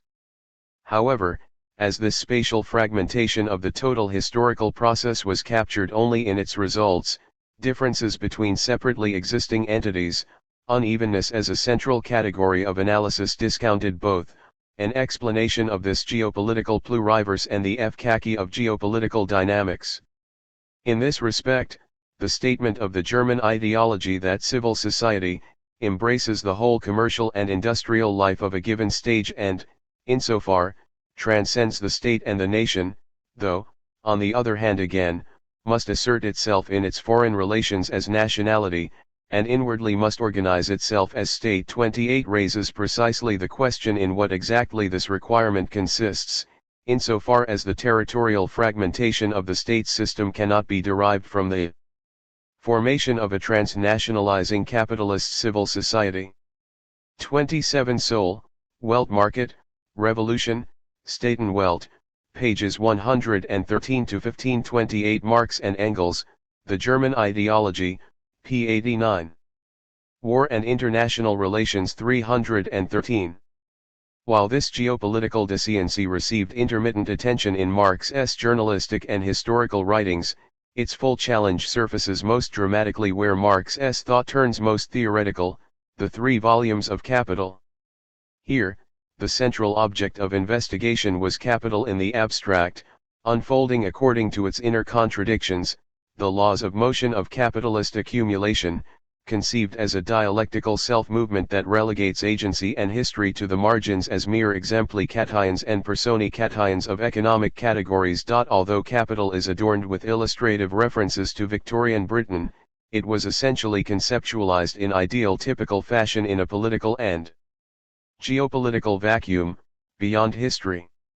While the working plan for the 1857 introduction to the Grundrisse envisaged a theory of the state and international relations 29, that would remain eventually unniched, the tension between a conception of capital as a self-developing category and capitalism as a historical and contested social relation remained submerged. Overall, Marx's interest in geopolitics remained primarily tied to the tactical consequences of alterations in world politics for communist strategy and, hence, limited to very perceptive but primarily ad hoc interventions, rather than governed by a sustained reaction on the implications of geopolitical and trans-societal relations for the general course of history. In the end, the intellectual problem of the tension in the relation between theory and international history remained unaddressed and unresolved. 17.5 Historicism as theory. Marx's work remains an indispensable resource for the conceptualization of international relations for past and present analytical purposes. It provides multiple theoretical pointers that reject, avant la lettre, the Anglo-American mainstream conception in the discipline of IR/IPE of the interstate system as ed, autonomous, and invariant sphere abstracted from domestic social conists and the attendant conception of the state as a power-maximizing, rational, and unitary actor governed by the singular logic of interstate anarchy. Still, no ready-made, coherent, or convincing approach to international relations and war can be directly derived from an exegesis of Marx's writings. This left a problematic intellectual legacy that persists in the historical materialist literature on the subject. 30 Marx oscillated between foregrounding theoretical abstractions held to impose their deep logics and functional requirements on the course of history, notably, a single world historical pattern of sequences of modes of production, the mega-subject of a transnationalizing, homogenizing, and unifying capitalist world market, or the spaceless self-expansion of the concept of capital, and delving into historical concretions, a series of case studies on specific geopolitical conjunctures. Both modes of inquiry were expressed in the use of different analytical registers, theoretical logical tracks versus journalistic, political, and historical narratives. This centers the wider question of the relation between theory and history, which continues to plague the contemporary Marxist IR discourse. Here, the perceived need towards social scientific formalization has recreated the opposition between the objecti-cation of social and political, including diplomatic, praxis subject to higher laws and logics, veering towards a nomological positivism in which history merely exemplifies preconceived logics, and the turn towards history for concrete analyses. The puzzle as to how to square the explanatory emphasis accorded to impersonal developmental tendencies, logics, or laws of motion with the conscious activity of historical actors, their subjectivities and intersubjectivities, remains an enduring one. But, if Marx had a persistent methodological leitmotif, then this could be conceived as a rebellion against modes of theorizing sub specie aeternitatis, generalizations. For this was the charge that he raised consistently against the naturalizing obfuscations of liberal political economy, replacing trans-historical abstractions with a commitment to thinking in terms of identifying differentia speciae, speciicities, even if he relapsed into his own generalizations of capitalism's laws of motion. 31. This chapter suggests that escaping the REI cations inherent in grand IR model building, whether Marxist or non-Marxist, requires rejecting a nomological conception of theory that posits generic logics and laws, general abstractions, that govern the course of history supra-individually, be they grounded in capitalist, or any other, structural imperatives. In contrast, recalling Marx's epistemological a priori of human praxis developed in his early philosophical writings, including the thesis on Feuerbach, the contribution to the critique of Hegel's philosophy of right, the economic and philosophic manuscripts of 1844, and his critique of the bourgeois method of general abstraction in the Grundrisse, suggests a move towards a historicizing perspective. At the center of this historicism for a Marxist approach to international relations stands a recovery of the situated agency of socio-political communities and their foreign policy encounters to comprehend the historicity and variability of capitalist, geopolitics and world orders.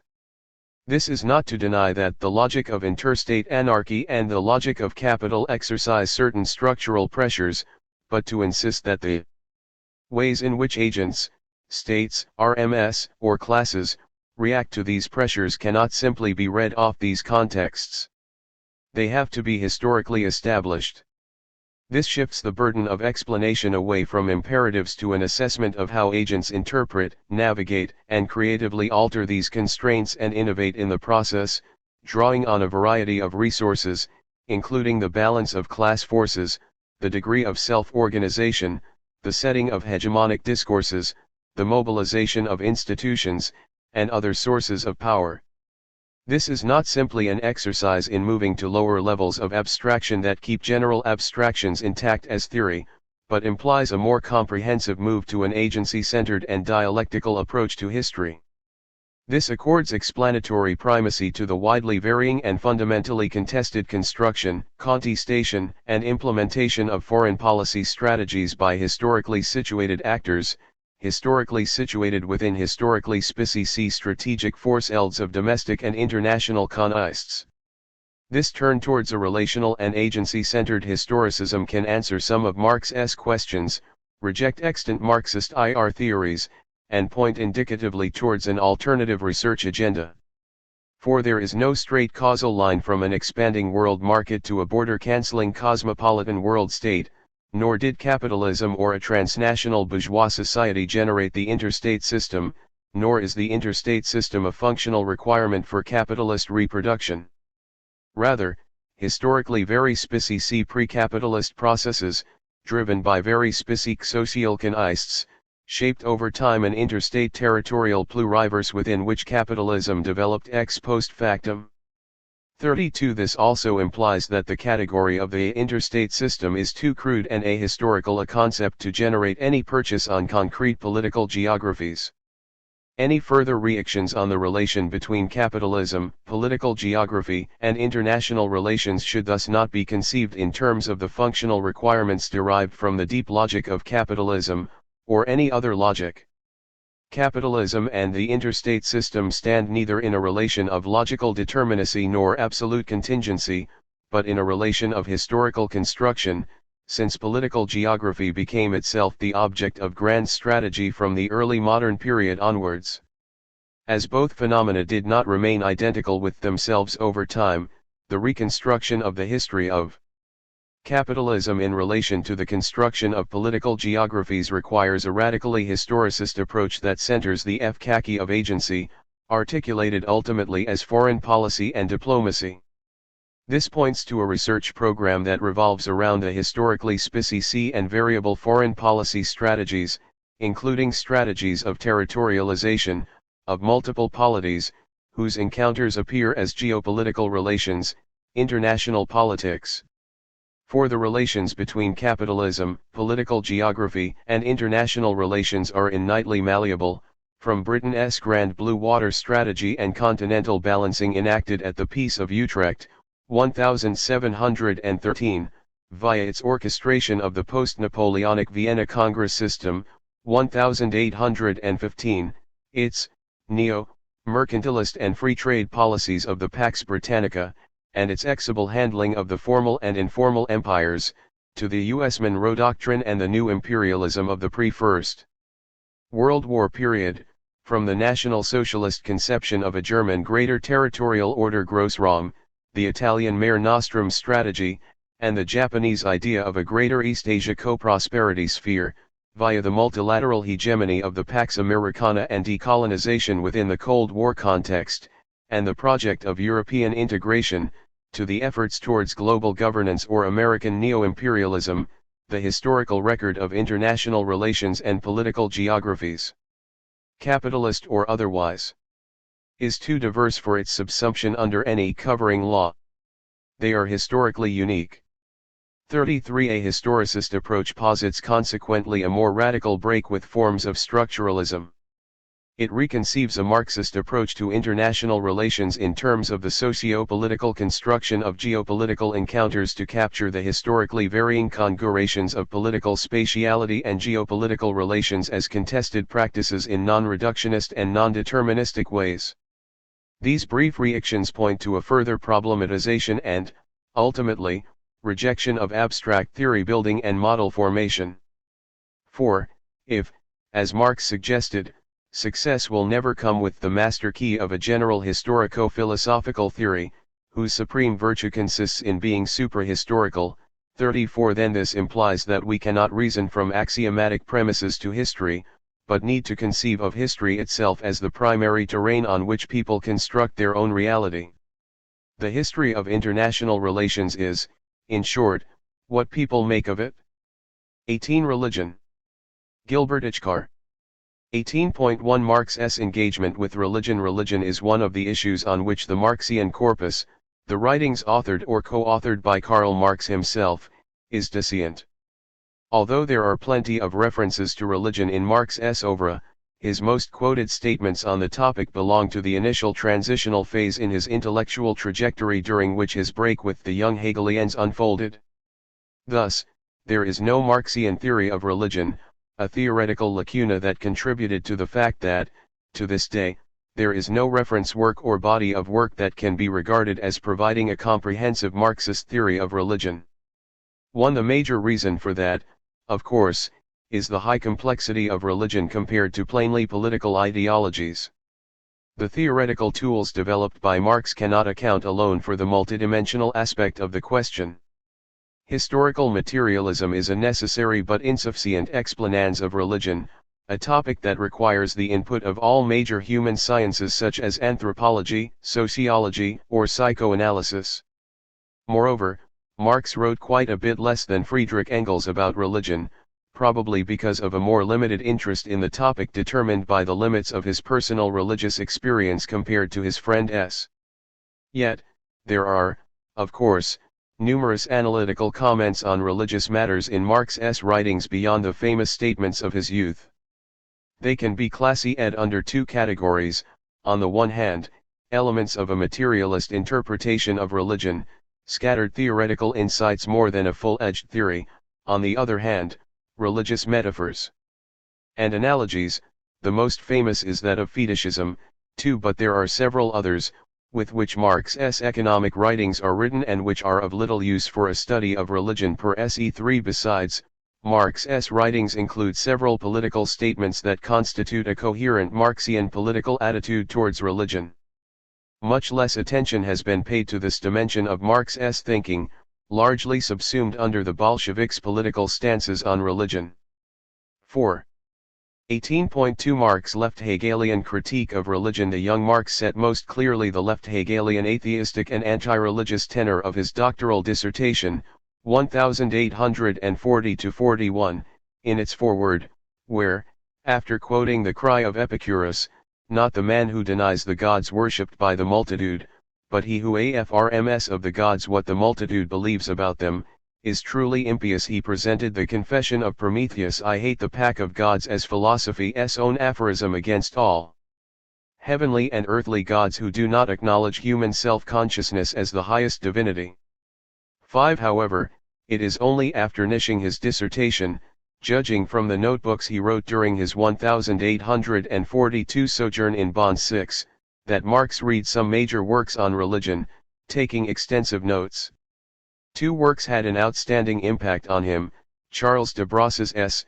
1709-1777, On the Worship of Fetish Gods, 1760, which Marx read in German translation, and Benjamin Constant S.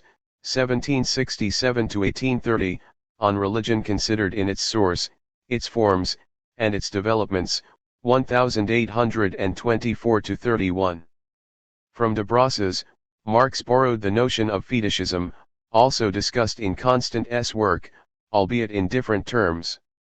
7. His earliest use of this notion, a recurrent theme in his writings thereafter, appeared in a July 1842 article in the New Rheinische newspaper Rheinische Zeitung, 8, which is Marx's RST extensive public comment on religion. It includes his RST materialist inversion of the idealist interpretation of the role of religion in history. It was not the downfall of the old religions that caused the downfall of the ancient states, but the downfall of the ancient states that caused the downfall of the old religions. 9. A few months later, in a letter to Arnold Ruge, 1802-1880, Marx displayed a rather simplistic conception of religion along with the conviction that it will eventually fade away. Religion in itself is without content, it owes its being not to heaven but to the earth, and with the abolition of distorted reality, of which it is the theory, it will collapse of itself. 10. The materialist inversion lies at the heart of Marx's 1843 essays criticizing 2 writings by the young Hegelian Bruno Bauer, 1809-1882, on the Jewish question.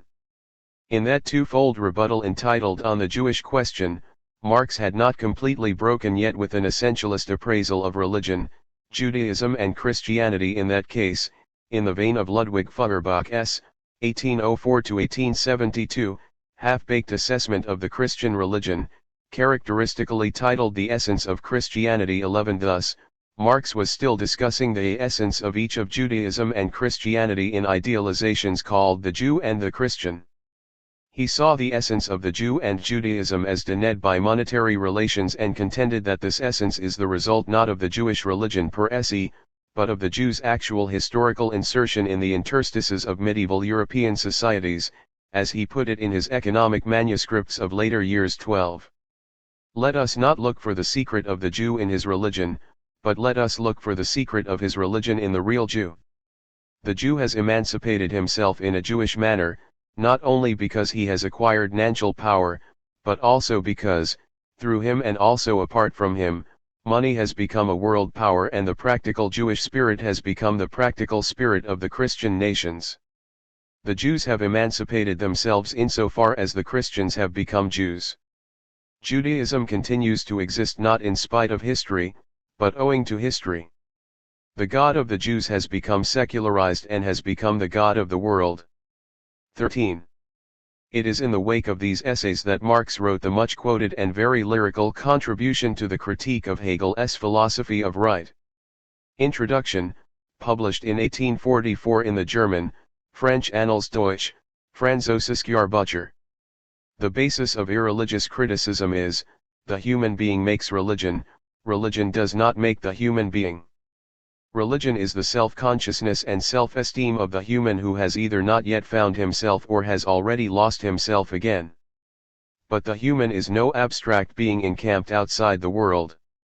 The human is the world of the human, state, society. This state, this society, produce religion, an inverted world consciousness, because they are an inverted world. Religion is the general theory of that world, its encyclopedic compendium, its logic in a popular form, its spiritualistic point d'honneur, its enthusiasm, its moral sanction, its solemn complement, its universal source of consolation and justification. It is the fantastic realization of the human essence because the human essence has no true reality. The struggle against religion is therefore indirectly a GHT against the world of which religion is the spiritual aroma. 14. Restating in this passage a central idea of Feuerbach's critique of religion, the human being makes religion, Marx went one step further in his materialist critique. The statement that the human is no abstract being is a direct rebuff to Feuerbach. Like the latter, however, and with Christianity mainly in mind, the young Marx fully acknowledged the spiritual role played by religion, alongside its essence as a vulgar false consciousness. He formulated this insight in admirable terms: religious distress is at the same time the expression of real distress and also the protest against real distress. Religion is the sigh of the oppressed creature, the heart of a heartless world, just as it is the spirit of spiritless conditions. It is the opium of the people. To sublate religion as the illusory happiness of the people is to demand their real happiness. The demand to give up illusions about the existing state of affairs is the demand to give up a state of affairs which needs illusions. The criticism of religion is therefore in embryo the criticism of the veil of tears, the halo of which is religion. 15. To describe religion as both a sublimated expression of real distress and a protest against it was a very perceptive statement, but Marx did unfortunately not pursue the protest dimension. He did not give thought to the fact that Christianity, as Engels would later acknowledge in his 1850 The Peasant War in Germany, albeit in a limited way 16, had proven its ability to shoulder the aspirations of the oppressed and the poor. In the words of Michel Bertrand 17 hence, Marx' Sun Quali et diatribe in 1847 against the social principles of Christianity which he presented as completely antithetic with communism. 18 The opium metaphor is widely regarded as epitomizing Marx's view of religion. It became one of his most quoted phrases, although he was merely resorting to an analogy used by several authors before him, from Immanuel Kant, 1724–1804, to Heinrich Heine, 1797–1856, to illustrate a view that is not at all specifically Marxist, as Michael Lowy, 1938, emphasized. 19 Marx's description of the consoling virtue of religion was also in tune with the RST chapter of Constant's on religion considered in its source, its forms, and its developments. 20 In the context of the battle waged by 20th century's communism against religion, this famous statement came to be interpreted as more pejorative than intended. This was also related to a negative shift in the perception of opium compared to the 19th century, when it was still commonly used medically as sedative and tranquilizer.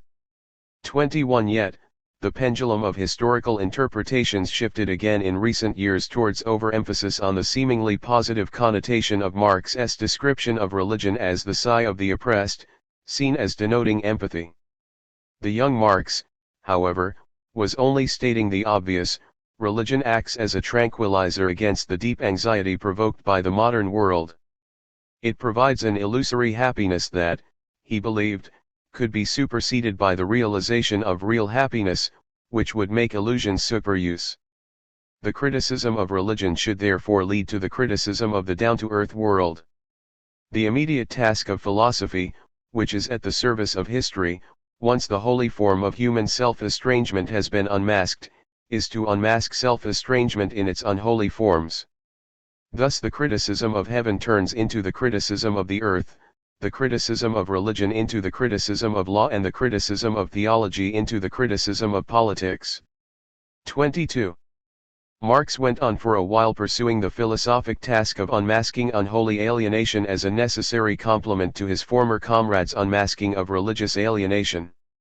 In this endeavor, he made an analogy between both types of alienation, thus providing a clue to the later mutation of his philosophical critique into a political-economic critique of capitalism and highlighting the methodological continuity between them.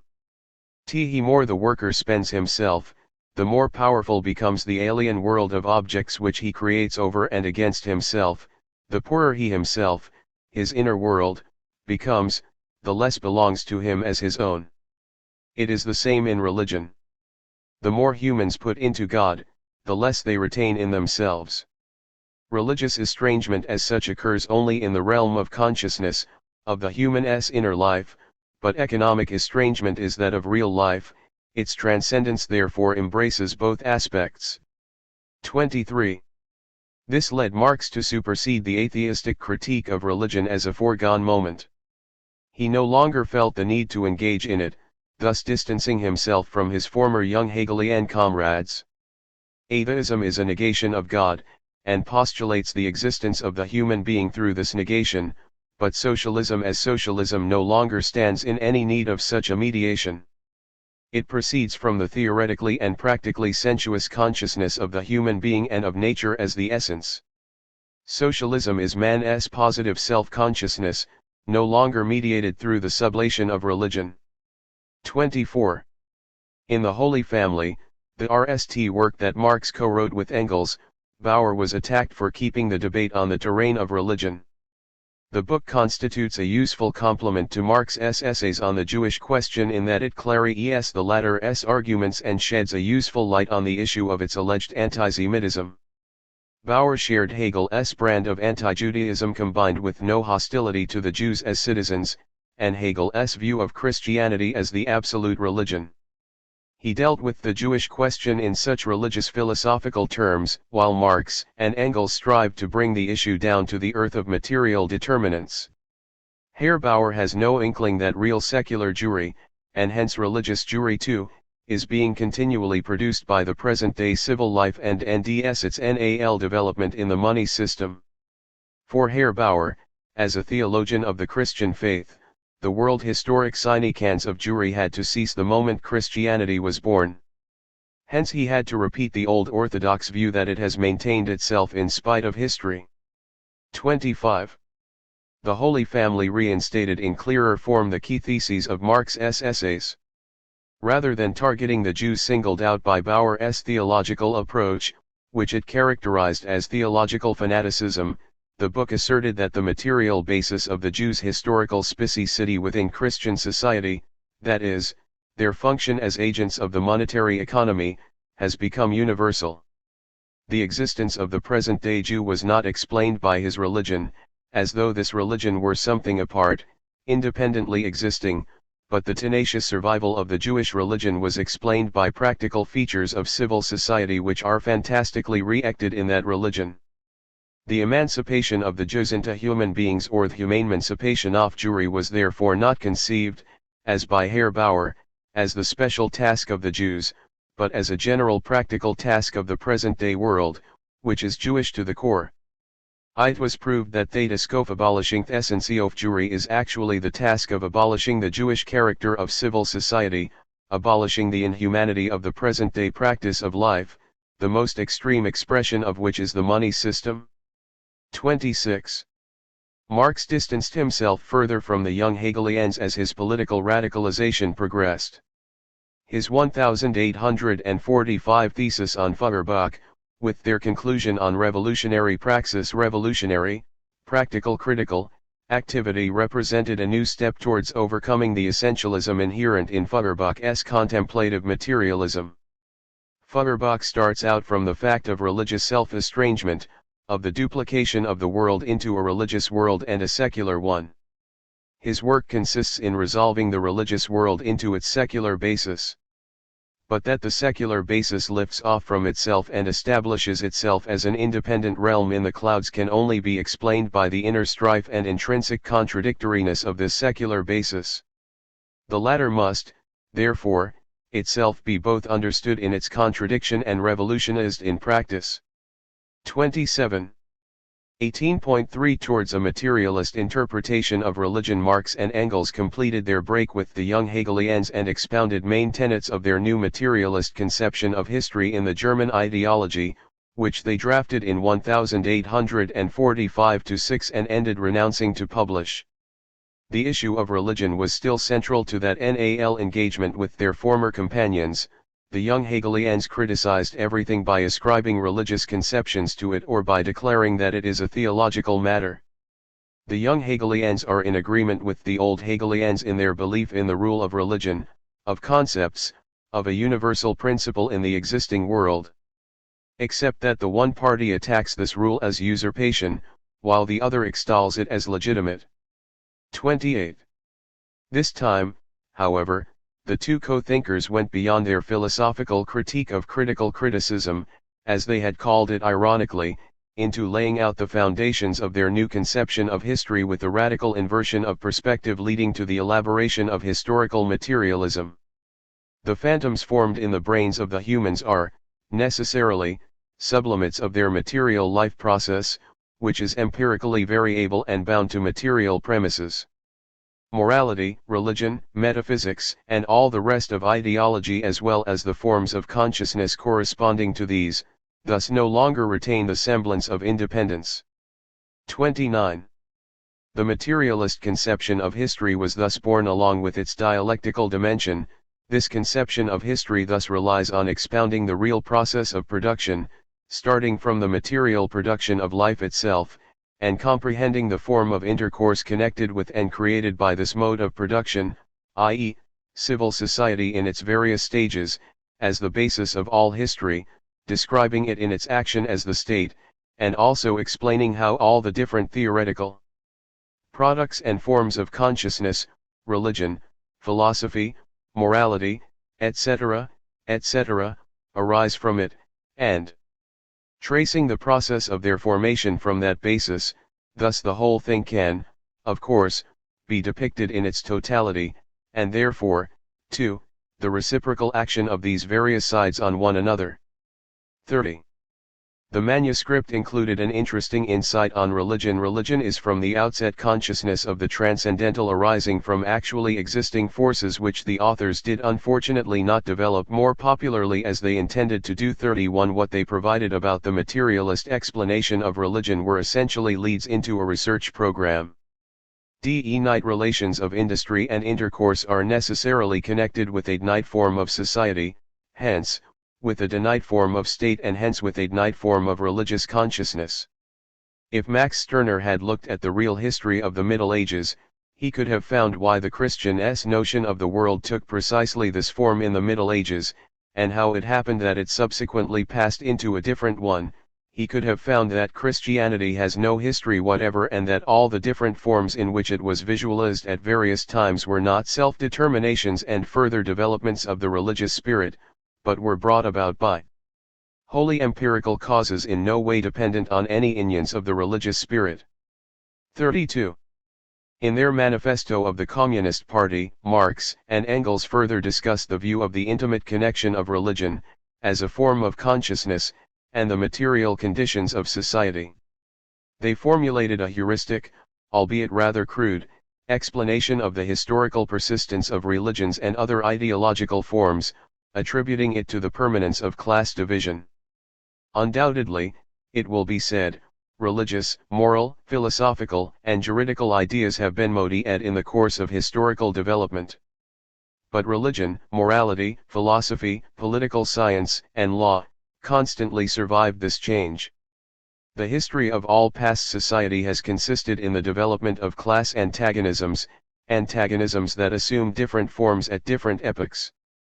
But whatever form they may have taken, one fact is common to all past ages, viz., the exploitation of one part of society by the other. No wonder, then, that the social consciousness of past ages, despite all the multiplicity and variety it displays, moves within certain common forms, or general ideas, which cannot completely vanish except with the total disappearance of class antagonisms. 33. The dialectics of religious permanence and change, the transmutation of religions along with the historical change of material conditions while retaining some forms, which is the key to religion's historical persistence, is a theme that is recurrent in the two co-thinkers' comments on Christianity.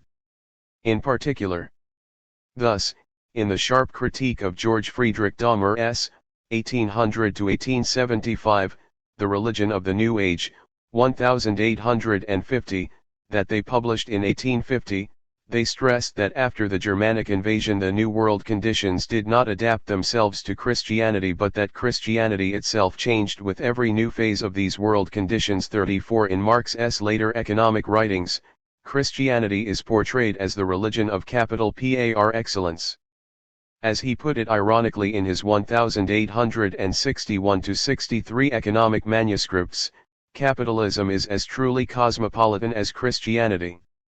This is why Christianity is likewise the special religion of capital. In both it is only humans who count. One human in the abstract is worth just as much or as little as the next human. In the one case, all depends on whether or not the human has faith, in the other, on whether or not the human has credit. In addition, however, in the one case, predestination has to be added, and in the other case, the accident of whether or not a human is born with a silver spoon in mouth. 35. Marx expanded upon this idea in Capital in the famous section on the fetishism of commodities. The religious world is but the re-ex of the real world. And for a society based upon the production of commodities, in which the producers in general enter into social relations with one another by treating their products as commodities and values, whereby they reduce their individual private labor to the standard of homogeneous human labor, for such a society, Christianity with its cultus of abstract man, more especially in its bourgeois developments, Protestantism, deism, and is the most fitting form of religion. 36.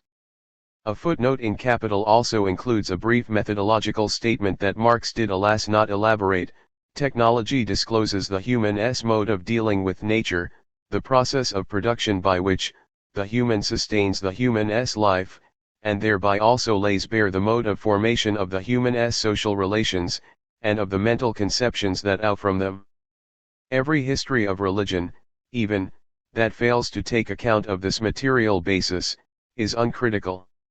It is, in reality, much easier to discover by analysis the earthly core of the misty creations of religion, than, conversely, it is, to develop from the actual relations of life the corresponding celestialized forms of those relations.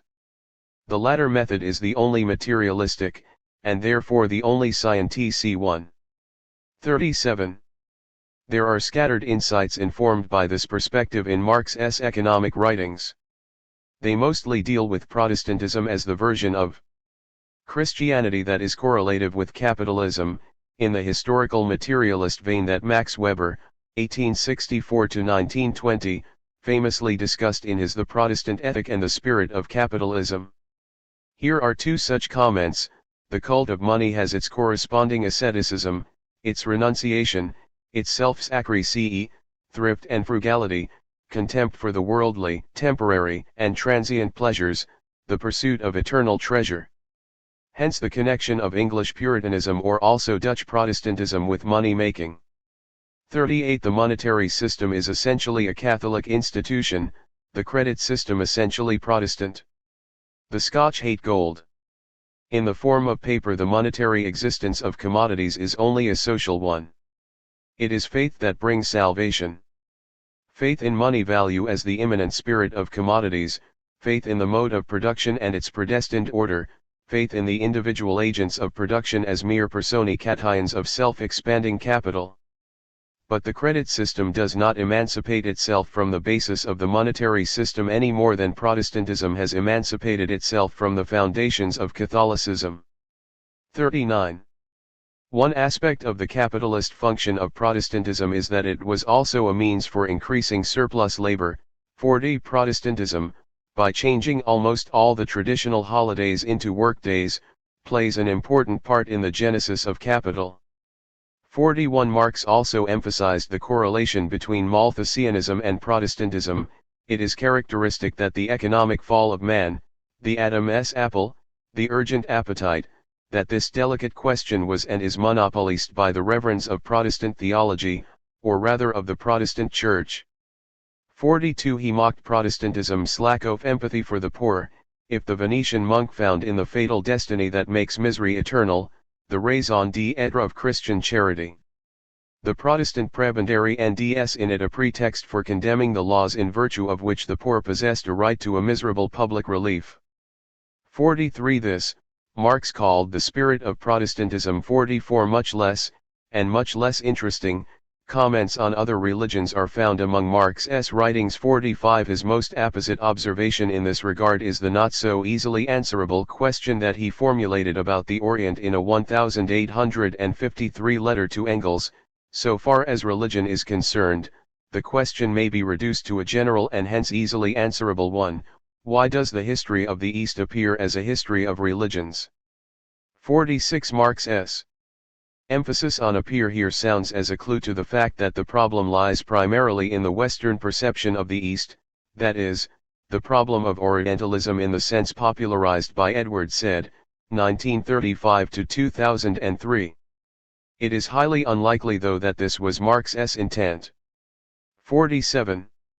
18.4 The Marxian political attitude on religion. Marx's political attitude towards religion took shape at the convergence of two influences. The anti-clerical atheism that he inherited from his time with the young Hegelians was tempered with the liberal secular attitude that he found in Constant, whose influence on Marx is generally underrated if mentioned at all. 48 That the young Marx, in his 1842 article on censorship, should defend the freedom to criticize religion, Christianity included, is not surprising. 49 He construed this freedom as part of the general freedom of opinion in the liberal secular vein, as he did in his arst-long engagement with the topic of religion, where he rejected any privilege to any dogma or creed.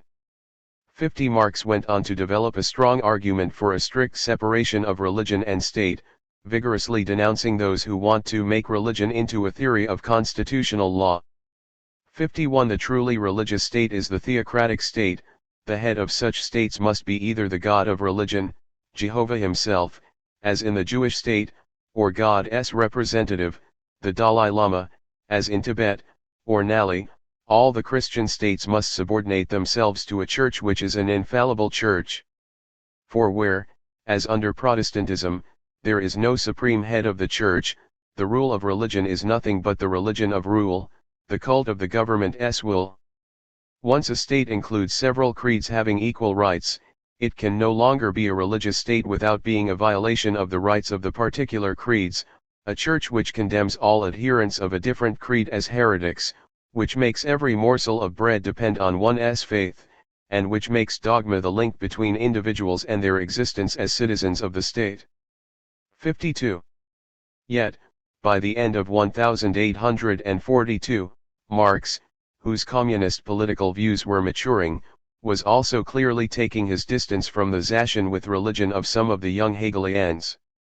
53 He reported to Ruge his reply to a query from Eduard Mayen, 1812–1870, a prominent member of the Berlin Circle of the Free. I replied at once and frankly expressed my opinion about the defects of their writings, which end freedomina licentious sans-culotte-like and at a convenient form, rather than in a free, i.e., independent and profound, content. I requested further that religion should be criticized in the framework of criticism of political conditions rather than that political conditions should be criticized in the framework of religion. Finally, I desired that, if there is to be talk about philosophy, there should be less treating with label atheism, which reminds son of children, assuring everyone who is ready to listen to them that they are not afraid of the bogey man, and that instead the content of philosophy should be brought to the people. 54. Constant's impassionate defense of the freedom of religion, unrestricted individual religious freedom, as being the most effective guarantee against the power of any single religion, had left its mark on the young Marx. 55. The clarication of his polemics with Bauer in the Holy Family confirmed this inspiration, including a repudiation of the terroristic attitude that emerged during the French Revolution, Herr Bauer was shown that when the Jew demands freedom and nevertheless refuses to renounce his religion, he is engaging in politics and sets no condition that is contrary to political freedom. Herr Bauer was shown that it is by no means contrary to political emancipation to divide the human into the non-religious citizen and the religious private individual. He was shown that just as the state emancipates itself from religion by emancipating itself from state religion and leaving religion to itself within civil society, so the individual emancipates himself politically from religion by regarding it no longer as a public matter but as a private matter. Finally, it was shown that the terroristic attitude of the French Revolution to religion, far from refuting this conception, bears it out. 56. Thus Marx and Engels emphasize it that the right to believe what one wishes, the right to practice any religion, is explicitly recognized as a universal human right, and reminded Bauer that Jacques Héber's 1757–1794 faction was defeated during the French Revolution under the accusation that it attacked human rights by attacking freedom of religion. 57. Furthermore, in their The German Ideology, the two friends ridiculed Bauer with mordant irony for his pretense to have smashed religion and the state. 58. Yet Marx and Engels kept advocating within the communist movement a relentless struggle to debunk bourgeois ideology under all its guises, religion included.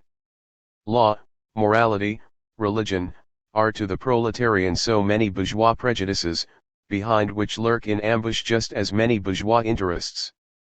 59. However, Marx must have bitterly regretted the blunder he made in November 1847, in his report to the London German Workers' Educational Society, when he praised Dahmer's book The Secrets of Christian Antiquity, 1847.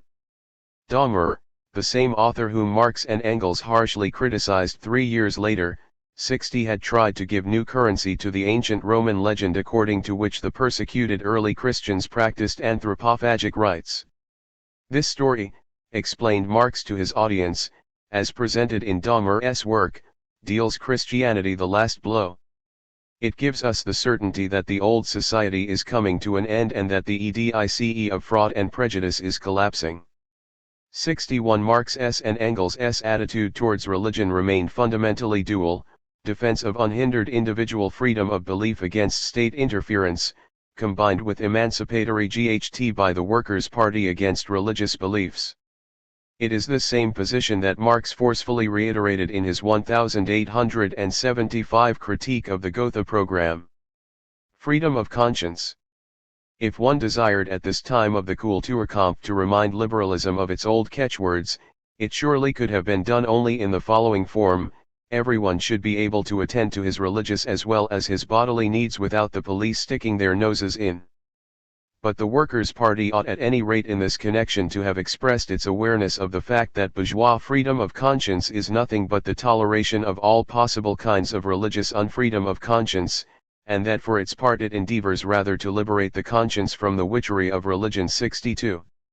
And yet, Marx and Engels RMLY and consistently upheld the liberal rejection of state coercion of religious belief and practice in the private sphere. This came out most clearly in their critique of other radical left currents advocating the suppression of religion. In 1868, Marx commented on the margin of the Bakuninist program, promising abolition of cults, substitution of science for faith and human justice for divine justice.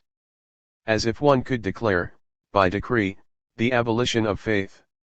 63. He reiterated this opinion in the interview he gave in 1879 to the Chicago Tribune. We know that violent measures against religion are nonsense, but this is an opinion. As socialism grows, religion will disappear. Its disappearance must be done by social development, in which education must play a great part. 64. Socialism, as envisaged by Marx, did not grow in the 20th century. The regimes that claimed that label and invoked his name across the world did much disservice to both, and most have ended up crumbling miserably. Far from disappearing, religion witnessed a spectacular surge in the century's NAL decades, most strikingly in fundamentalist versions. To understand this revenge of God, as one observer called it, 65, Marx's reactions on religion provide indispensable clues. along with other key inputs in social sciences such as Émile Durkheim's, 1857–1917, notion of anomie. 66. The materialist conception of history leads us to explore the socio-economic background upon which the return of the religious as the phenomenon has been widely designated, did occur. Indeed, its concomitance with the massive degradation of social conditions that resulted from both the neoliberal turn in global capitalism and the terminal crisis of really existing socialism followed by its collapse is certainly not a sheer coincidence. In this regard, even the young Marx's left Hegelian conceptualization and formulation of the correspondence between socio-economic alienation and religious alienation are useful. The ongoing religious surge lends renewed importance to the Marxian political attitude towards religion. The European heartlands of enlightenment themselves are confronted anew with this problem, complicated in their case by the fact that the religion in question is Islam, the creed of downtrodden populations of migrant origin. Marx's attitude towards religion should become again a source of inspiration to those who adhere to his general theory. Religious freedom must be defended. Critique of the program of the Blanquist Commune refugees, which stipulated that every religious service, every religious organization must be banned. He emphasized that persecution is the best way of strengthening undesirable convictions and that the only service that can still be rendered to God today is to make atheism a compulsory dogma. Engels, Program of the Blanquist Commune Refugees, p. 16, 64. Account of Karl Marx's interview with the Chicago Tribune correspondent, MECW. Volume 24, p. 576. 65. G. Capel, The Revenge of God, The Resurgence of Islam, Christianity, and Judaism in the Modern World, London, Polity, 1994. 66. For a use of both Marx and Durkheim in understanding the surge of religious fundamentalism in the late 20th century, C. G. Ichkar, The Clash of Barbarisms, The Making of the New World Disorder, 2nd edition, Boulder Co., Paradigm, London, Saki, 2006. 334. Gilbert Ichkar. Even more vigorously when it is curtailed out of racist hatred for the holders of a minority religion. Under such conditions, the defense of this freedom becomes a necessary component of the struggle against racism in addition to being a component of the GHT for political freedom in general. However, as Marx reminded his German comrades, the defense of religious freedom of conscience must not eclipse the struggle against religious unfreedom of conscience, as well as religious unfreedom to attend to one's bodily needs, whether it is a matter of state-imposed unfreedom, as is still the case in many countries, or one of religious chains self-imposed in a desperate attempt to soothe the anxiety generated by high degrees of patriarchy and gender oppression or the precariousness of social conditions in the neoliberal age.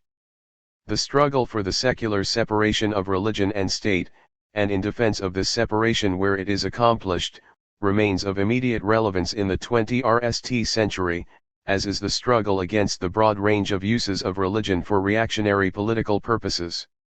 19. Education. Robin Small.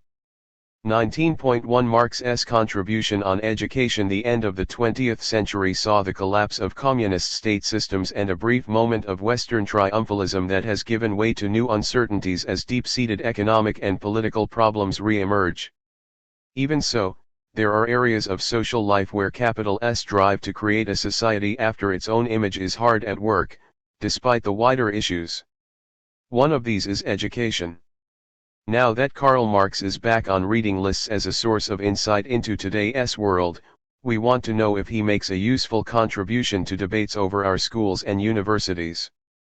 The evidence for Marx's views on education comes from texts throughout his career. They include not only well-known passages from the Manifesto of the Communist Party, written with Friedrich Engels, 1820–1895, and the RST volume of Capital, but also documents of the International Working Men's Association, IWMA, that are known to be his work. 1. Marx was working before the introduction of state school systems in economically advanced societies, and many of his ideas were overtaken by that historic change. An example is his carefully thought-out plan for combining work with schooling for children. It is based on the assumption, as stated in his critique of the Gotha program, that an abolition of child labor is incompatible with the existence of large-scale industry and hence an empty, pious wish too that turned out not to be the case. Yet Marx's approach is always instructive. It shows us how his big ideas, the one of special interest, are two speeches on education. In fact, these are just Marx's interventions at meetings of the IWMA's General Council, recorded in the Secretary's minutes. They make intriguing reading, since they show him as a working political activist, engaged in down-to-earth interaction with an assorted group of trade unionists and social reformers, many under the influence of other radical thinkers. In this setting, Marx is quite forbearing with opinions that are dealt with far more roughly in his published works. By the same token, what he says at General Council meetings is not to be taken as his last word on schooling. 2K Marx, Critique of the Gotha Program, MECW, Volume 24, p. 98. 338. Analysis of class society, the tensions between means and social relations of production, and so on, bear on particular questions about education. The following discussion will look at three areas where Marx's ideas resonate with today's concerns: RST, his view of the economic role of education and its implications for public policy; second, his conception of a schooling for the working class; and, nally, his view of teachers as a social group and of teaching as work. 19.2 The political economy of education in Marx's theories of surplus value. The school's economic role is denoted succinctly: education produces labor capacity. 3 One might prefer to call this process training. Still, it is something that schools and colleges do see themselves as doing, among other activities. Like medicine, education is one of those services that train labor capacity, maintain or modify it, etc., in a word, give it a specialized form or even only maintain it, for modern production requires workers with general knowledge and practical skills, as well as a versatility that assists technological innovation. In the 20th century, successive increases in the school-leaving age in advanced societies have been justified by appealing to the needs of the national economy. This point applies beyond manufacture and industry. In discussing the position of commercial occupations in Capital, Volume 3, Marx noted that the necessary training, knowledge of commercial practices, languages, etc., is more and more rapidly, easily, universally, and cheaply reproduced with the progress of science and public education. The more the capitalist mode of production directs teaching methods, etc., towards practical purposes. 5 In effect, the training of these workers is contracted out to the public school and paid for by the community as a whole. Marx noted that this motivation becomes a determining influence on the curriculum and even on methods of teaching. Practical purposes is a loaded expression, though, whose interests are served by the practices.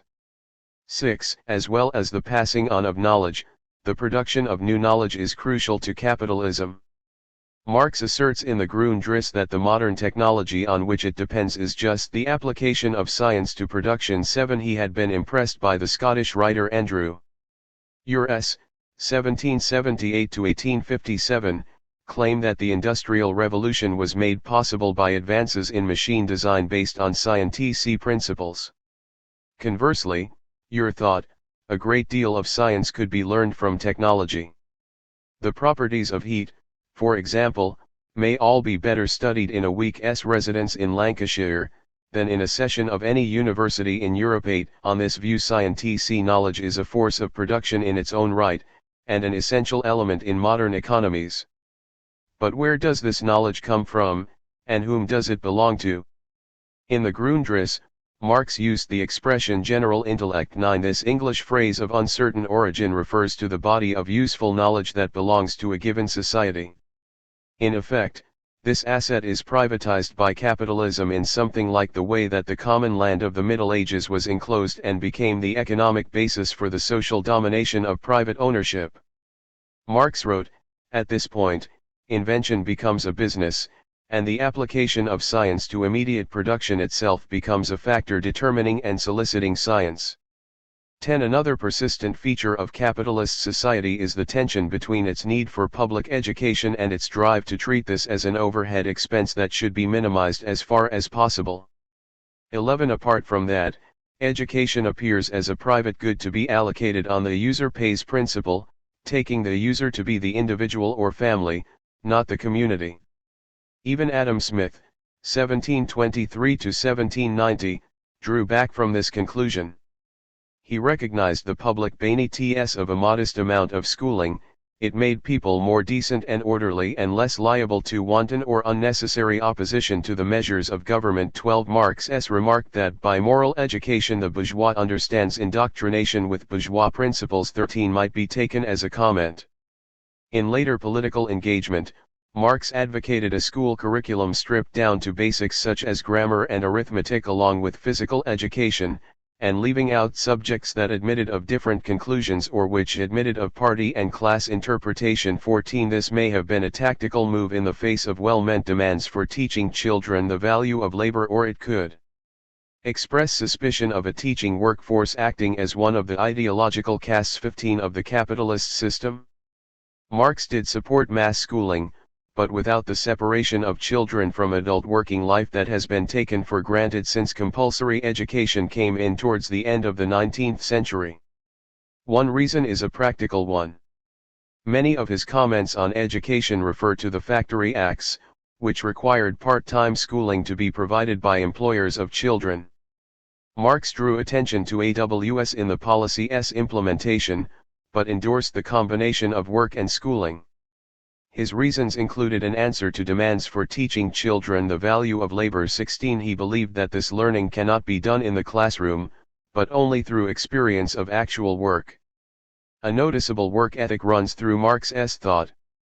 He regarded the establishment of general industriousness as one of the achievements of capitalism, and a gain for future generations. 17. This bias also comes through when he turned to education.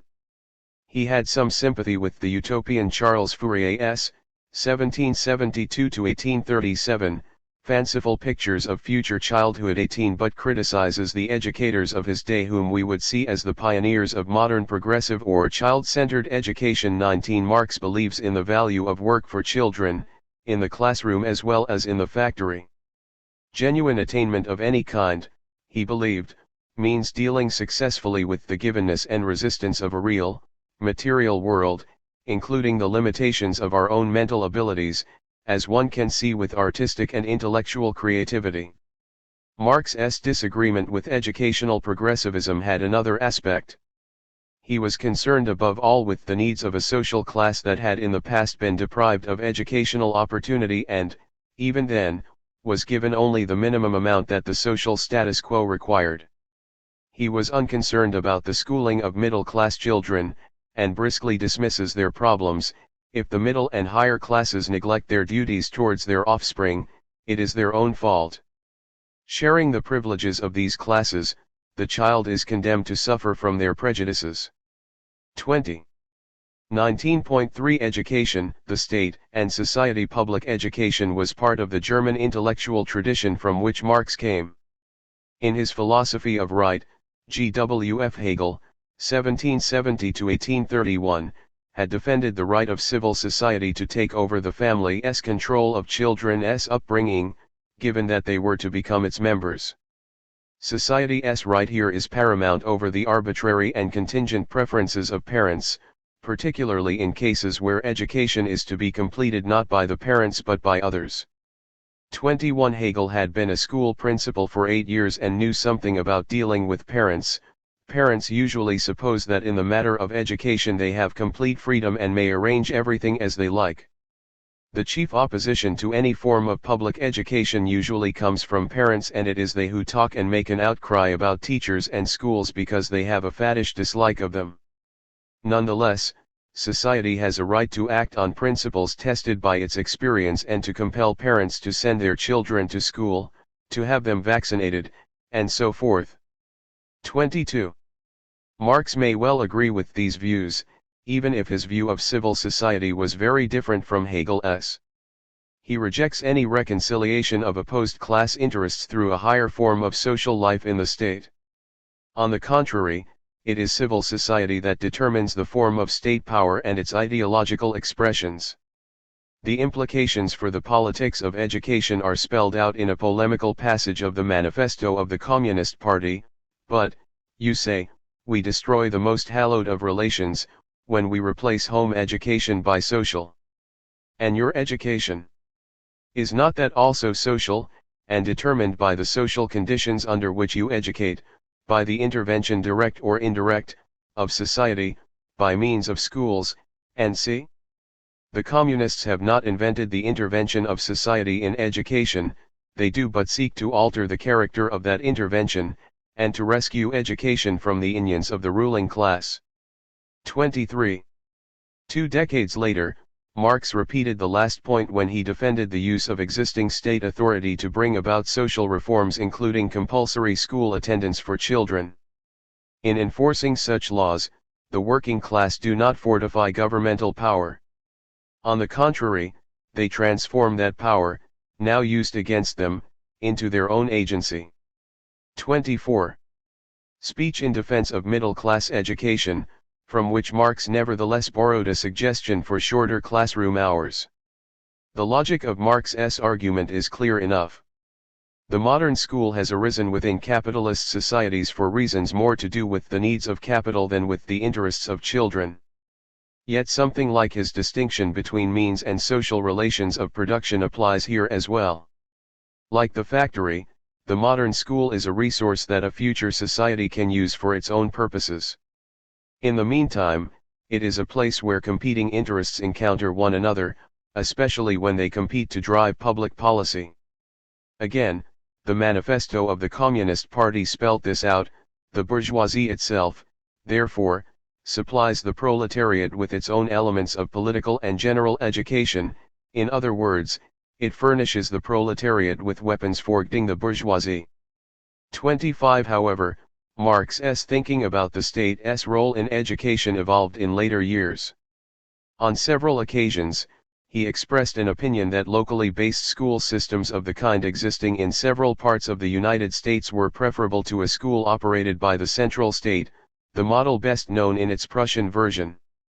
Under the American system, public schools were financed by local taxation and run by locally elected school boards.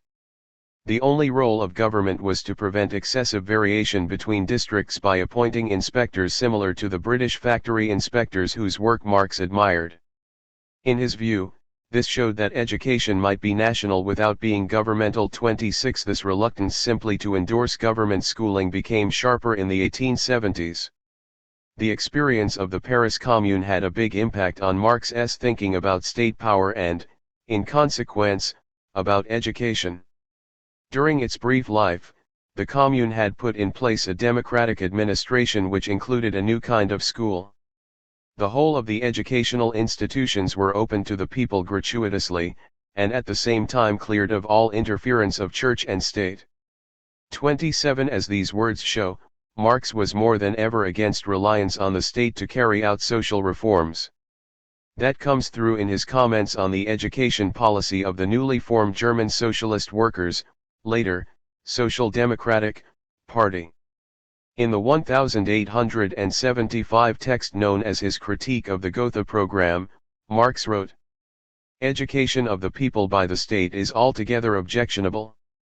Denying by a general law the expenditures on the elementary schools, the qualifications of the teaching staff, the subjects of instruction, etc., and, as is done in the United States, supervising the fulfillment of these legal specifications by state inspectors, is a very different thing from appointing the state as the educator of the people. Government and church should rather be equally excluded from any influence on the school.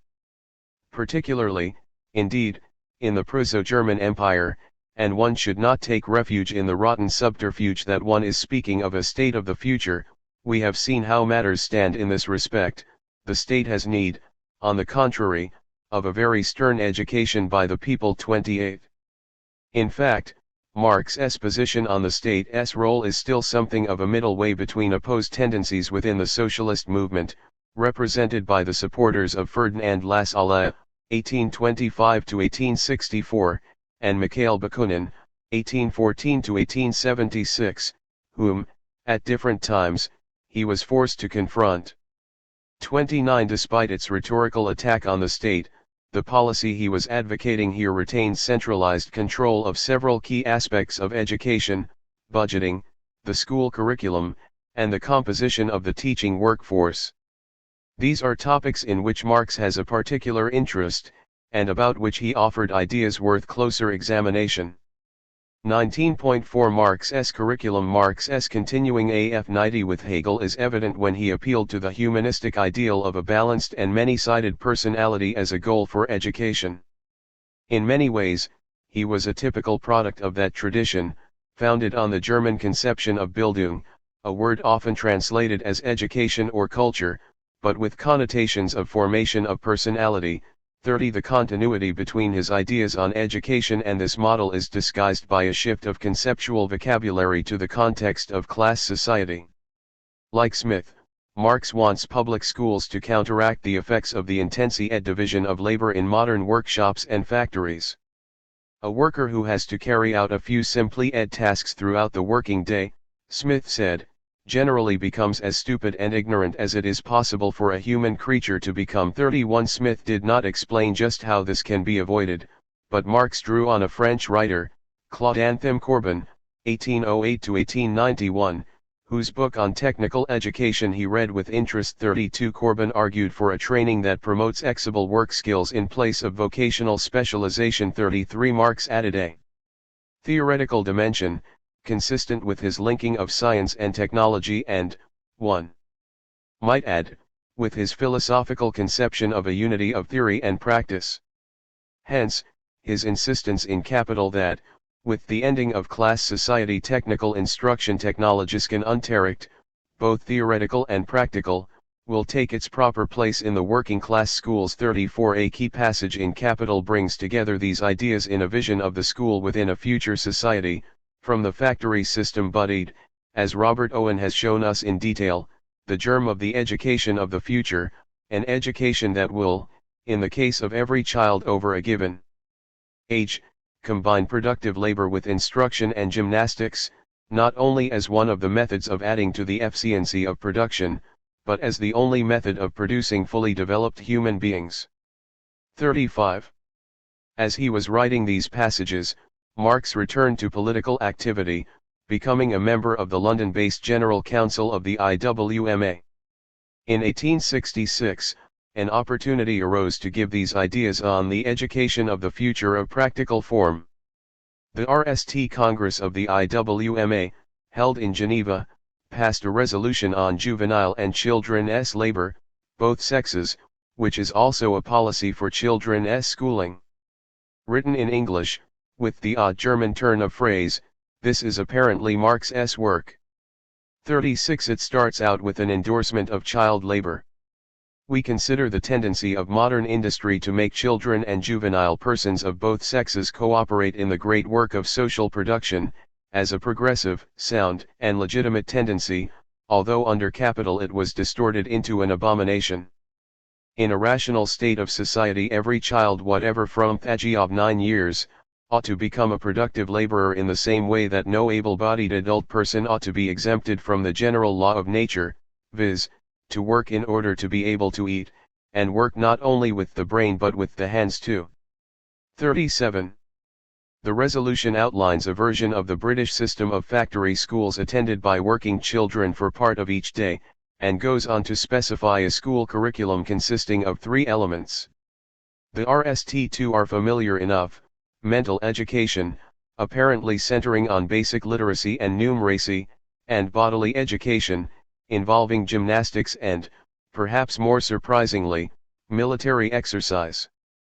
The third part of the proposed curriculum is Marx's most original contribution to educational thinking, technological training, which imparts the general principles of all processes of production, and, simultaneously initiates the child and young person in the practical use and handling of the elementary instruments of all trades. 38. Later writers used an equally apt label, Polytechnical education. The concept is a bold transposition of the humanistic ideal of Bildung into the reality of modern industry and its working class. Marx gave full credit to Hegel, who, he remarked in Capital, held very heretical views on division of labor 39, but he identified two key issues, the increased division of labor in the factory, and the separation of knowledge and work in the use of machinery, as made far worse by the capitalist social relations of production. Part at least of the solution, he concluded, could come from a model of schooling that addressed both divisions at the same time. When the Geneva education policy was discussed at a later meeting of the General Council, Marx took the trouble to emphasize the socialist character of his polytechnical principle. The technological training advocated by proletarian writers was meant to compensate for the disincise occasioned by the division of labor which prevented apprentices from acquiring a thorough knowledge of their business. This had been taken hold of and misconstructed into what the middle class understood by technical education. 40. In the resolution itself, he was even more optimistic in his predictions for the benefits of this new model of education. The combination of paid productive labor, mental education, bodily exercise, and polytechnic training, will raise the working class far above the level of the higher and middle classes. 41. 19.5 Teachers and their work. Marx's ideas on education were not limited to the children of the working class. He also had things to say about the adults whose working life occurs in schools. What sort of occupation is teaching? Its claim to be a profession is recent, insecure, and contested.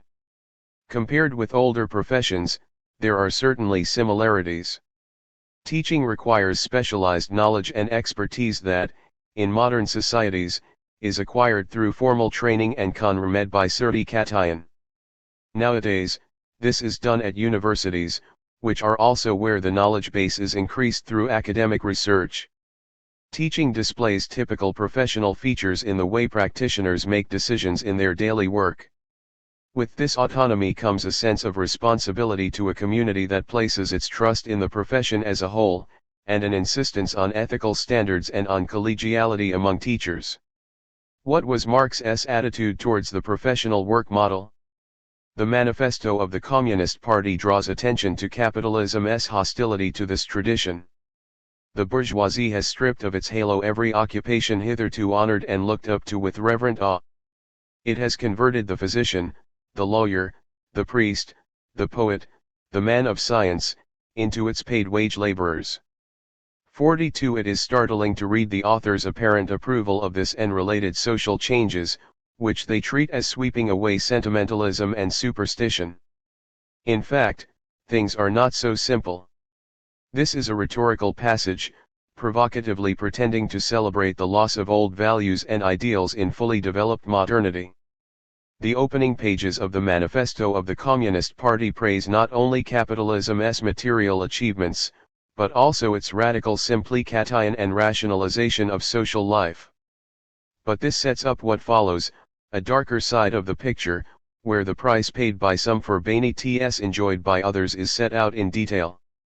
In that context, the earlier dismissal of sentimentalism need not be taken at face value. If teaching is a professional occupation, it is one whose practitioners do not come, by and large, from the most privileged social classes. Their becoming teachers often means a negotiation of upward social mobility. Marx made a similar point about of CE workers woe with mass education, are drawn from classes that formerly had no access to such trades. 43. C. Wright Mills, 1916–1962, dened the social position of mid-century teachers in acerbic language. School teachers, especially those in grammar and high schools, are the economic proletarians of the professions. 44. He pointed out that teachers are numerous, the biggest single group within the professions, and, more to the point, they are salary earners who remain under relatively close employer control compared with the older, fee-charging professions. Later Marxists such as Magali Sarfati Larsen, have emphasized the ideological function of the concept of professional work. 45. When Larsen's analysis was published, critiques of the role of professions in modern society had become common. The same year saw the appearance of Ivan Illich's Disabling Professions 46. In this essay, Illich applied the analysis of formal education in his Inential Deschooling Society 47 more broadly. He identified professionalism with a monopoly of practice, dismissing any rationale as an excuse for oppressive paternalism. 40 years. 42 Marx and Engels, Manifesto of the Communist Party, p. 487. 43 Marx, Capital, Volume 3, p. 299. 44 C. W. Mills, White Collar, The American Middle Classes, New York, Oxford University Press, 1956, p. 129. 45 M. S. Larson, The Rise of Professionalism, A Sociological Analysis, Berkeley, University of California Press, 1977. 46 I. Illich, Disabling Professions, in, I. Illich, I. K. Zola, J. McKnight, J. Kaplan, and H. Shaken, eds, Disabling Professions, London, Marion Boyars, 1977, pages 11 to 39. 47 Ivan Illich, Deschooling Society, Harmonsworth, Penguin Books, 1971. Education 347. Later, we see that things are not so simple. Teacher resistance to managerial pressures on their work in the classroom has often appealed to aspects of the professional model to good effect.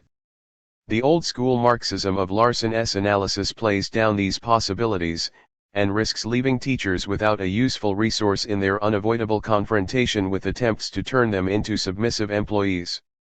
In their book, Schooling in Capitalist America, Samuel Bowles, 1939, and Herbert Gintis, 1940, argue that one effect of research into education may be to legitimize a shift of power away from practitioners to managers and administrators.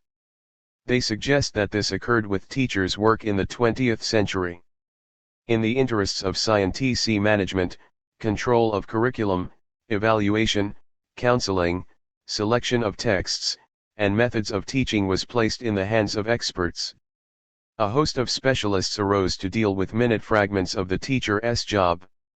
The tasks of thinking, making decisions, and understanding the goals of education were placed in the hands of high-level administrators. 48. This is a rationalization of the teaching process along the lines of previous changes in the division of labor, in particular, the deskilling associated with the introduction of machinery, where specialized knowledge became, so to speak, locked up within the machine. Something similar occurs where systems embody the knowledge that no longer belongs to those who work within them.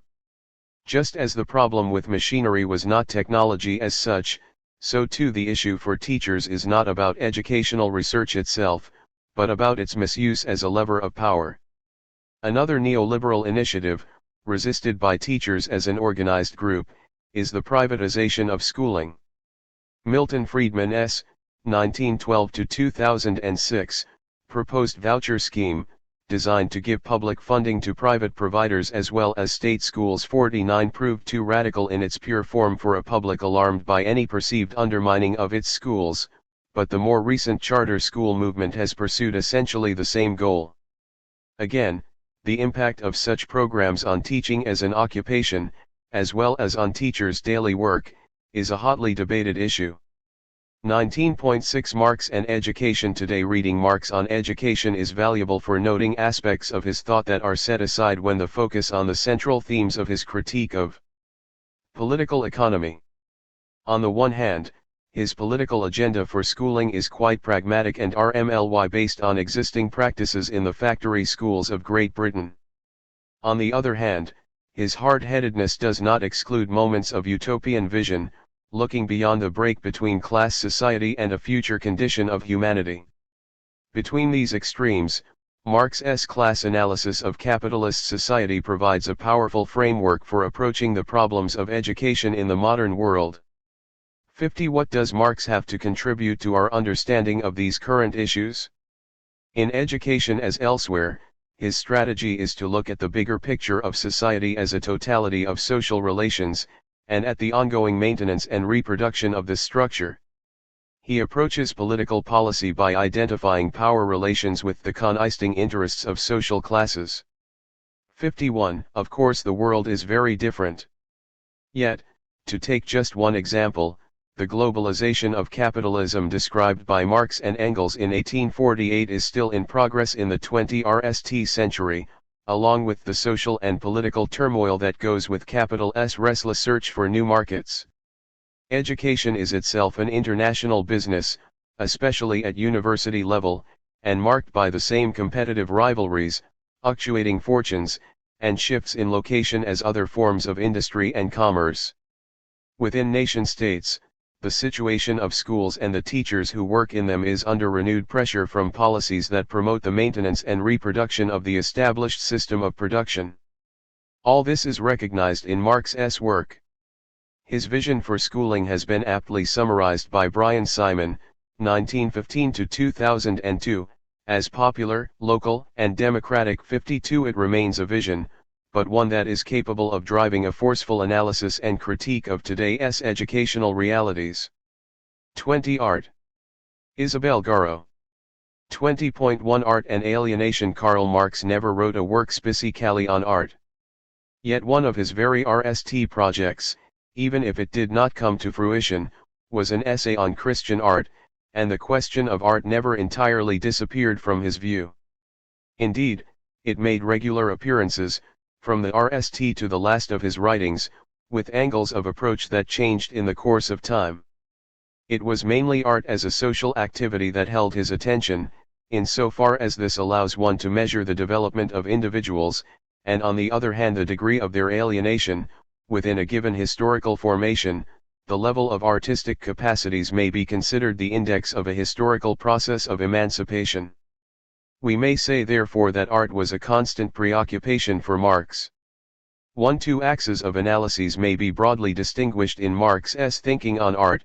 These are not separated by a sharp break, however, but add to and enhance each other's contributions. In a RST period, stretching from 1842 to the economic and philosophic manuscripts of 1844, the young Marx began to re-ECT on art in the context of the lively aesthetic debate that developed in Prussia in the 1830s and 1840s. In a second period, from the second half of the 1840s until the end of his life, he addressed the question of artistic activity in the framework of his analysis of capitalism and the critique of political economy, thereby evoking the perspective of an overcoming of alienation and exploitation. In the early 1840s, Marx belonged to the young Hegelian movement, of which Bruno Bauer, 1809-1882, was a leading member. Having attended Bauer's course of lectures in Bonn, he agreed to collaborate with him on a work entitled The Hegelian Doctrine of Religion and Art. Considered from the point of view of faith, 1842. The article on art that this was to be included never saw the light of day, but Marx worked on it enthusiastically and took copious notes on scholarly works in the history of art and religions. 2. Moreover, although he did not complete it, this preparatory work played a not insignificant role in the broader intellectual and political itinerary of the young Marx.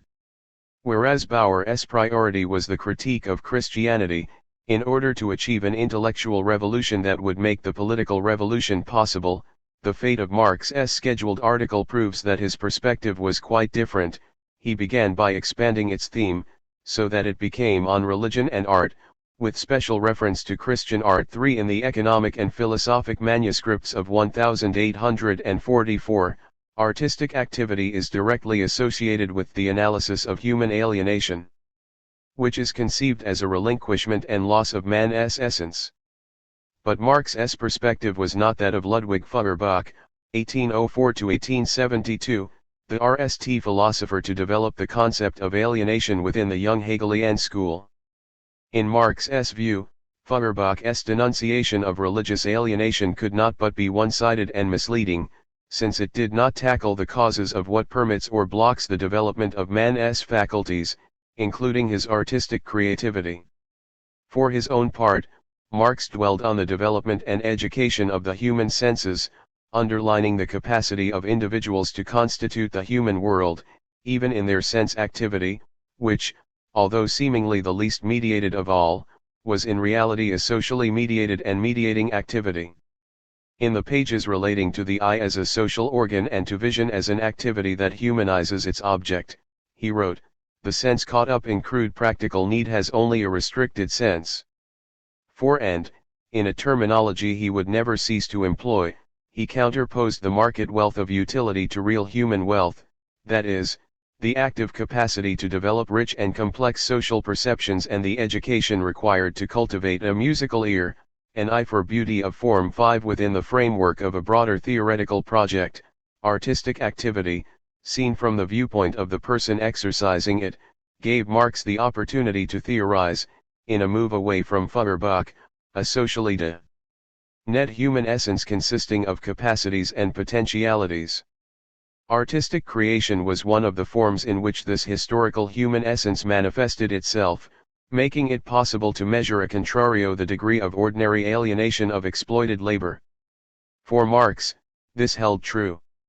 Both for artists and for their public, anyone can buy a work of art, of course, but if you want to enjoy art, you must be an artistically cultivated person. 6. Consequently, the reciprocal determination of subject and object was at the center of the critique of political economy. Marx never lost sight of the question of individual development. This is why we can say that the new approach to art that Marx achieved at the end of his early years of reaction left its stamp on the whole of his later work. His reposing of the question of art involved abandoning any Kantian-inspired aesthetic of the beautiful or judgment of taste, but also any Hegelian-style philosophy of art bound up with an idealist philosophy of history. For these he substituted a materialist theory of artistic creation as a social activity enabling the development of individual faculties, as well as a dialectical analysis of the function of, socially produced and received, representations. This new orientation gained further depth with the radical critique of Feuerbach that Marx began to develop in 1845. Whereas Feuerbach reduced activity to sensation, Marx aimed to rethink sensation as one social practice among others. The FTH of the thesis on Feuerbach, 1845, spelt out the new direction he sought to give to a critique that he considered far too narrow, since it remained locked into a vindication of sensuousness without perceiving its social historical dimension. Feuerbach does not conceive sensuousness as practical, human sensuous activity. 7. Hence, in the German ideology, 1845-46, art no longer had the exceptional character of a fully emancipatory activity, it was resituated within the division of labor, having ceased to be a model of liberation and become, more modestly, one object of the historical understanding that Marx was attempting to develop. He included art in the sphere of the superstructures, thereby breaking from the thesis of the absolute autonomy of thought dear to the young Hegelians. Indeed, he now argued, there is no history of politics, law, science, etc., of art, religion, etc. 8. At that time, Marx was looking for what spicically denet a mode of production, and his analysis of the division of labor in relation to class structure was a major stepping stone in this direction. Sine Kantly, he wrote in the middle of a polemical chapter against Max Stirner, 1806-1856, whether an individual like Raphael succeeds in developing his talent depends on the division of labor and the conditions of culture resulting from it. 9. If we bear in mind that the German school of the Nazarenes worshipped Raphael as the most inspired of painters, it will be clear that Marx's criticism was aimed not only at Stirner, but at the dominant aesthetic that he had already engaged in combat.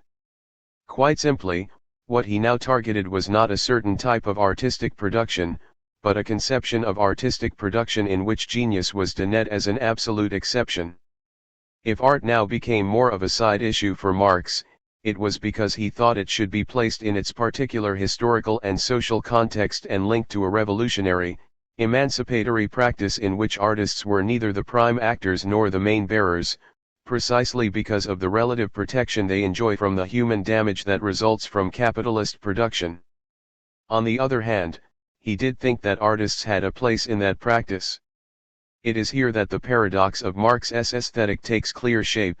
Art is conditioned by its epoch but is also partly alien to the prevailing relations of production.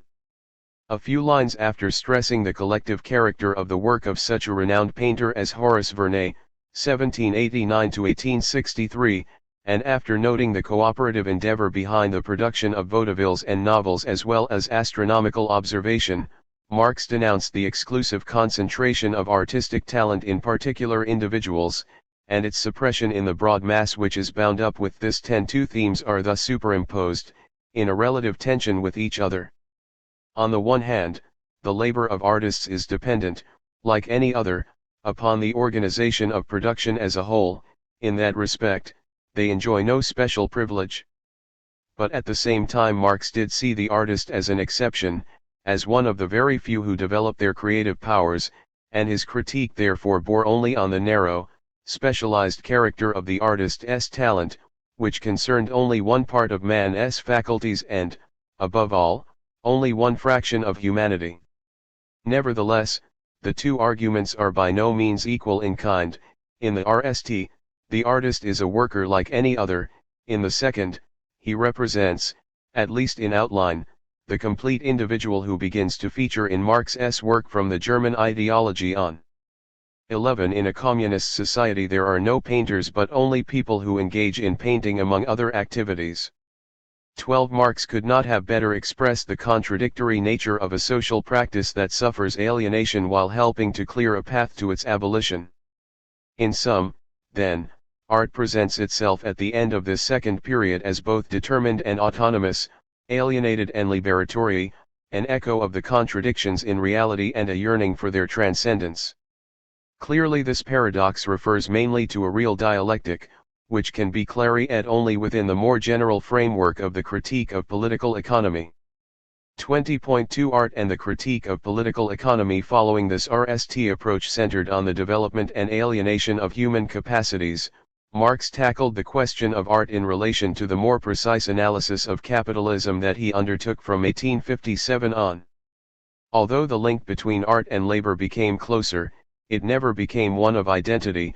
On the contrary, the tension between the two components of artistic activity seemed to impel him to clarify what the abolition of alienation and exploitation might look like, by basing himself on the concrete immanent critique of alienation represented by the exceptional individuality of the artist. Two texts may be cited here: the Grundrisse, 1857–58, and Theories of Surplus Value, 1861–63. The reactions on art contained in them are extremely brief, but the frequent analytic references to the question, amidst passages concerning production and the nature of the commodity, prove that they had a real importance for Marx, being linked in his mind with the general problem of representations as social realities endowed with specie functions and beset with their own peculiar contradictions. Beginning in 1857, Marx's systematic development of the critique of political economy and his concern with superstructures led him to analyze the capitalist socio-economic formation as a differentiated contradictory totality, whose various strata occupied particular functions in reproducing class relations and ensuring the accumulation of capital. By virtue of this underlying unity of the capitalist formation, he thought it conceivable that artistic activity might in some cases produce a conscious recovery of its world, and that certain works might thereby acquire a real critical import. Furthermore, the reception of art from past epochs as the expression of a lost harmony echoes a fundamentally dialectical understanding of history and its various yearnings. This is how we should understand the famous passage in the introduction of 1857 on the interest we still feel with regard to Greek art from many centuries ago, but the difficulty lies not in understanding that Greek art and epic poetry are bound up with certain forms of social development. The difficulty is that they still give us aesthetic pleasure and are in certain respects regarded as a standard and unattainable model. 13. After mentioning the unequal development of material production and e.g. art, 14. Marx emphasized that the Greeks were normal children, who blossomed in an era and social conditions that can never recur. 15. The goal of building a post-capitalist mode of Production may feed on such nostalgia for a vanished world, in the sense, and up to the point, that this is a prefiguration of the future. Marx's analysis here may be thought to anticipate his later study of traditional social forms peculiar to pre-capitalist societies, as well as his analysis of the resources these offer to build communism without going through the stage of capitalism and its social and colonial barbarities. 16. Whenever Marx addressed the question of art, his aim was not to promote an aesthetic model of any kind, but to theorize artistic activity as formative of the human individual. In this respect, it was the same as labor, although with a special character of its own. Marx tried to include in his analysis the impact of artworks on those who behold them, insofar as these are sensitive creatures open to a developed sense of the beautiful. An objet d'art, just like any other product, creates a public that has artistic taste and is capable of enjoying beauty. Production therefore produces not only an object for the subject, but also a subject for the object. 17. This amounts to saying that art is not an inert reaction, but a social function, both expressive and structuring in its own way, like any representation in the broad sense of the term. A work of art helps to shape the eye, ear, and intellect of its audience, placing it in the situation of actors and subjects. But Marx also emphasized the uneven development of the different social spheres, as well as the distinctive temporality of artistic creation. As regards art, it is known that certain periods of its orisons by no means correspond to the general development of society, or, therefore, to the material basis, the skeleton as it were of its organization. For example, the Greeks compared with the moderns, or else Shakespeare. It is even acknowledged that certain forms of art, e.g. epos, can no longer be produced in their epoch-making, classic form after artistic production as such has begun. In other words, that certain important creations within the compass of art are only possible at an early stage of its development. If this is the case with regard to the different arts within the sphere of art itself, it is not so remarkable that this should also be the case with regard to the entire sphere of art in its relation to the general development of society. 18. It thus became possible for Marx to affirm the exceptional character of the artist and the relative social extraterritoriality of his or her activity, while also maintaining the idea of the essential, contradictory, cohesion of every socio-economic formation. The artist simply looks ahead to the future, building on the potential for individual and collective development that prefigures the necessary overcoming of contradictions at work in the present.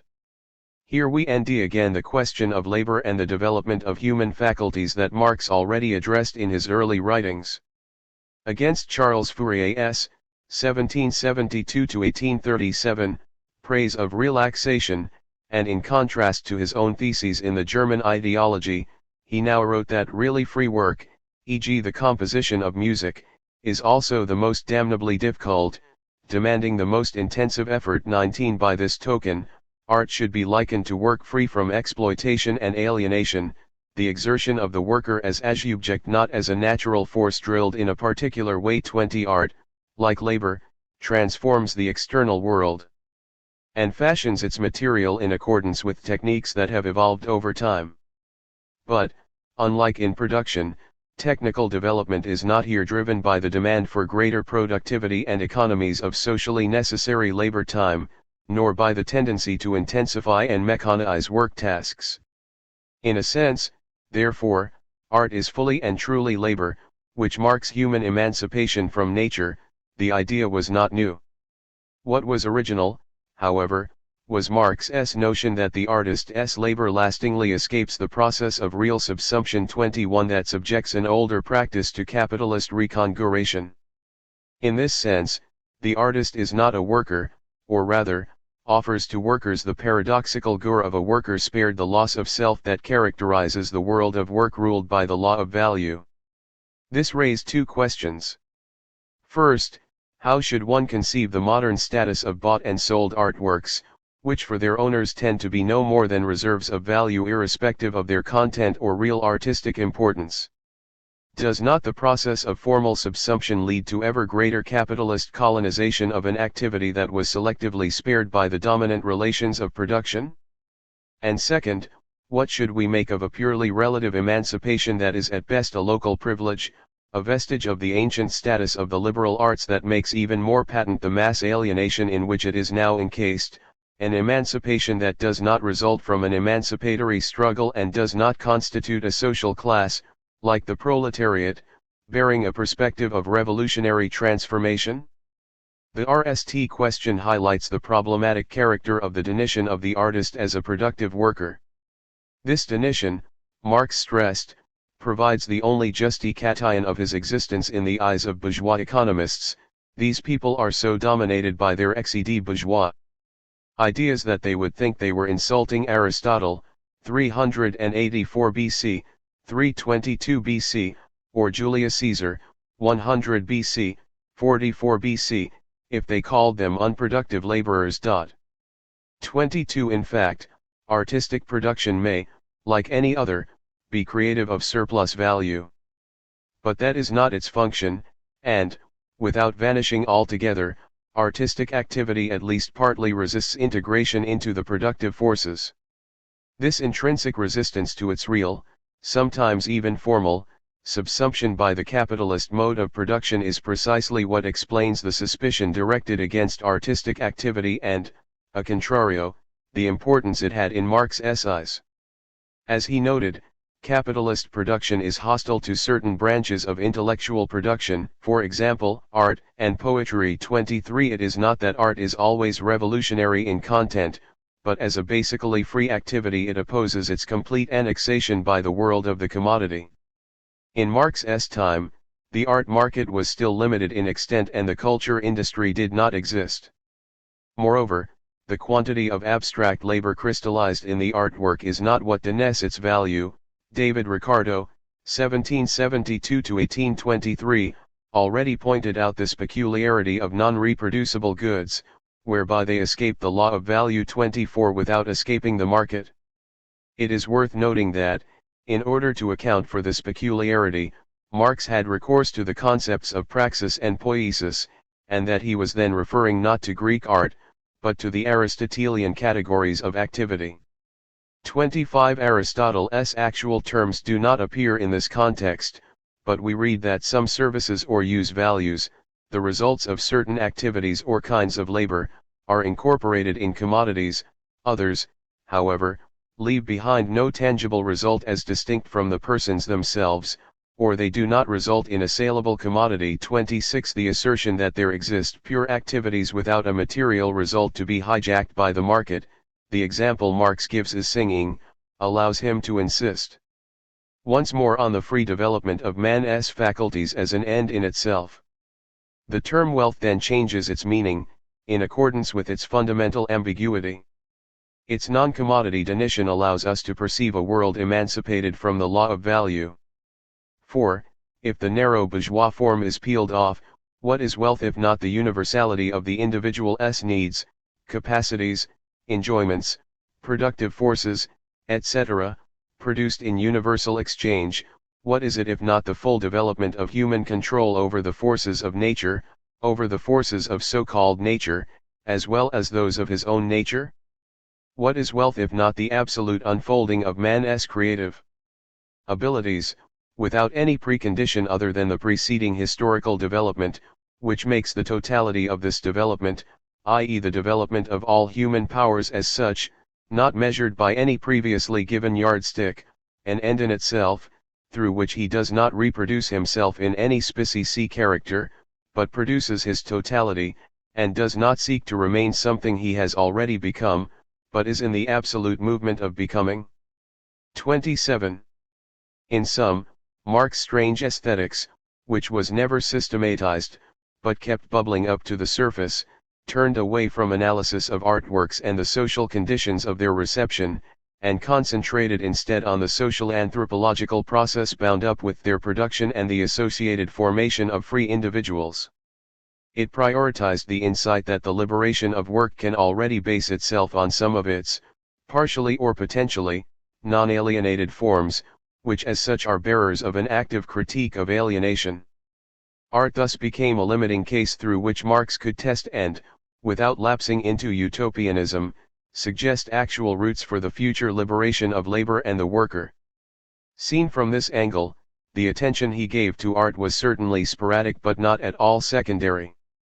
For it enabled Marx to corroborate his definition of communism in terms of the free development of each as the condition for the free development of all, 28, and the claim that the social history of man is never anything but the history of his individual development, 29. This was also consistent with his idea that a historical base conditioned the totality of a socio-economic formation and delimited the historical development of individuality. The conclusion one can draw from this is in a sense surprising. Insofar as it synthesized a conviction that labor is life's prime want. 30. With the program that work should simply be abolished. 31. Artistic activity was for Marx inseparable from the perspective of the abolition of capitalism. It rooted this in the present, providing the criterion and the point of reference for a free praxis at once non-paid and disinterested. But this virtue was at the same time its defect. It inevitably left open, and even evaded, the question of the social and political construction of a non-capitalist mode of production. It bypassed the centrality of the class struggle, the necessity of a reorganization of production and a confrontation with the power of the state. For it is the peculiarity of artistic activity that it places itself on the margins of social concept, which is the only motive force for the abolition of relations of domination and exploitation. 20.3 The contemporary relevance of Marx's analysis of art. Marx's thinking on art had an important legacy, as many Marxist theorists developed ideas on the subject in highly varied directions. At the same time, the political regimes issuing from the popular revolutions of the 20th century set out aesthetic prescriptions that laid claim to Marxism. But, although art theories and practices looked for sources in his work, which was not necessarily illegitimate, Marx's analysis was fundamentally alien to such developments. This is precisely why it may prove fruitful again today, at several levels. Let us mention three of these. The RST level is the development of individual capacities. Not only does Marx's analysis not lead to a normative aesthetic, it implicitly frees artistic activity from any political injunction concerning its content or tasks, beyond the circle of art professionals. The only function of artistic activity lies precisely in its not being enslaved, and in knowing how to remain so. This function is certainly not full LED in socialist realism, but rather in the appeal of art to the sensory faculties, in the pure pleasure of the eye and ear, which give material roots to the development of individuality. In fact, Marx saw the creation and reception of art as the dimension of play and dream, the recapturing of childhood, the liberation of time as opposed to the theft of human time that was the essence of capitalism. Paradoxically, Marx came close to the Kantian free play of the faculties 32, and, more paradoxically still, to the aesthetics of Friedrich Schiller, 1759–1805, 33, while totally rejecting the idea of an aesthetic road to liberty and communism. Convinced that the way out of capitalism could only be political, in the form of a revolution, Marx saw artistic activity as evidence that such an exit was possible, but not as the instrument through which it could be achieved. It may be thought that artistic activities today preserve this implicit critical thrust, as one potential form of resistance to the capitalist logic of ever greater annexation of individual lifetime. Second, art and culture have become a fully edged sector of capitalism, to a degree that Marx only barely glimpsed. Yet his analysis of the logic of capitalism and of its capacity to take over activities originally alien to it remains highly relevant. Although artistic and cultural activities are becoming closer than before to other activities that are subject to the law of value, they continue to escape that law in part even as they also submit to it in part. This contradiction relates directly to one of the fundamental contradictions of capitalism, namely, its drive to incorporate labor power as fully as possible, even if the labor power is never produced as a commodity. In fact, analysis of the complex proximity between art and labor, which Marx studied in his time, is today more pertinent than ever.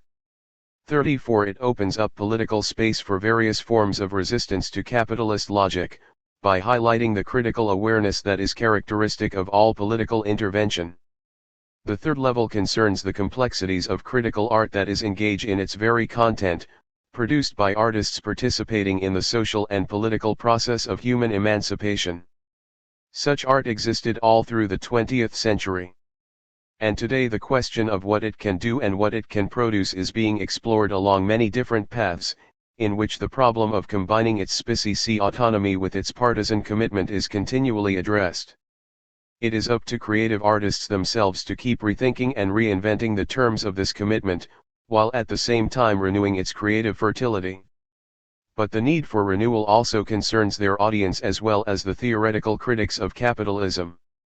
Marx did not explore these paths as such, but here as elsewhere inventive strength is more faithful to his approach than is a repetition of the letter of his work. 21.1 Science and Technology. In Marx's research, Karl Marx synthesized a new critical concept of technology. As with the legal and political norms purporting to be universal and neutral that Marx exposed as bourgeois, Marx also showed how technology was capitalist. In Capital, Volume I, Marx argued that capitalism does not work to develop technology, in general. Instead, it develops only those kinds of machines that abet its economic, social, and political interests. It even inhibits the development of technologies that do not. However, capitalism also claims that it is developing technology, in general, and so reigns in our ability to imagine non-capitalist technologies. When Marx began work on the topic of technology in late 1845 and early 1846, he was not yet using this critical concept. In fact, he began with a naive idea of technology in which machines themselves can be separated from their use. This is very clear in the letter of December 28, 1846 to Pavel Anenkov, 1813-1887, where Marx wrote, "Machinery is no more an economic category than the ox who draws the plow. The present use of machinery is one of the relations of our present economic system, but the way in which machinery is exploited is quite distinct from the machinery itself. Powder is still powder, whether you use it to wound a man or to dress his wounds." Although a division between technologies and their employment is already visible in the passage, this division is pre-critical because Marx has not yet understood that the capitalist mode of developing using technologies will condition which technologies themselves are built and used. By contrast, in Capital Volume I, Marx wrote, "It would be possible to write quite a history of inventions, made since 1830, for the sole purpose of supplying capital with weapons against the revolts of the working class. At the head of these in importance, stands the self-acting mule, because it opened up a new epoch in the automatic system." 2. In light of this critical concept of technological invention, Marx might have rewritten the last sentence of his 1846 letter to read, "Powder will most often be required to dress wounds after, and because, it has been used to wound." Marx's transition from a pre-critical to a critical concept of technology came about as he studied how science and technology developed in tandem with capital's quest for surplus value. Science-Wissenschaft was a broader term for Marx than it is in its English usage, where it carries with it an empirical epistemology and a positivist methodology, both of which Marx rejected. For Marx, science was, above all, the very thing that made his materialist presentation true. The contrasting term for science was ideology, Hegelian ideology in Marx's early works and capitalist ideology in his later works. Again, unlike in English, where elegance is a value of scientific presentation, to be wissenschaftlich requires a degree of complexity and conceptual density. Thus, Marx issued his famous warning, in the preface to the 1872 French edition of Capital, that here is no royal road to science 3 beginning as early as the year 1845, with a concentration on the topic in 1851 and continued interest in it through the 1860s.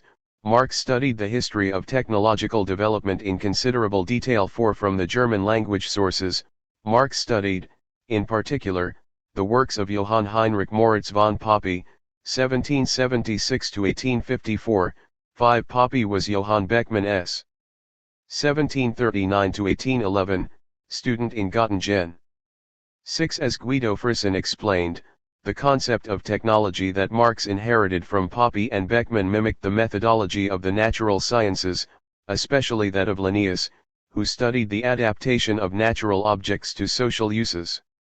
7. The histories of inventions that resulted appeared as catalogues of objects, only some of which might be recognized as technological today, in Beckmann's A Concise History of Ancient Institutions, Inventions and Discoveries in Science and Mechanic Art. There were entries for the sewing machine and ribbon loom, but also for pineapple and bees.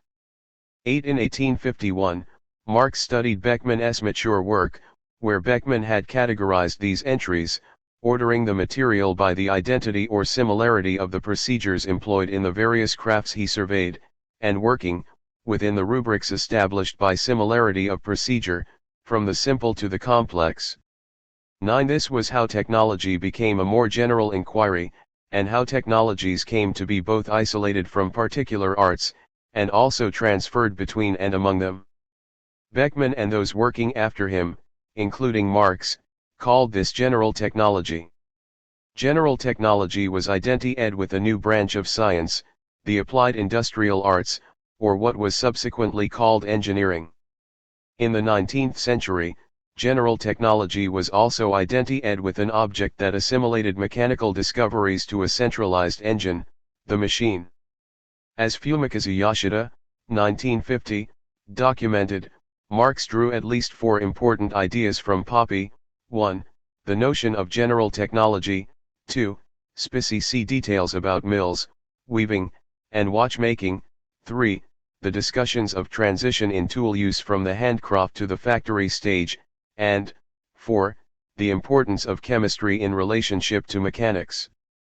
10. All 4 of these ideas are in evidence in the discussions of technology that Marx offered in Capital and the manuscripts leading up to it, where they have been merged with the studies of the steam engine that Marx made from English-language sources of Peter Gaskell, Andrew Ure, 1778–1857, and Charles Babbage, 1791–1871. But Marx absorbed something else from his studies of Popper and Beckmann, something far more relevant to his critical concept of technology. According to Frisson, the Prussian state had funded the university positions that generated the idea of general technology, and it demanded that the discoveries of general technology work to advance its interests. 11. The connections between the Prussian state and technological development were thus overt, unlike in the English-language environment, where technology appeared, although was not actually, more politically neutral. If Marx was able to spot the politics of technological development at work in England's Industrial Revolution, this was partly because he had been trained to look for a politics of technology. Marx's critique of particular states developed into a critique of the capitalist shaping of all modern states. It was but a short step to the insight that capitalism had shaped the development of general technology. Capitalism's norms of property extraction, rather than the desires of a particular state, were the new politics of technological development. This worry was something different from the pre-critical idea that a technology, neutral in itself, can become deployed in violent ways, the powder used to maim instead of heal. Instead, Marx realized that certain features of capitalism's regime of property extraction had been built into technologies themselves, enhancing their form.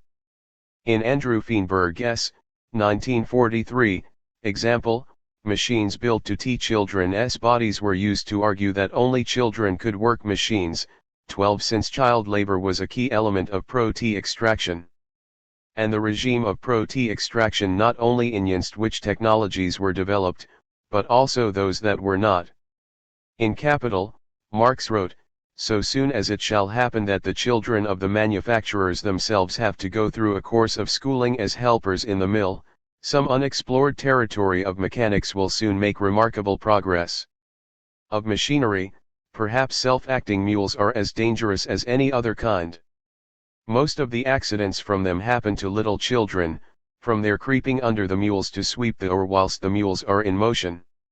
If machine makers would only invent a self-sweeper, by whose use the necessity for these little children to creep under the machinery might be prevented, it would be a happy addition to our protective measures. Reports of INSPA Fact for October 31, 1866, p. 63. 13. Marx also realized that if technology, precisely as the disciplines of statecraft, were to be employed by the very political aims of communism, it would be developed in ways that benefit and ameliorate both the working class and humanity as a whole.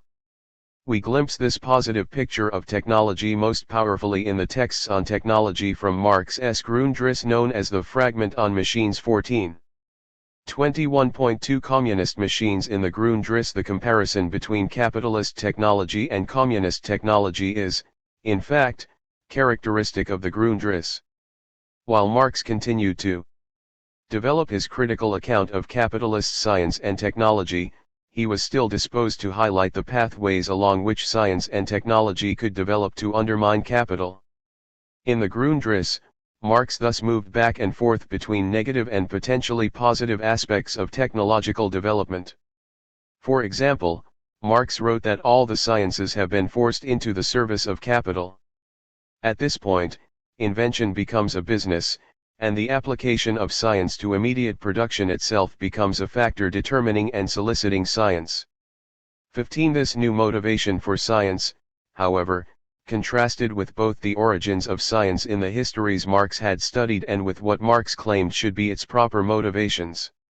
Mechanical science had studied, and then replaced, the detailed motions of the laborer, and so properly belonged to her rather than to the capitalist. In addition, the motivation for science ought not to be the norms of production, including protein extraction, but the dignifying of the human species. Marx showed that technologies were immersed in a system of values, and necessarily so. Were this system to have, as its goal, such dignity, technology would look very different. As Marx showed in the Grundrisse, under capitalism, machinery forces longer worker hours in order to drive up the accumulation of surplus labor, and because machinery must be worn out as quickly as possible before the capital excedent in it becomes obsolete and unprofitable. 16. So, while it is true that one worker can make as much linen as 10 did previously, this does not mean that he is working 1/10 of the time. Instead, mass production for all workers means they work longer than before, producing in enormous mass quantities. 17. The problem with these long hours is that, as Marx put it, the whole time of an individual is posited as labor time, and he is consequently degraded to a mere laborer, subsumed under labor. 18. Because capitalist machinery also deprives the worker of both skill and physical power. 19. It reduces her to overseer and regulator. 20. During these long hours.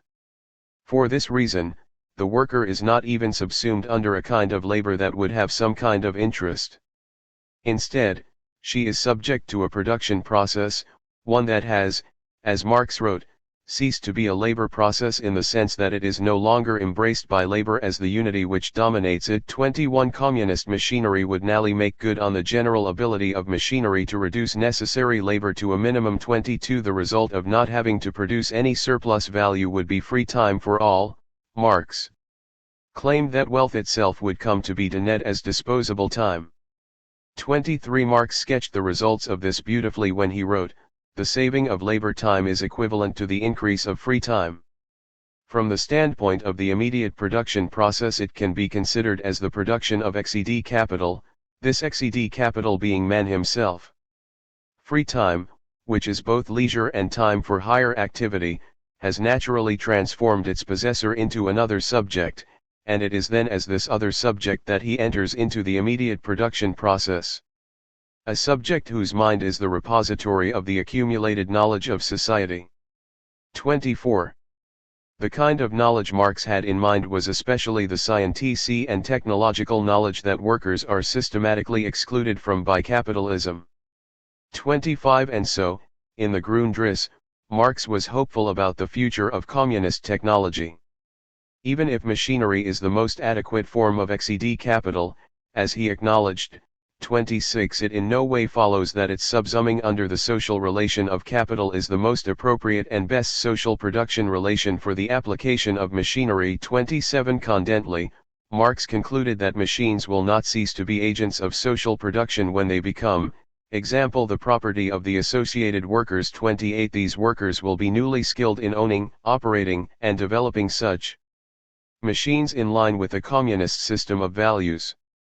This hope was still alive in the economic manuscript of 1861-63, where Marx even wrote about the extraordinarily beneficial consequences of the development of production for the physical, moral, and intellectual amelioration of the working classes in England. 29 However, in Capital, Volume I, there are very few speculations about the use of machines in a liberated society. This idea was retained only as a single footnote in the Machinery and Modern Industry chapter, where Marx wrote, "In a communistic society there would be a very different scope for the employment of machinery than there can be in a bourgeois society." 30. The emphasis on the relationship between machines and surplus value meant that in Capital Marx was not talking about machinery as it could be developed and deployed in some possible mode of production. He was talking about machinery as it was developed and deployed in the capitalist mode of production, specifically.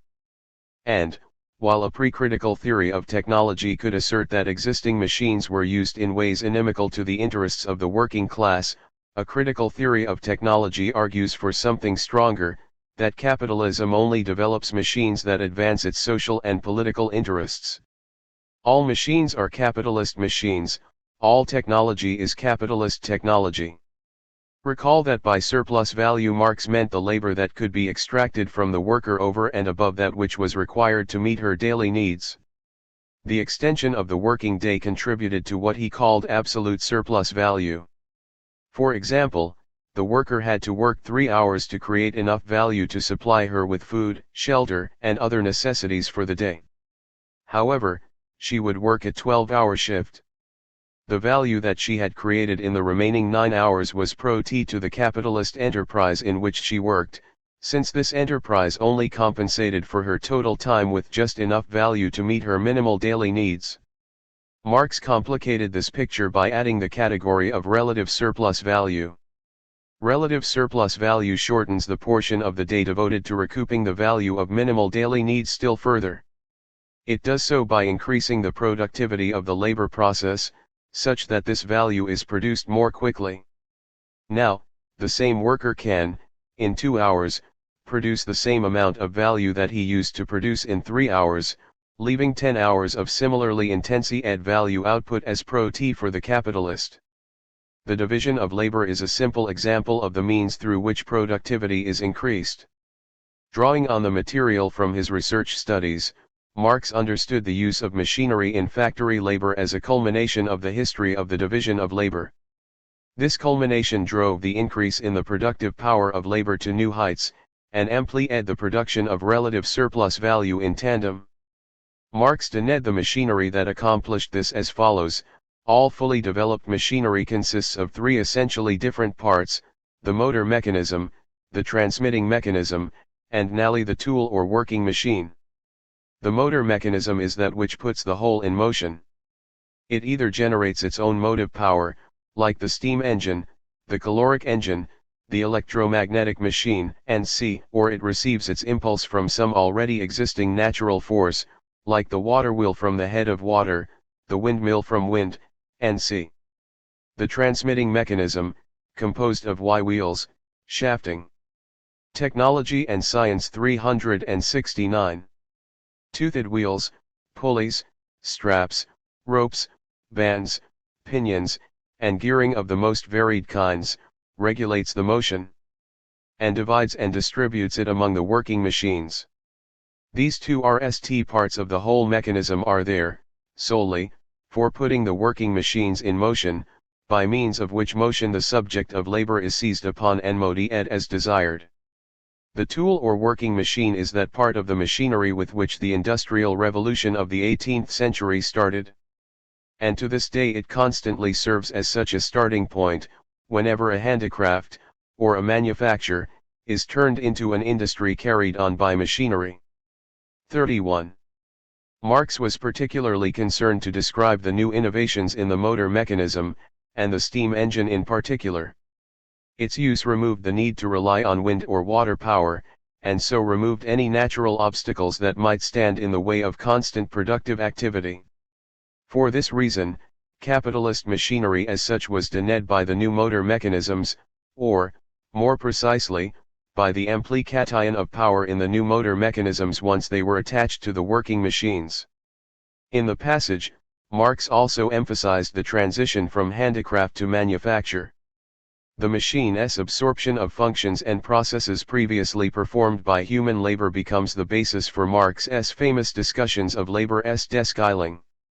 And, indeed, the tone of the chapter rapidly shifts from descriptive to normative, emphasizing the debilitating effects of work with machinery on laborers. As soon as the machine executes, without man's help, all the movements requisite to elaborate the raw material, needing only attendance from him, we have an automatic system of machinery, and one that is susceptible of constant improvement in all of its details. A mechanical monster whose body LLS whole factories, and whose demon power, at RST veiled under the slow and measured motions of his giant limbs, at length breaks into the fast and furious whirl of his countless organs. 32. To work at a machine, the workman should be taught from childhood, in order that he may learn to adapt his own movements to the uniform and unceasing motion of an automaton. 33. It is not the workman that employs the instruments of labor, but the instruments of labor that employ the workman, and it is only in the factory system that this inversion for the RST time acquires technical and palpable reality. By means of its conversion into an automaton, the instrument of labor confronts the laborer, during the labor process, in the shape of capital, of dead labor, that dominates, and pumps dry, living labor power. The separation of the intellectual powers of production from the manual labor, and the conversion of those powers into the might of capital over labor, is, as we have already shown, nearly completed by modern industry erected on the foundation of machinery. 34. The third passage, in particular, links the issue of deskyling to the debilitating effects of machinery not simply on the laborer's work process, but also on her ability to contest for political and social power. In fact, devices designed to keep workers in their place will become an explicit goal of capitalist technological development. Examples include both the internalized time discipline that E. P. Thompson, 1924–1993, movingly described 35 and the panoptical systems of surveillance that Foucault chillingly chronicled. 36. Increasing absolute surplus value may be the ostensible reason for introducing machinery into the production process. But there is another reason, without which the increase of surplus value would be meaningless or impossible. Machinery is introduced to discipline the industrial workforce, to weaken its bargaining position, and to entice it to engage in self-surveillance. Without a workforce willing to take the kinds of jobs most likely to produce relative surplus value, capitalism would simply be impossible. Now, ideally, capitalist technologies can meet the two goals of efficiency and domination simultaneously. Machines can both increase productive efficiency and discipline workers. However, the two goals are perhaps most interesting when they come into conflict with one another. When this happens, efficiency often gives way to the political domination that conditions it. Here Marx's training to pay particular attention to the political dimensions and implications of technological infrastructures bore fruit. Following Marx in this, theorist of automation Georges Friedman, 1902–1977, offered the insight that capitalism does not always develop technology, as is sometimes presupposed by philosophers of technology, but also hinders its development in sites where changes might improve conditions of comfort or safety for workers. This fettering of development, Friedman calls it the hidebound aspect of certain industries, occurs even when instituting conditions of greater comfort and safety would ultimately also increase profit margins. 37. For this same reason, technologies developed under capitalism do not necessarily render the system of production more efficient, as they claim. They are, rather, direct political mechanisms for the consolidation and control of capitalist power. In addition to the contest that can erupt between efficiency and domination, there is one other very important contradiction inherent to capitalist technology. Capitalism has a very ambivalent relationship with machinery's tendency to cancel the need for human labor. While machines can certainly increase relative surplus value, they do not produce relative surplus value by themselves. They require, instead, human intermediaries whose subsistence commodities they have cheapened. However, the nature of machinery is to reduce the need for human laborers, and so to cancel the very intermediaries from whom capitalism derives its proteas. Thus, even as it has compelling internal reasons to develop and use technology, capitalism also has compelling internal reasons to fetter both its development and its use. Citing some of the excesses that this contradiction produces, Marx wrote, "In the older countries, machinery, when employed in some branches of industry, creates such a redundancy of labor in other branches that in these latter the fall of wages below the value of labor power impedes the use of machinery, and, from the standpoint of the capitalist, whose prote comes, not from a diminution of the labor employed, but from a diminution of the labor paid for, renders that use superuse or often impossible." In England women are still occasionally used instead of horses for hauling canal boats, because the labor required to produce horses and machines is an accurately known quantity, while that required to maintain the women of the surplus population is below all calculation. Hence nowhere do we see a more shameful squandering of human labor power for the most despicable purposes than in England, the land of machinery. 38. Compared with the term machinery, Marx used the term technology only very sparingly in Capital, Volume I. However, when it does appear, it is always very relevant to our understanding of Marx's critical concept of technology. Emblematic, in this regard, is the passage where Marx wrote, "The principle which modern industry pursued, of resolving each process into its constituent movements, without any regard to their possible execution by the hand of man, created the new modern science of technology. The varied, apparently unconnected, and petri-ed forms of the industrial processes now resolved themselves into so many conscious and systematic applications of natural science to the attainment of given useful effects.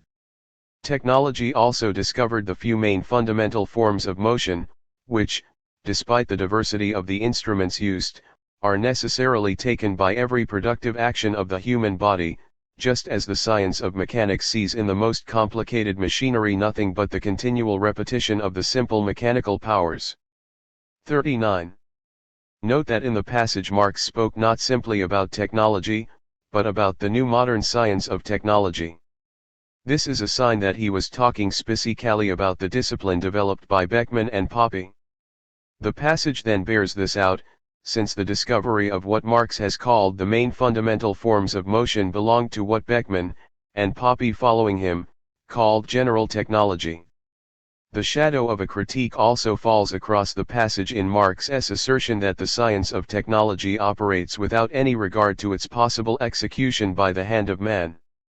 In inventing machines to mimic the productive actions of the human body, the science of technology views the productive actions of human bodily labor as if they were simply or merely the actions of a machine. In this observation, Marx's critical theory of technology reaches its fullest development. Marx has shown that technological science, precisely as capitalist, demands the assimilation of human labor to the mechanical model. Marx rejected this assimilation, since it enables a severely reductionist view of human labor. 21.4 The use of Marx's account of technology in his famous essay The Question Concerning Technology, Martin Heidegger, 1889–1976, argued that technology had a singular essence, one that enframes objects or processes and sees them only as standing reserved for other objects or processes. 40 No substantive properties are left in the object, it is simply a means to other ends, which are a means in turn. This instrumental treatment of everything escalates, and its values remain unexamined, until a kind of habitual efficiency in use is the order of the day. There is no regard to long-range consequences, and no substantive goal behind the efficiencies enabled. These arguments have a predecessor and a parallel in Marx's own arguments about the subjugation of use value to exchange value, and the tandem move from the formal to the real subsumption of capital. Marx also, already in Capital, had a sense for the hyper-exploitation that worried Heidegger, making reference to Justus Liebig's discoveries in agricultural chemistry. Marx closed the chapter on machinery in Capital, Volume I, with the observation that capitalist production develops technology only by sapping the original sources of all wealth, the soil and the laborer. 41. Heidegger's analysis diverged from Marx's, however, on a crucial point. If Marx is right, there is no development of technology. In general, there is only the development of technology in the context of a given political, economic, and social environment. For this reason, technology per se has no essence. From a Marxist perspective, Heidegger's analysis is not a very accurate assessment of the development of technology, in general, but it does aptly character the capitalist development of technology, in particular. Starting from this insight, Marx can be used to explain how Heidegger came to think that technology had a singular, alienating essence. Marx showed that capital works to erase its own markings, so that we accept its results as inevitable. Heidegger has interpreted enframing to be the essence of technology, rather than the essence of capitalist technology. In doing so, he has colluded with the capitalist mode of production by making its historicity disappear. Herbert Marcuse, 1898–1979, understood this lesson from Marx very well. In Technology, War, and Fascism, he wrote, technics hampers individual development only insofar as they are tied to a social apparatus which perpetuates scarcity, and this same apparatus has realized forces which may shatter the specialized historical form in which technics is utilized. All programs of an anti-technological character serve only those who regard human needs as a byproduct of the current utilization of technics. 42. In this warning, Marcuse expressed Marx's critical concept of technology. But, which technologies, in particular, have been tied to the capitalist social apparatus that Marcuse highlights? Perhaps the best example has been the overdevelopment of fossil fuel technologies. Because fossil fuel technologies enable huge rate of pro-T-extract ions, they have been disproportionately developed in comparison to other technologies with less potential for exploitation. 43. Not only have fossil fuel technologies, such as drilling and the automobile, been overdeveloped in comparison to other energy technologies, such as biofuels, they have produced the profound ecological crises and helped precipitate the cyclical economic crises Marx also predicted. As in the visionary passages of the Grundrisse, to image a technology that does differently is to imagine technology differently, and to enable it to be developed in light of a different set of values, communist in the very basic sense of protecting the earth and all of the human beings in it, not just the rich ones, and then only in the very short term. 22.1 Different versions of Marxism. All important thinkers tend to have followers and disciples as well as intellectual opponents, both of whom try to deny the thinker's thought in particular ways. In itself, this is normal, neither to be deplored nor applauded. Any thinker who produces writings is like someone on a ship who throws overboard a glass bottle with some text inside. Once he has thrown it overboard, he can no longer control where the seas will take it, who will claim to own it, who will pick it up and change it, who will try to destroy it or hide it. It is well known, and often repeated, that Karl Marx, referring to the so-called legal Marxists, said, "What is certain is that I am not a Marxist." Furthermore, any thinker who produces multiple writings over a lifetime almost inevitably exhibits an evolution in his point of view. Some persons are relatively consistent in their output, some less so. But there are surely always some differences between the writings at different periods of the thinker's life. And Marx is no exception to these simple banal observations. In the case of some thinkers, their writings become encrusted by the emergence of movements, intellectual movements, social movements, which try to propagate their ideas or use them to achieve intellectual or social objectives. Generally speaking, in Indo-European languages, this leads to adding the suffixism, in its multiple linguistic variations, to their names. This was the fate of Marx. The need today is to try to historicize the meaning of Marxism. Any review of the literature shows that there are many different versions of Marxism. Even more than different, they are often quite in contradiction with each other. Many versions of Marxism have added a connecting word or modifying adjective: revisionist Marxism, Marxism-Leninism, Marxist feminism, and so on. It also seems to be the case that Marxism has been interpreted in different ways in different zones of the world system, and consequently the term Marxism is sometimes preceded by a geographic adjective. This chapter shall seek to analyze what was intended by keeping Marxism in the compound descriptive name. In addition, descriptions of others as Marxists or as not being Marxists have been meant by some to be praise and by some to be condemnation. But what is being praised or being condemned? If, in these compound names, one includes Marxism rather than using a descriptive name without that label, it indicates that the users believe there is some significant advantage in doing so. Or sometimes, it may indicate that the users think there is some negative tonality in doing so, a form of generalized condemnation. Obviously, in both cases, it is presumed that the label Marxist evokes some particular imagery, some particular arguments about the world. This imagery, these arguments may or may not be directly derived from the writings of Marx. Furthermore, it seems clear that the concept of Marxism has evolved historically. One can notice several key breakpoints in the usage of the term: the death of Marx in 1883, the Russian Revolution, 1945, and the onset of the Cold War, the World Revolution of 1968, and the collapse of the communisms, especially that of the USSR in 1989–91. With the exception of Marx's death, these are all major political turning points. Thus, it seems to be the case that the evolving definition of Marxism has been closely linked to changing geopolitical realities. It may well be that the intellectual definitions of Marxism are more consequence than cause, as may also be the discovery of previously unknown texts by Marx. 22.2 Engels Marxism. As long as Marx was alive, he obviously could react to the use of his name by others. Hence his famous statement about not being a Marxist. Marx was a prodigious author. He was also a voracious reader. In that sense, he was a true intellectual, devoted to an effort to understand the world in general, the social world in particular, and capitalism most particularly. Of course, his views evolved, or matured if you prefer. Whether there was a moment of real caesura, such that one can talk of a young Marx and a late Marx, has been much debated. 3. There did occur a normal evolution of a person's thought in the light both of more reading and reaction and of observing the realities of the world.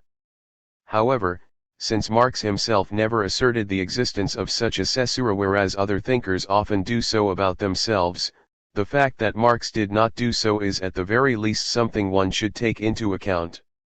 Marx was more than an academic intellectual. He was a political activist, in many ways the model of what Antonio Gramsci, 1891–1937, would later call an organic intellectual. For the manifesto of the Communist Party was written as a statement of a political organization. Marx was a major guru in the creation of the International Working Men's Association. He was a frequent commentator on the positions of organizations that considered themselves Marxist or at least socialist, a synth critique of the Gotha program. In short, Marx never claimed any kind of separation between his role as an analyst and his role as a political activist. It is not sure, nonetheless, that all those who subsequently called themselves Marxists took the same position about the inseparability of analysis and commitment. Finally, it is important to note that Marx himself did not speak of Marxism, nor did he insist on any other abstract label for his thinking. He did think of himself as a communist, although not with a capital letter. For him, to be a communist was to be someone who, by his thinking and his activism, sought to advance the likelihood, which for Marx was virtually inevitable, of arriving at a communist world. Therefore, it seems reasonable to argue that Marxism as an ideology and as a movement, came into existence only with the death of Marx in 1883. From this point on, it was widely recognized that Friedrich Engels was the spiritual heir of Karl Marx and the one who had the moral right to claim the legacy. Engels had been the companion in arms of Marx for almost 40 years. He had been as well the co-author of Marx's single most widely read text. Engels assumed the heritage with panache. He wrote widely. He intervened regularly in party debates. He unquestionably established the RST public version of Marxism. Some subsequent authors have argued that Engels' version of Marxism was different, even significantly different, from Marx's own thought. This may or may not be true. Nonetheless, Engels' version is what became the RST version of Marxism, a version that has remained essential ever since. Engels' version served as the foundation stone of what would become the most important Marxist political party in the late 19th century, the German Social Democratic Party, SPD. The SPD may be so considered for a number of reasons. 1. It achieved the greatest relative political success of any socialist movement in this period, and this despite very severe repression. 2. It was able to sponsor a number of attached and subordinate movements in Germany, thereby creating a powerful network of structures in the larger civil society, and 3. It became the locus over some 30 to 40 years of the most important debates about Marxist political strategy in the world. Because of its strength, the SPD was the RST Marxist or Socialist Party to confront seriously the issue of how to deal with participation in the existing parliamentary system. There ensued, as we know, a vigorous debate in the SPD between Eduard Bernstein, 1850–1932, and Karl Kosky, 1854–1938. Bernstein's position was reasonably clear-cut. He called for a revision of the theoretical position that had implied that only by some kind of insurrection could the existing order be overthrown and a socialist society created. 5. Bernstein argued instead that, since workers were the numerical majority of the population, they could simply vote themselves into power, once universal manhood suffrage was achieved. There are many reasons to doubt the plausibility of Bernstein's analysis.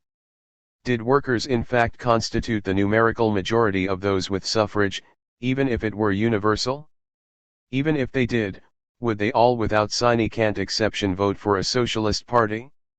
We know now all the reasons why the original Bernstein arguments do not hold up. But one can understand their appeal to the political base of the SPD. The party was composed of very many who had more to lose than their chains, and who did not relish the idea of becoming revolutionary outlaws rather than upwardly mobile participants in a thriving and growing industrial country in the late 19th century world. The alternative position, that of Kosky, was in fact much less clear. Kosky utilized more traditional revolutionary verbiage in the texts. But the Kosky faction in the party did nothing to create a revolutionary avant-garde. 6. They argued forcefully and in sophisticated language against the Bernstein position. However, in practice the Kosky faction ultimately yielded to the revisionist views, as was to be seen when the crunch came, with the outbreak of the First World War. Revisionist Marxism continued to dominate the SPD in the post-1918 period, through Weimar, the Nazi period, and the post-1945 period, until the party dropped any pretense that it was Marxist in Bad Godesberg in 1959. Parallel debates consumed most of the other European socialist parties in the same period, with more or less the same outcome as in Germany. It was the First World War that forced the issue.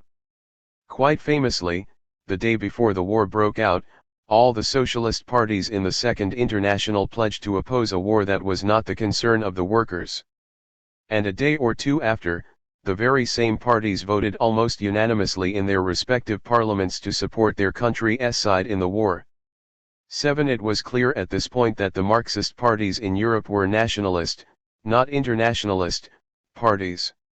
What they meant by Marxism was not to achieve a communist world, or at least this was in no sense their priority. They sought primarily to improve the political, economic, and social position within their countries of the workers. In practice, they essentially meant by workers male workers who were employed in industry, commerce, and the civil service, and who were primarily of the dominant ethnic group within the country. Marxism in this sense was strongly reformist, seeking the material improvement of the party's clientele. The label Marxist signed primarily therefore an emphasis on economism and statism, a position they were able easily to base on Engels' version of Marxism. There were two major exceptions in Europe to this revisionist scenario, Great Britain and Russia. The British Labour Party never adopted the Marxist label at all.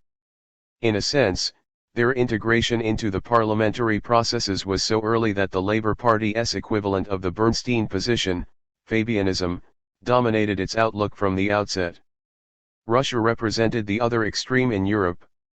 Russia's industrial working class was relatively so small and its parliamentary system so undeveloped that the logic of the Bernstein position seemed quite implausible. Already in 1902, the majority position within the party, the Bolsheviks, rejected such reformism and insisted on the creation of an avant-garde disciplined party that would seize power, that is, be revolutionary and not reformist.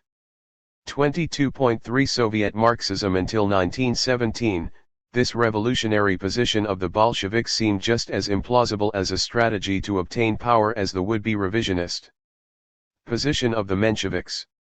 Suddenly, however, something largely unanticipated and undiscussed in the Russian theoretical debates before 1914 intervened, the First World War.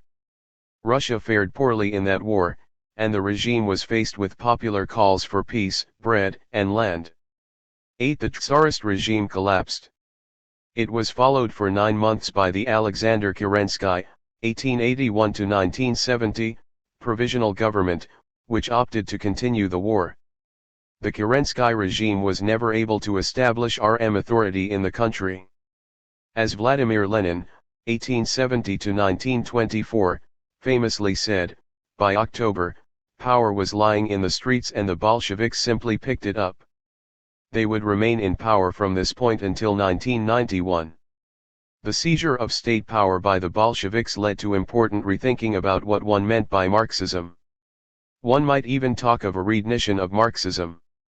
There were 4 important moments in this early period of Bolshevik power, 1917–25. Initially, the Bolsheviks felt that somehow the RST such revolution should not have occurred in Russia. They were still adhering to the analysis of the Engels version that the RST socialist revolution should occur in the economically most advanced country.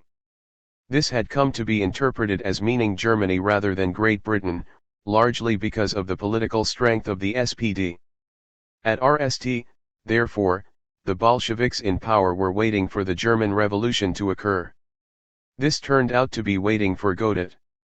The second was the political decision to found the Third International, or Comintern, in 1919.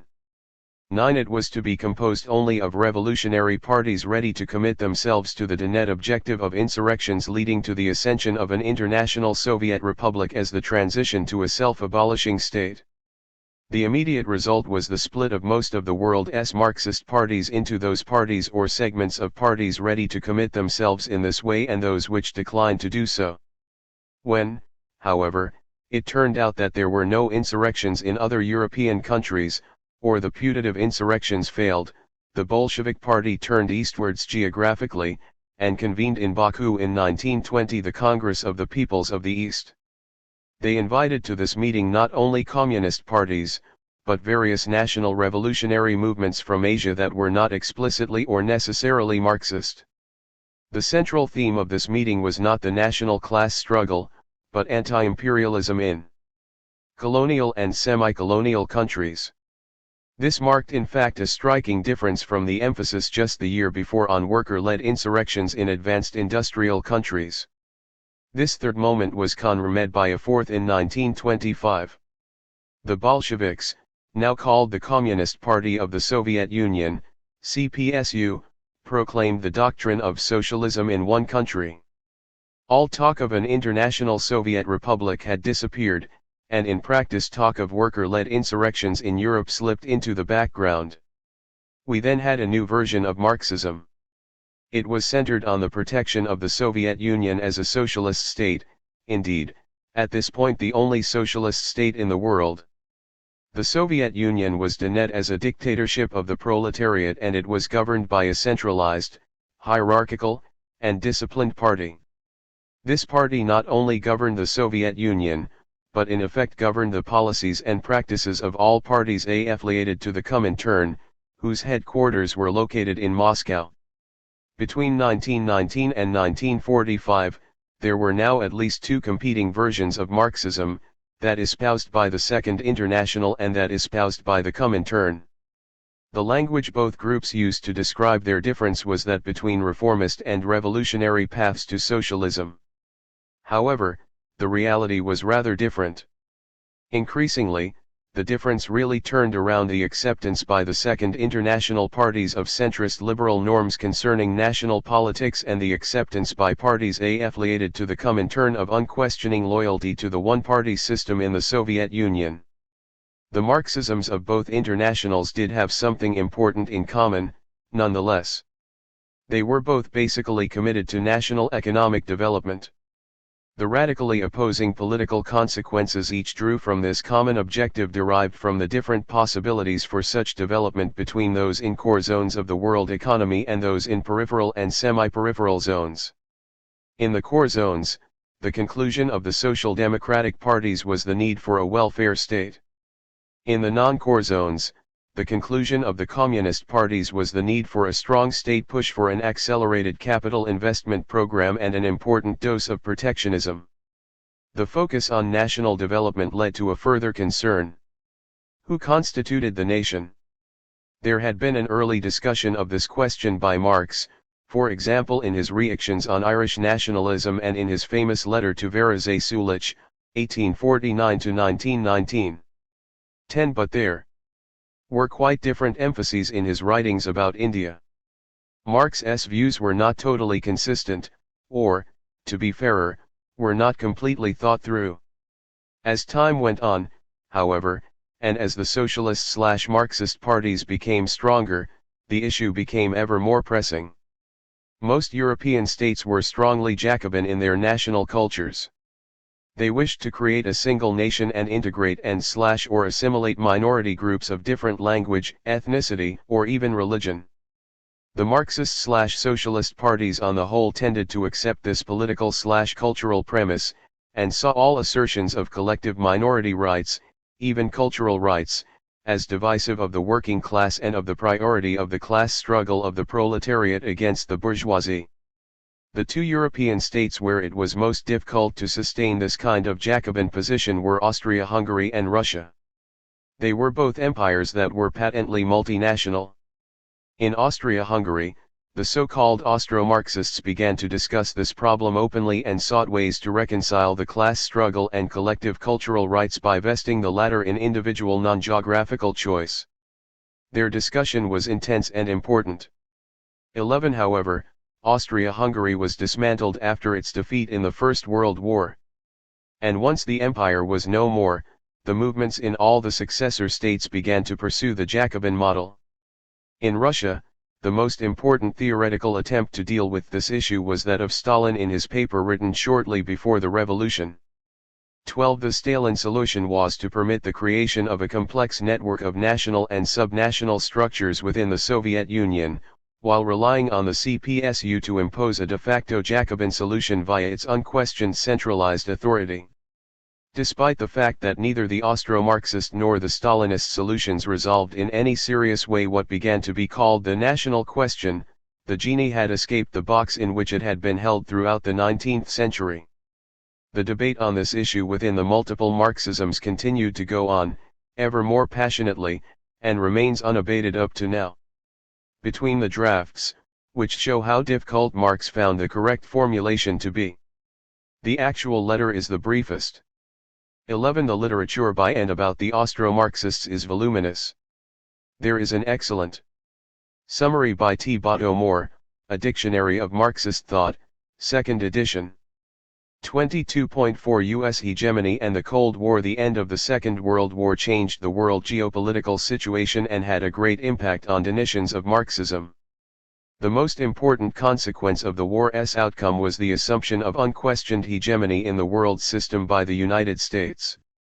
At the same time, The end of the war left the USSR's Red Army in occupation of half of Europe along what came to be called the Oder-Neisse Line. There ensued the so-called Cold War between the United States and the Soviet Union. The metaphorical Yalta arrangement between the United States and the Soviet Union provided for three things. The RST was a de facto division of spheres of influence, 1/3 of the world for the Soviet Union, the other 2/3 for the United States. There was an underlying sotto voce understanding that neither side was to try to change the boundaries of this division, an agreement that basically was observed, despite multiple crises, until the dissolution of the USSR in 1991. The second provision was for strict economic separation between the two camps, a provision that lasted until the 1970s. And the third provision was unremitting, but essentially meaningless, mutual ideological denunciation. The function of this ideological clamor was not to transform the other, but to maintain the unremitting loyalty to the leaders of each camp of their allies/satellites. The impact of this new geopolitical situation on the definition of Marxism cannot be underestimated. The RST sign was the dissolution of the Comintern in 1943, which signaled the NAL abandonment by the world's communist parties of any pretense of engaging in revolutionary insurrection in the core zones as a political strategy. 13. This meant that the essential distinction between the political strategy of the Second and Third Internationals had been dissolved, something that permitted the SPD and other social democratic parties to abandon the label Marxist altogether. This meant in addition that the communist parties in the core zones were pushed in the direction of assuming the historic role of revisionist Marxism in a version that would later be called Eurocommunism. They suffered, however, as a consequence the serious reduction of their electoral strength in European countries. The communist parties in the East Central European satellite states had not come to power in either the classic parliamentary or the classic insurrectionary fashion. They were essentially installed in power by the strength of the Soviet military. To explain their curious status, they invented a new stage of theoretical evolution, popular democracy, to deny the nature of their regimes. The formulations of Marxist doctrine became ever more contorted. Like the West European parties, they also moved in a revisionist direction, beginning to talk of market socialism, as did theorists within the Soviet Union itself. The political process of de-Stalinization inaugurated by Nikita Khrushchev, 1894–1971, in 1956 at the 20th Party Congress of the CPSU exploded the legitimacy of the previous theoretical constructions without replacing them with a coherent alternative. The result was the worldwide reopening of the question, what is Marxism? This occurred in two forms. One was the discussion, never since ended, of the relation of socialism and the market. The other was the much more arcane discussion about the Asiatic mode of production. The Asiatic mode of production had always been one of the most curious and obscure concepts in the Marxist armory. Stalin did not like its political implications and banned its discussion, the most overt rewriting of Marx's writings that he undertook. 14. After 1956, it became possible to reopen the discussion, which began to happen in the Soviet Union, in the East Central European states, and in Western Communist parties. Giving credence in whatever form to the concept of the Asiatic mode of production had two theoretical consequences. It raised into question the automaticity of the sequence of modes of production that presumably led from primitive communism to the communist world of the future. It thereby made possible discussing the validity of the Enlightenment concept of inevitable, unilinear progress. In the long run, this might be the most important consequence. The second consequence was more immediate, and provided a link to the discussion of the national question. If some countries, or societies or social formations, but not all, passed through an Asiatic mode of production, or something equivalent, this meant that there was no longer a single path along which all countries passed. This implied that Marxist social analyses of particular parts of the world had to be based on the historical particularities of that part of the world. Classical Marxism was essentially nomothetic. This discussion led one in the direction of an ideographic epistemology. At the same time that this was going on, another geopolitical reality affected the debate on what the term Marxism represented. The Yalta arrangements were not at all to the taste of national liberation movements in what was then being called the Third World. Some of these movements call it themselves Marxist and some did not. Event those thought did not however seem to have a Marxism component in several senses.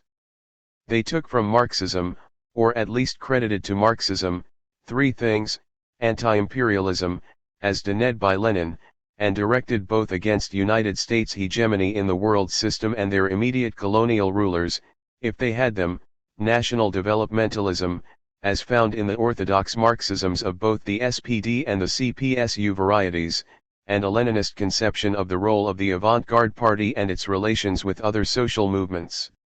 The theoretical consequences of this Marxism quality of the movements took two forms, one in the semi-colonial countries and one in those that were still, after 1945, colonial territories. The Chinese Communist Party, CCP, is the best, and most important, example of the situation in semi-colonial countries. The CCP kept the label Marxist, but broke from the link to Soviet central decision-making for the world's communist parties. They explicitly elaborated a new version of Marxism, which was officially labeled Marxism-Leninism Mao Zedong thought. Mao's writings espoused a new version of the class struggle, with considerably more emphasis on rural zones. In practice, however, the internal class struggle was less important in the ideology than national developmentalism, the great leap forward. It is only with the Cultural Revolution that Mao returned to emphasis on an internal class struggle. However, this internal class struggle seemed less linked to location in the forces of production than to political objectives, capitalist roaders vs socialist roaders, within the ranks of the CCP, indeed, within the top leadership. In any case, after the death of Mao, Mao Zedong thought evolved rapidly and radically into market socialism, eliminating thereby the specificity of Mao Zedong thought.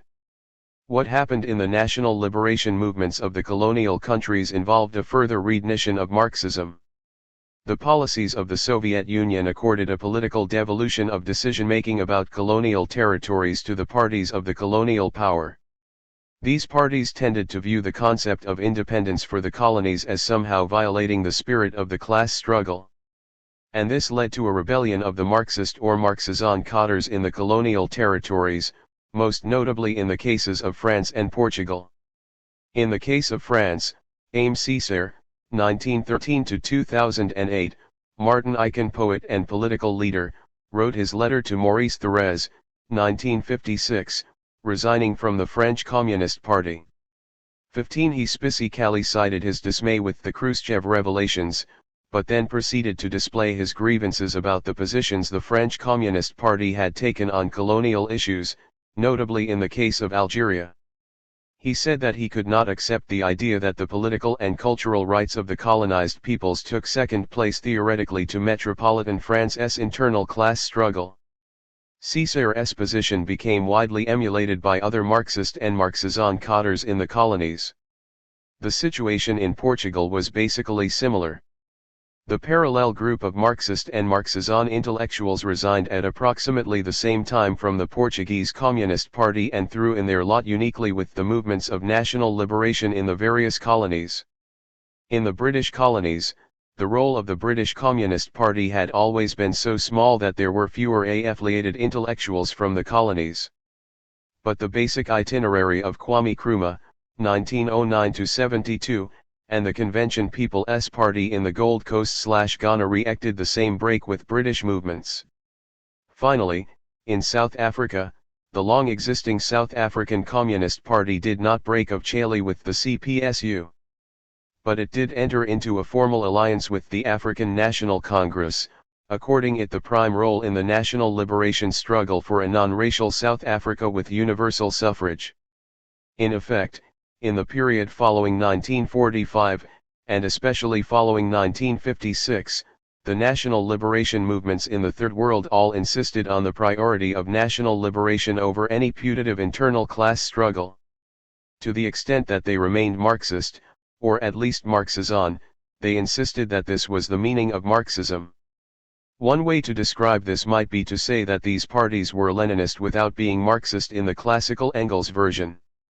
22.5 The World Revolution of 1968. If these developments were not confusing enough in terms of the meaning of Marxism, the World Revolution of 1968 added considerable fuel to the re-16. This World Revolution actually went on from 1966 to 1970.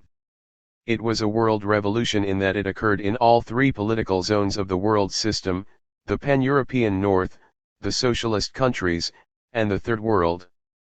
While the national political situations varied, and therefore the expression of this world revolution took on a somewhat different face in different countries, there emerged two underlying themes that seemed to resonate everywhere. The RST was the universal condemnation of U.S. imperialism/hegemony and the collusion of the USSR with it. The most striking assertion of this theme was that expressed during the Chinese Cultural Revolution. The argument was that there were two superpowers against whom stood all the other countries and their movements in the world. If this were not provocative enough, the second theme that seemed to occur everywhere was the condemnation of the old left, by which was meant the trio of communist parties, social democratic parties, or their equivalents, and national liberation movements. What the activists in the 1968 uprisings asserted about the old left was that they had indeed come to state power in one form or another almost everywhere, but that they had not changed the world, as they had promised. Instead, they had become themselves not the solution to the world's ills, but part of the problem. Both themes had a profound impact on what was meant by Marxism. There were two different results.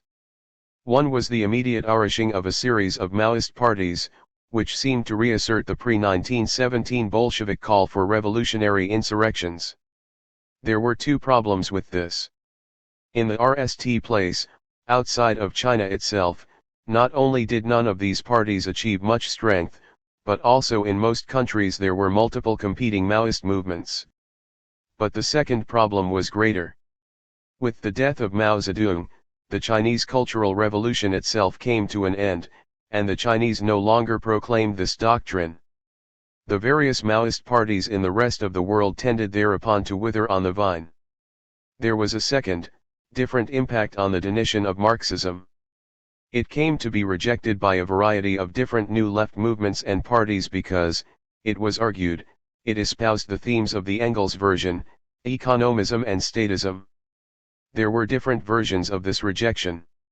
One was to add other concerns to the classic ones of Marxism, for example, feminism, ecology, and the legitimacy of multiple sexualities. A second version, that of postmodernism, was more radical. It was to insist that both economism and statism reacted meta-narratives and that all meta-narratives had to be rejected in the name of multiple different readings of reality. Both varieties of reaction, that of the new left movements and that of the postmodernists, found organizational expression in movements of the forgotten peoples, those of women, those of minority peoples, and those of minority sexualities. Their complaint about classical Marxism in all its varieties, and about national liberation movements as well, is that the old left as a whole had imposed on these forgotten peoples a secondary status. The old left had in effect told them that the satisfaction of their concerns had to await the outcome of the primary struggle, either the class struggle or the national struggle. The movements of these oppressed people insisted that their struggles were just as urgent as the class and national struggles, and it was illegitimate to try to push them into the background. As these movements became stronger, their arguments had great impact both on the remaining Marxist parties and on the postmodernist movements. These arguments began to have internal debates of the following variety: are the interests of all women the same, or is there a difference/con-ict between the interests of white women and women of color? There were parallel kinds of debates within all the movements. The result after a decade or so of these debates was to create a trinity called race-gender-class that was supposed to govern intellectual and political analysis. The inclusion of class was a way of reintroducing some version of Marxism into the analytic and political concerns of these groups, and to create distance between the proponents of this trinity from those postmodernists who were not willing to accept its legitimacy. At the same time, the pressures of these movements, and their emerging trinity of concerns, affected the Marxism of those political movements that continued to use the label Marxist to describe themselves. They began to deny Marxism as having a concern, even an equal concern, with the whole trinity of race, gender, class, and not with class alone. 22.6 Collapse of the communisms. Then came the collapse of the communisms, the dissolution of the links between the erstwhile communist regimes of East Central Europe and the CPSU, followed by the disintegration of the USSR and the dissolution of the CPSU in 1991. The idea that a socialist regime, once established, could be reversed and overthrown made hash of the once RM assumption of historic irreversibility, ensconced in the Marxism of the CPSU and those parties that followed its lead. The initial dismay of Marxist parties and Marxist intellectuals led to severe doubts about Marxism as a mode of analysis.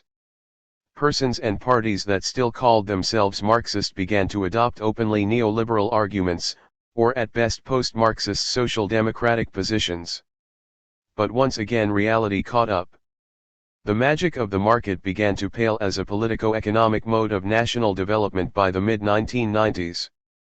The Neo-Zapatista movement launched its dramatic action in Chiapas in 1994, and created a worldwide discussion about how Marxism related to the 500-year-long struggle of Mayan people/peasants in one of the poorest parts of a country located in the south. From that point forward, there emerged on the world stage what is now being called a global justice movement, which took concrete form in the creation of the World Social Forum, WSF. The WSF became a meeting ground of multiple kinds of movements, including movements of the forgotten peoples and Marxist parties of multiple descriptions. At this point, Marx and Marxism began to be rediscovered, especially by the younger persons who began to be active in the different movements devoted to global justice but not calling themselves Marxist. It was a paradoxical situation where the few still of Chile Marxist parties scarcely mentioned Marxism anymore, while the social movements that did not call themselves Marxists seemed willing to read, discuss, and debate Marx's views and their relevance to their struggles. In the RST decade of the 20th century, left or left-of-center parties came to power in a series of Latin American countries. Hugo Chavez in Venezuela launched what he called a struggle for a 20th century version of socialism and sought to constitute a fifth international. How this related to Marxism is still an open question after his death.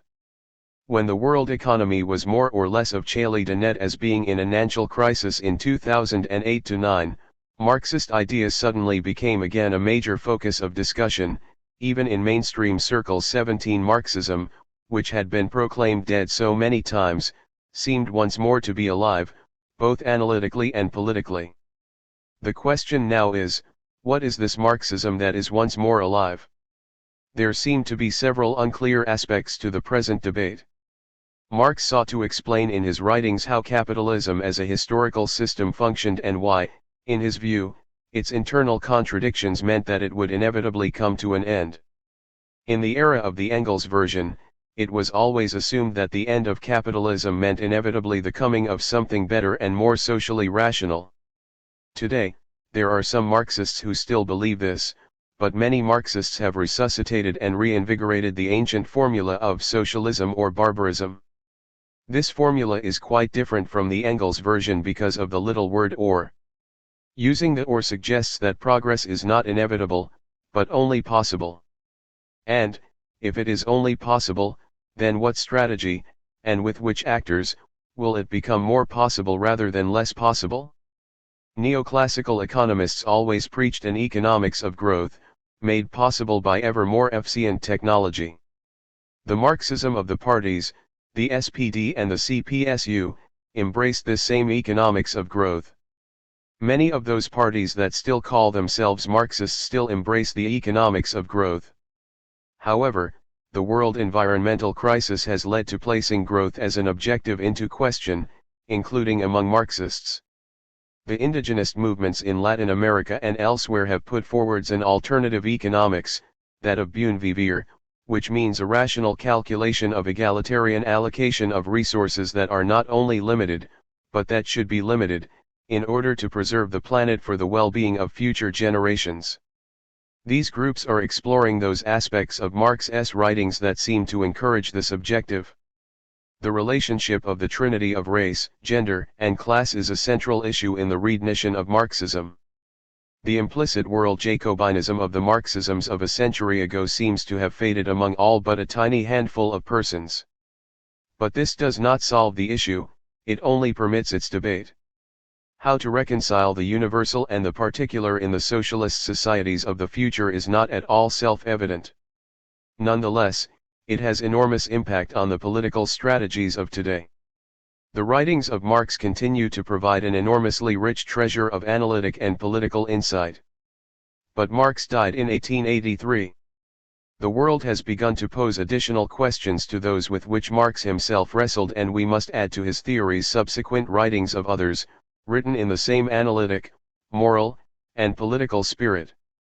The Marxism of tomorrow will be the product of further analysis and further praxis, but one of its basic requirements will be to read Marx intelligently, carefully, and critically. His oeuvre still provides the most ample source of historical social science, a resource we cannot afford to ignore or distort.